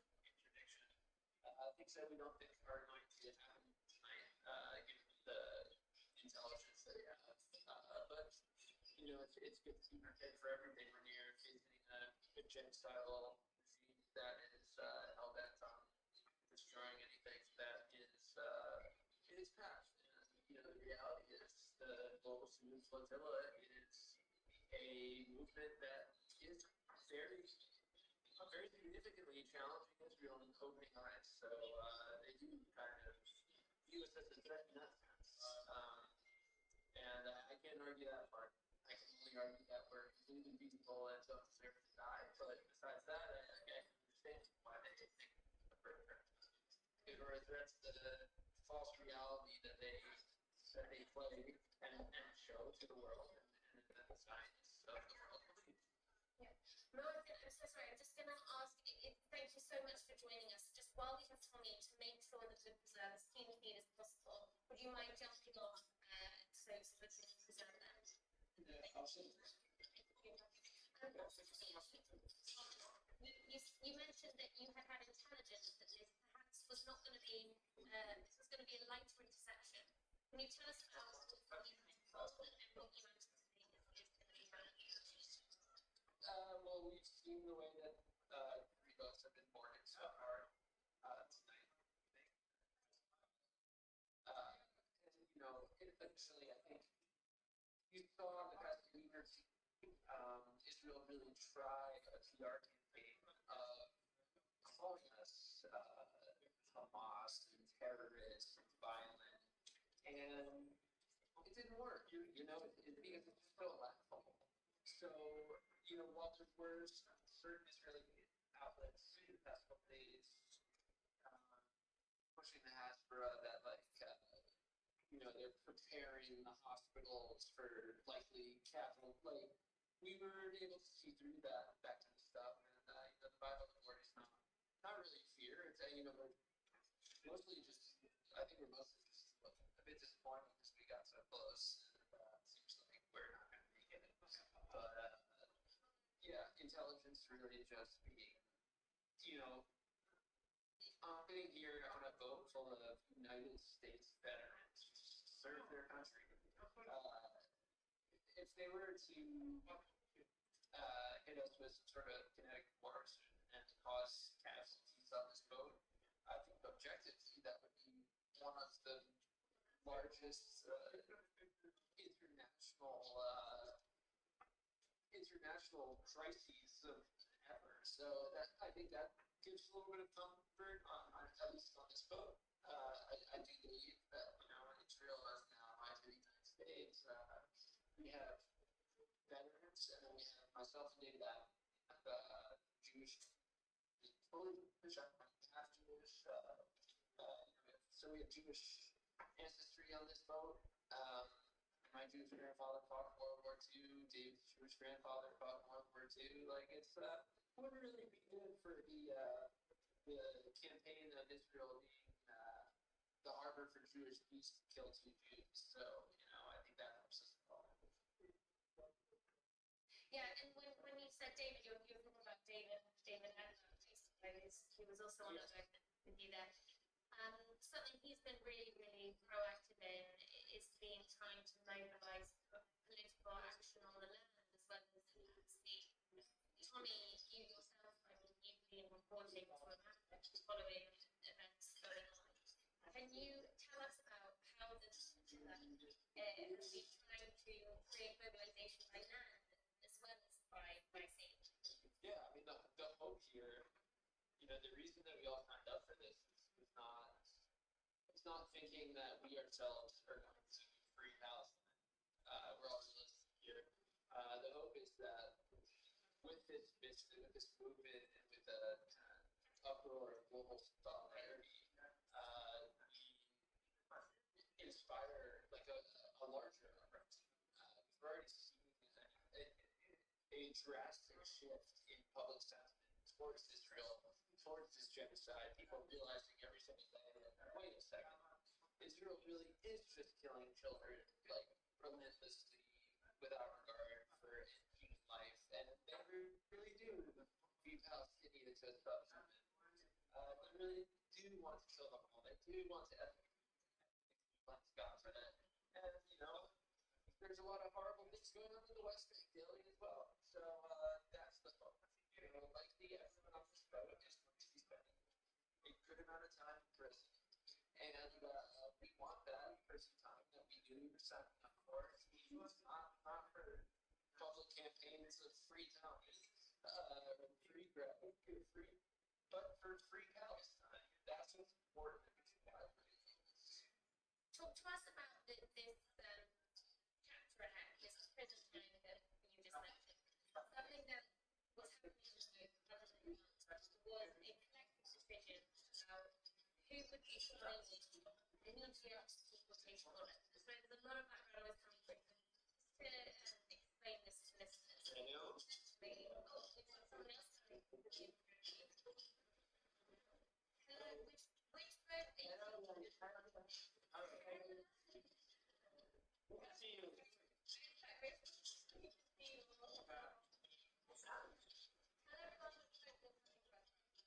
Good guys, I'm gonna hop off because my phone's getting on low battery.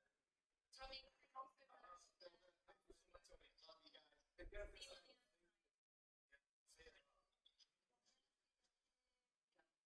Oh, hello. Hello. How are you guys? That's all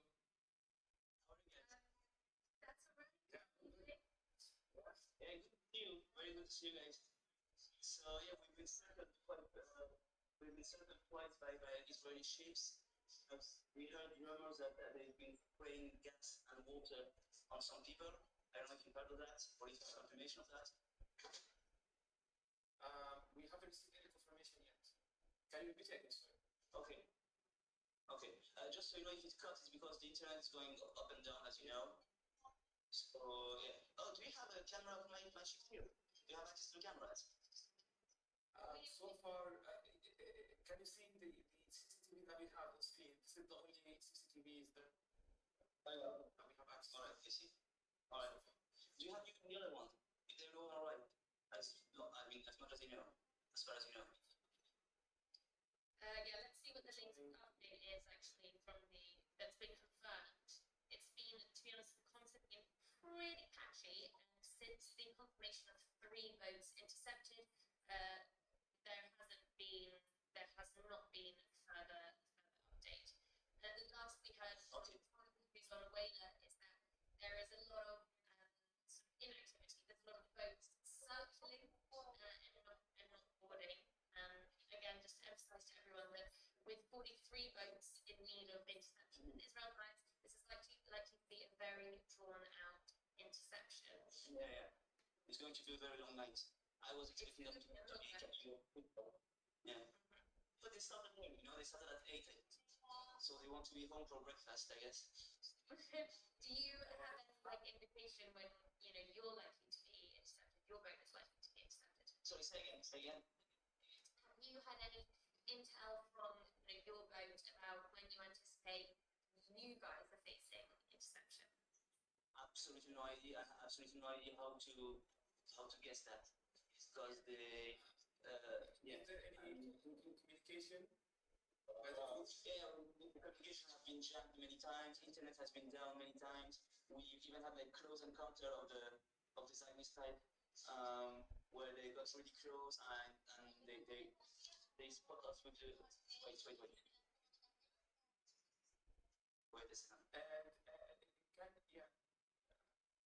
Can you describe to us the situation around you guys right now?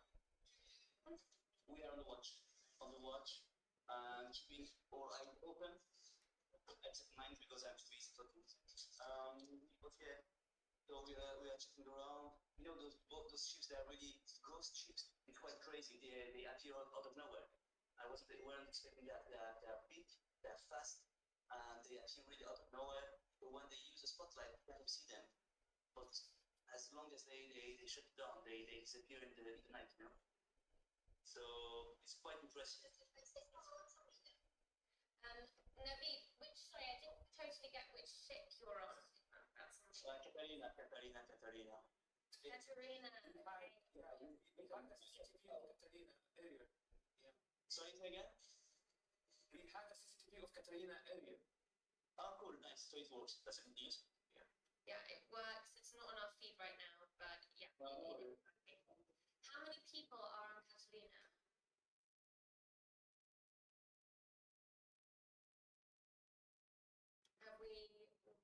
Have we lost connection? Let's hope not.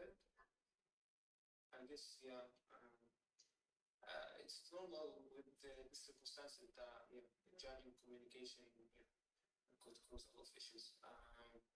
So far, yeah, we haven't received any kind of new updates from what we have been informed. There is a potential that the site may go down.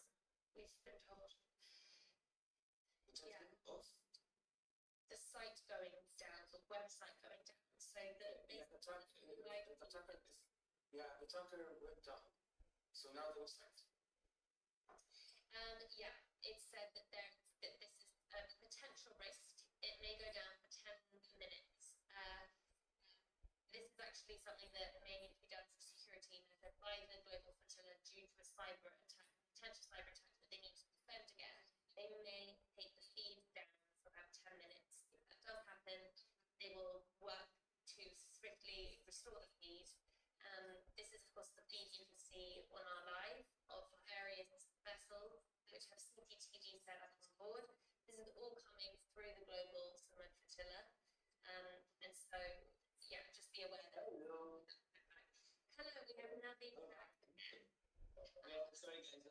then again, just time for a bit of chocolate. So yeah, what I think? So we have confirmation that Florida saw the water cannon. A water cannon. Florida, water cannon. You know, Ulara or Florida? Okay, Ulara is under water cannon attack. Ulara is under water cannon attack. Okay, let me see if we can get verification on that. Because I have eyes on that. Is that something that you guys are able to, where are you getting that information? Where do you get the information from? Alex? Where did you get the information? Okay,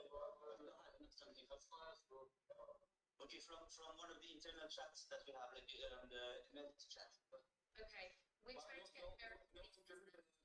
No visible signs of attack. Sorry, say again? No visible signs for any attacks. I'm sorry, say again. You don't have any visible signs of the attack. You didn't see it. We didn't. This is like written. We got the text. The only thing that we've seen so far is just boats being circled around with big spotlights. That's the only thing we had seen. We haven't had an intersection right next to us, you know, really. So yeah, the closest ships we have, they haven't been intercepted yet. Navi, what we can tell you, and people watching, what we can tell you is that this also appeared to happen to Adara. Adara was the third ship that was intercepted.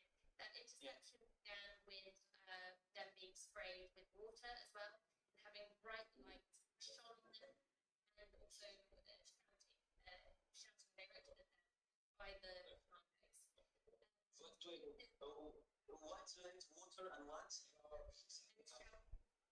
Noise. So sort of attack on the senses.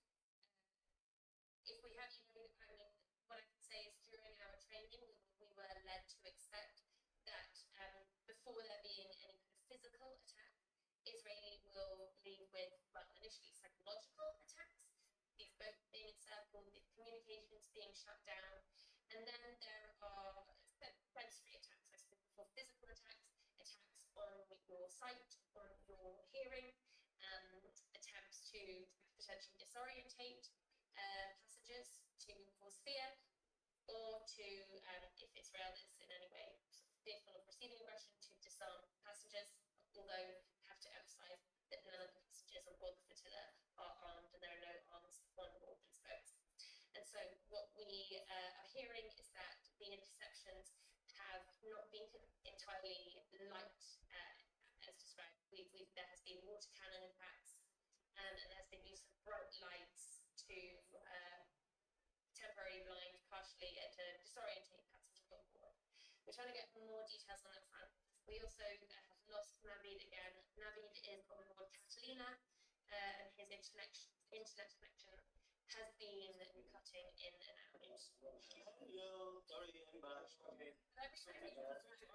Really enjoyed. Before losing you again, can you confirm to us how many participants on board? We have 7. Catalina, we have 7. And what nationality and what flag are you under? We are on the German flag. And nationalities on board? Sorry? Nationalities on board? We have Spanish, Brazilian, Lithuanian, and Belgian. And can you see any other boats in your eye line?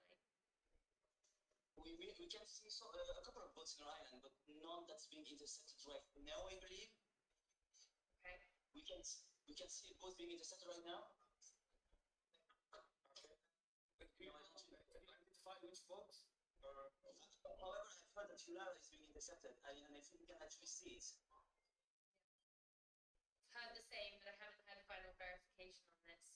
Confirmed water cannon attack on Ulara. This is confirmed by cameras. Cameras. So yes, Yeah. thank you for sharing that information with us. Thank you so much, guys. Thanks so much. Take care of yourself. Give you more info. Are you off, Navid? Sorry, say again? Are sorry, say again, I can't hear you. I said, can you stay with us or do you have to jump off? I can still stay. Happy to be there. Perfect. Happy Just have a question. You said that they had three things when they attack, when they intercept: water, flash, and sound. That's it. Yeah. Those three. Okay. Okay. So you haven't heard. You haven't had any mention of gas. I have not had mention of gas. I had also confirmed water cannon attack on Yalara, and then something that was shown on a live feed. The boat rapidly approached Yalara several times in the night, sailed alongside them, and shone a bright light on them. The final time, it also fired water on them, shone the bright lights again, shouted at them in Hebrew. So yeah, that's what we've had for Yalara, and that's very, very similar. That sounds identical to actually what was occurring to Adara. I think nothing is broken, but yeah, if you're giving us that has been a pattern of attack now. And regarding the website, especially that I just keep asking about it, the organizers just informed us it could be potential attack. This is with the website. Yeah. Potential cyber attack on the website. And yeah, just to recap, the pattern of attack that we have seen on vessels has so far involved vessels, naval boats circling them, approaching and retreating repeatedly, and then approaching and flashing bright lights onto the boats, and then approaching and flashing bright lights combined with water cannons and shouting in Hebrew. So far we have, I think, 4 boats now confirmed intercepted. If we can add Yalara to our list, that is Alma, Sirius, Adara, and Yalara. There may be more, but those are the only ones that we can solidly confirm at this moment. In fact, I'll just not Yalara. And so far, the confirmed number of boats is 3. This is what they confirmed. I guess they still Yalara may not to confirm any more. Yeah. It's still ongoing, I guess. Yeah. Now until more CCTVs. Actually, we can talk a little bit about the threat of cyber attack that has plagued the whole way. On the family boat, one of our passengers, their primary function on the flotilla was to defend it from cyber attacks. While we were approaching over the past week, he got several identifiers that there were attempts to hack the IP addresses on board the family boat, the Livve boat. If a device is hacked, given the communication happening between the boats of the flotilla and on protected messenger chats, all of this information becomes vulnerable. As well as that, we've had in the last few days, I think, phones of people on board the flotillas being contacted with messages from unknown Israeli phone numbers. And we have had computers crashing as well, unexplained computers crashing. Not to be conspiratorial, but that happened to my computer just a moment ago. So of course, these could just be coincidental technical problems, but it's definitely something the flotilla is extremely aware of, cyber attacks. And right now, their website is... I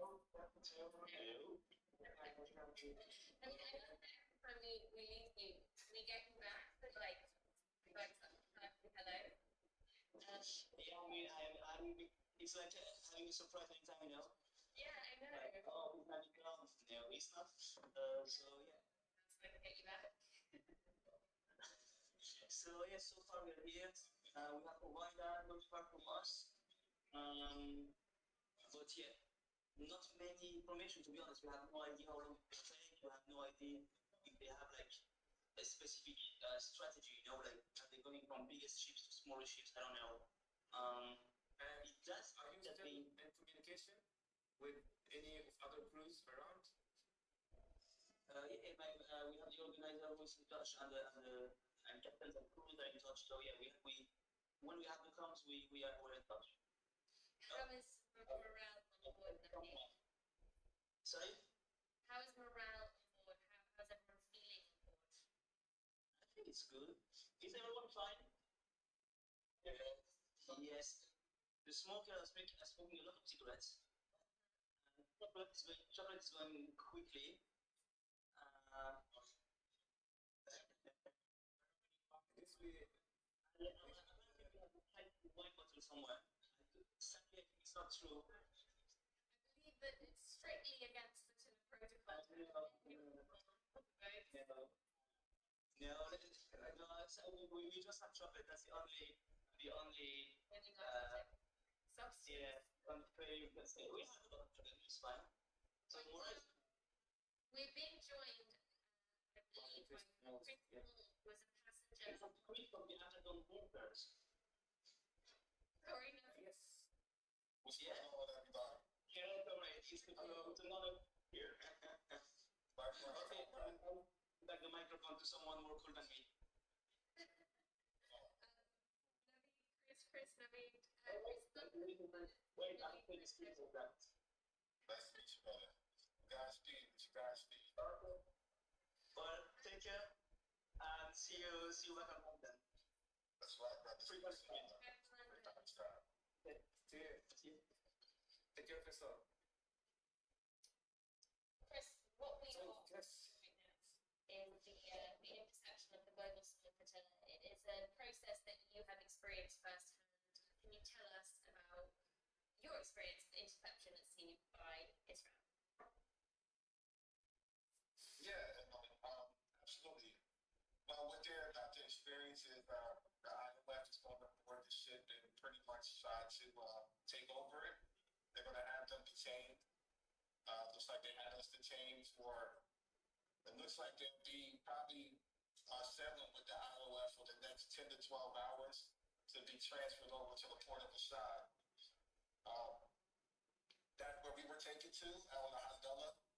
And, unfortunately, that's where I was assaulted, but hopefully that doesn't happen on this mission. There's a lot of volunteers involved, a lot of countries involved. It wouldn't be a good idea for them to try to assault anybody. So, after they're being transferred, they'll have the opportunity to either be deported right away, or if they want to see the judge, then unfortunately they will have to be put in prison.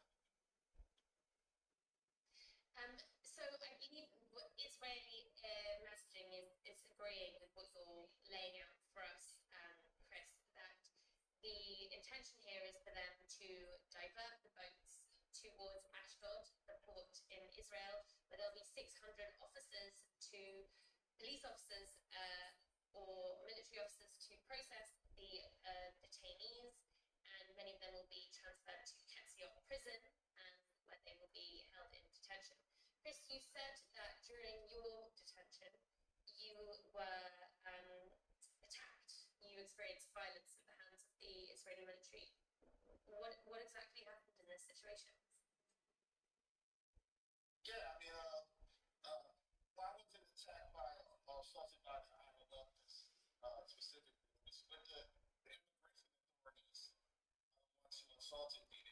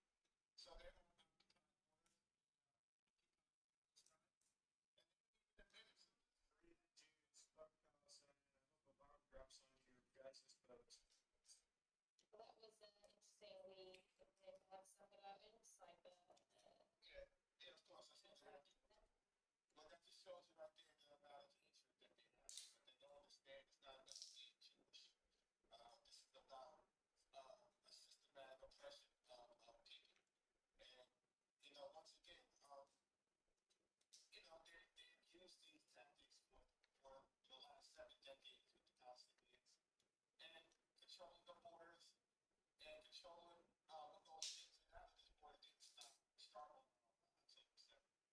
We had to remind people that this siege has been going on for almost 2 decades. This incident with the flotillas has been going on for nearly 17 years. And we will not stop until once again Israel is held accountable. Yeah, and actually, what our previous guest, or a couple of weeks ago, we had Tony Marcus on, who was speaking as a Jewish American executive, who said he's on board the Away boat. Also, with David Adler, another Jewish American, who wrote a really, really moving letter about how this interception is happening on Yom Kippur, which is the holiest day in the Jewish calendar. Yeah, we'll see if we can try to get David on later. I know that they're struggling with their internet connection at the moment. But I really recommend everyone to go and read that letter, which is, I think, Talking about apartheid and systematic risk, I've seen today, for example, people from the votes just because they were worried to be assaulted by the Israelis during the decision. What do you say? Yeah, I mean, it's true. I can tell you from my own experience, I had to go to prison 2 months ago. That they threw away every fear that I had. They threw away every Palestinian shirt that I right in front of me. You know, right in front of me. They take all the belongings out, they dump it on the table. And if you have anything that they don't want you to have, they're gonna throw it away. I can guarantee they're gonna throw away the flag. They're gonna throw away your kafiyas. They're gonna throw away any Palestinian, whether it's a sticker, whether it's a shirt, anything, they're gonna throw it away. So for them to make peace with it and give it a place to rest in the Mediterranean, I understand that. Part of the training that we have, remember that we were talking about how it's very hard if you are not like in a certain ethnicity, you'll be like with a high risk of being assaulted. Yeah, that's true. That's it. Once again, I can confirm that as well. You know, there are 14 of us that went to prison. Me and my Arab brother had to talk to me. But the only ones who dropped those back to New York City, the 14 of us, out of the 14 of us, 12 of us who were white, they were able to be deported straight to their countries. And they've never done that before. And out of these facilities where they just dropped off the volunteers at the border of Jordan. But once again, this affirmed that everything that happened to me and to my Arab brothers who were ended up with a book left in their left in their belongings. Being dropped off on the border of Jordan, this shows and proves that this was all racially motivated. It's no excuse. I think that Priscilla has really tried to absorb some lessons from your experience with we were talking about earlier how with the global small flotilla, one of their priorities has been trying to distribute nationalities, ethnicities on every boat to make sure every boat has a representative spread. And also with the security drills, the interception drills, and as you know, when we were on board, we were really, really specific about how we ordered people to make sure that white people, Palestinian people, men, women, people were sort of like distributed as widely as possible. Is this something that you've been aware that some of the flotilla has been trying to do this? Do you think that it could help to have like that mixed distribution in every boat and that mixed distribution with how people are sitting as they are intercepted? Yeah, absolutely. You know, we did the same thing with our boat. Everybody knew where me being the only black man on board.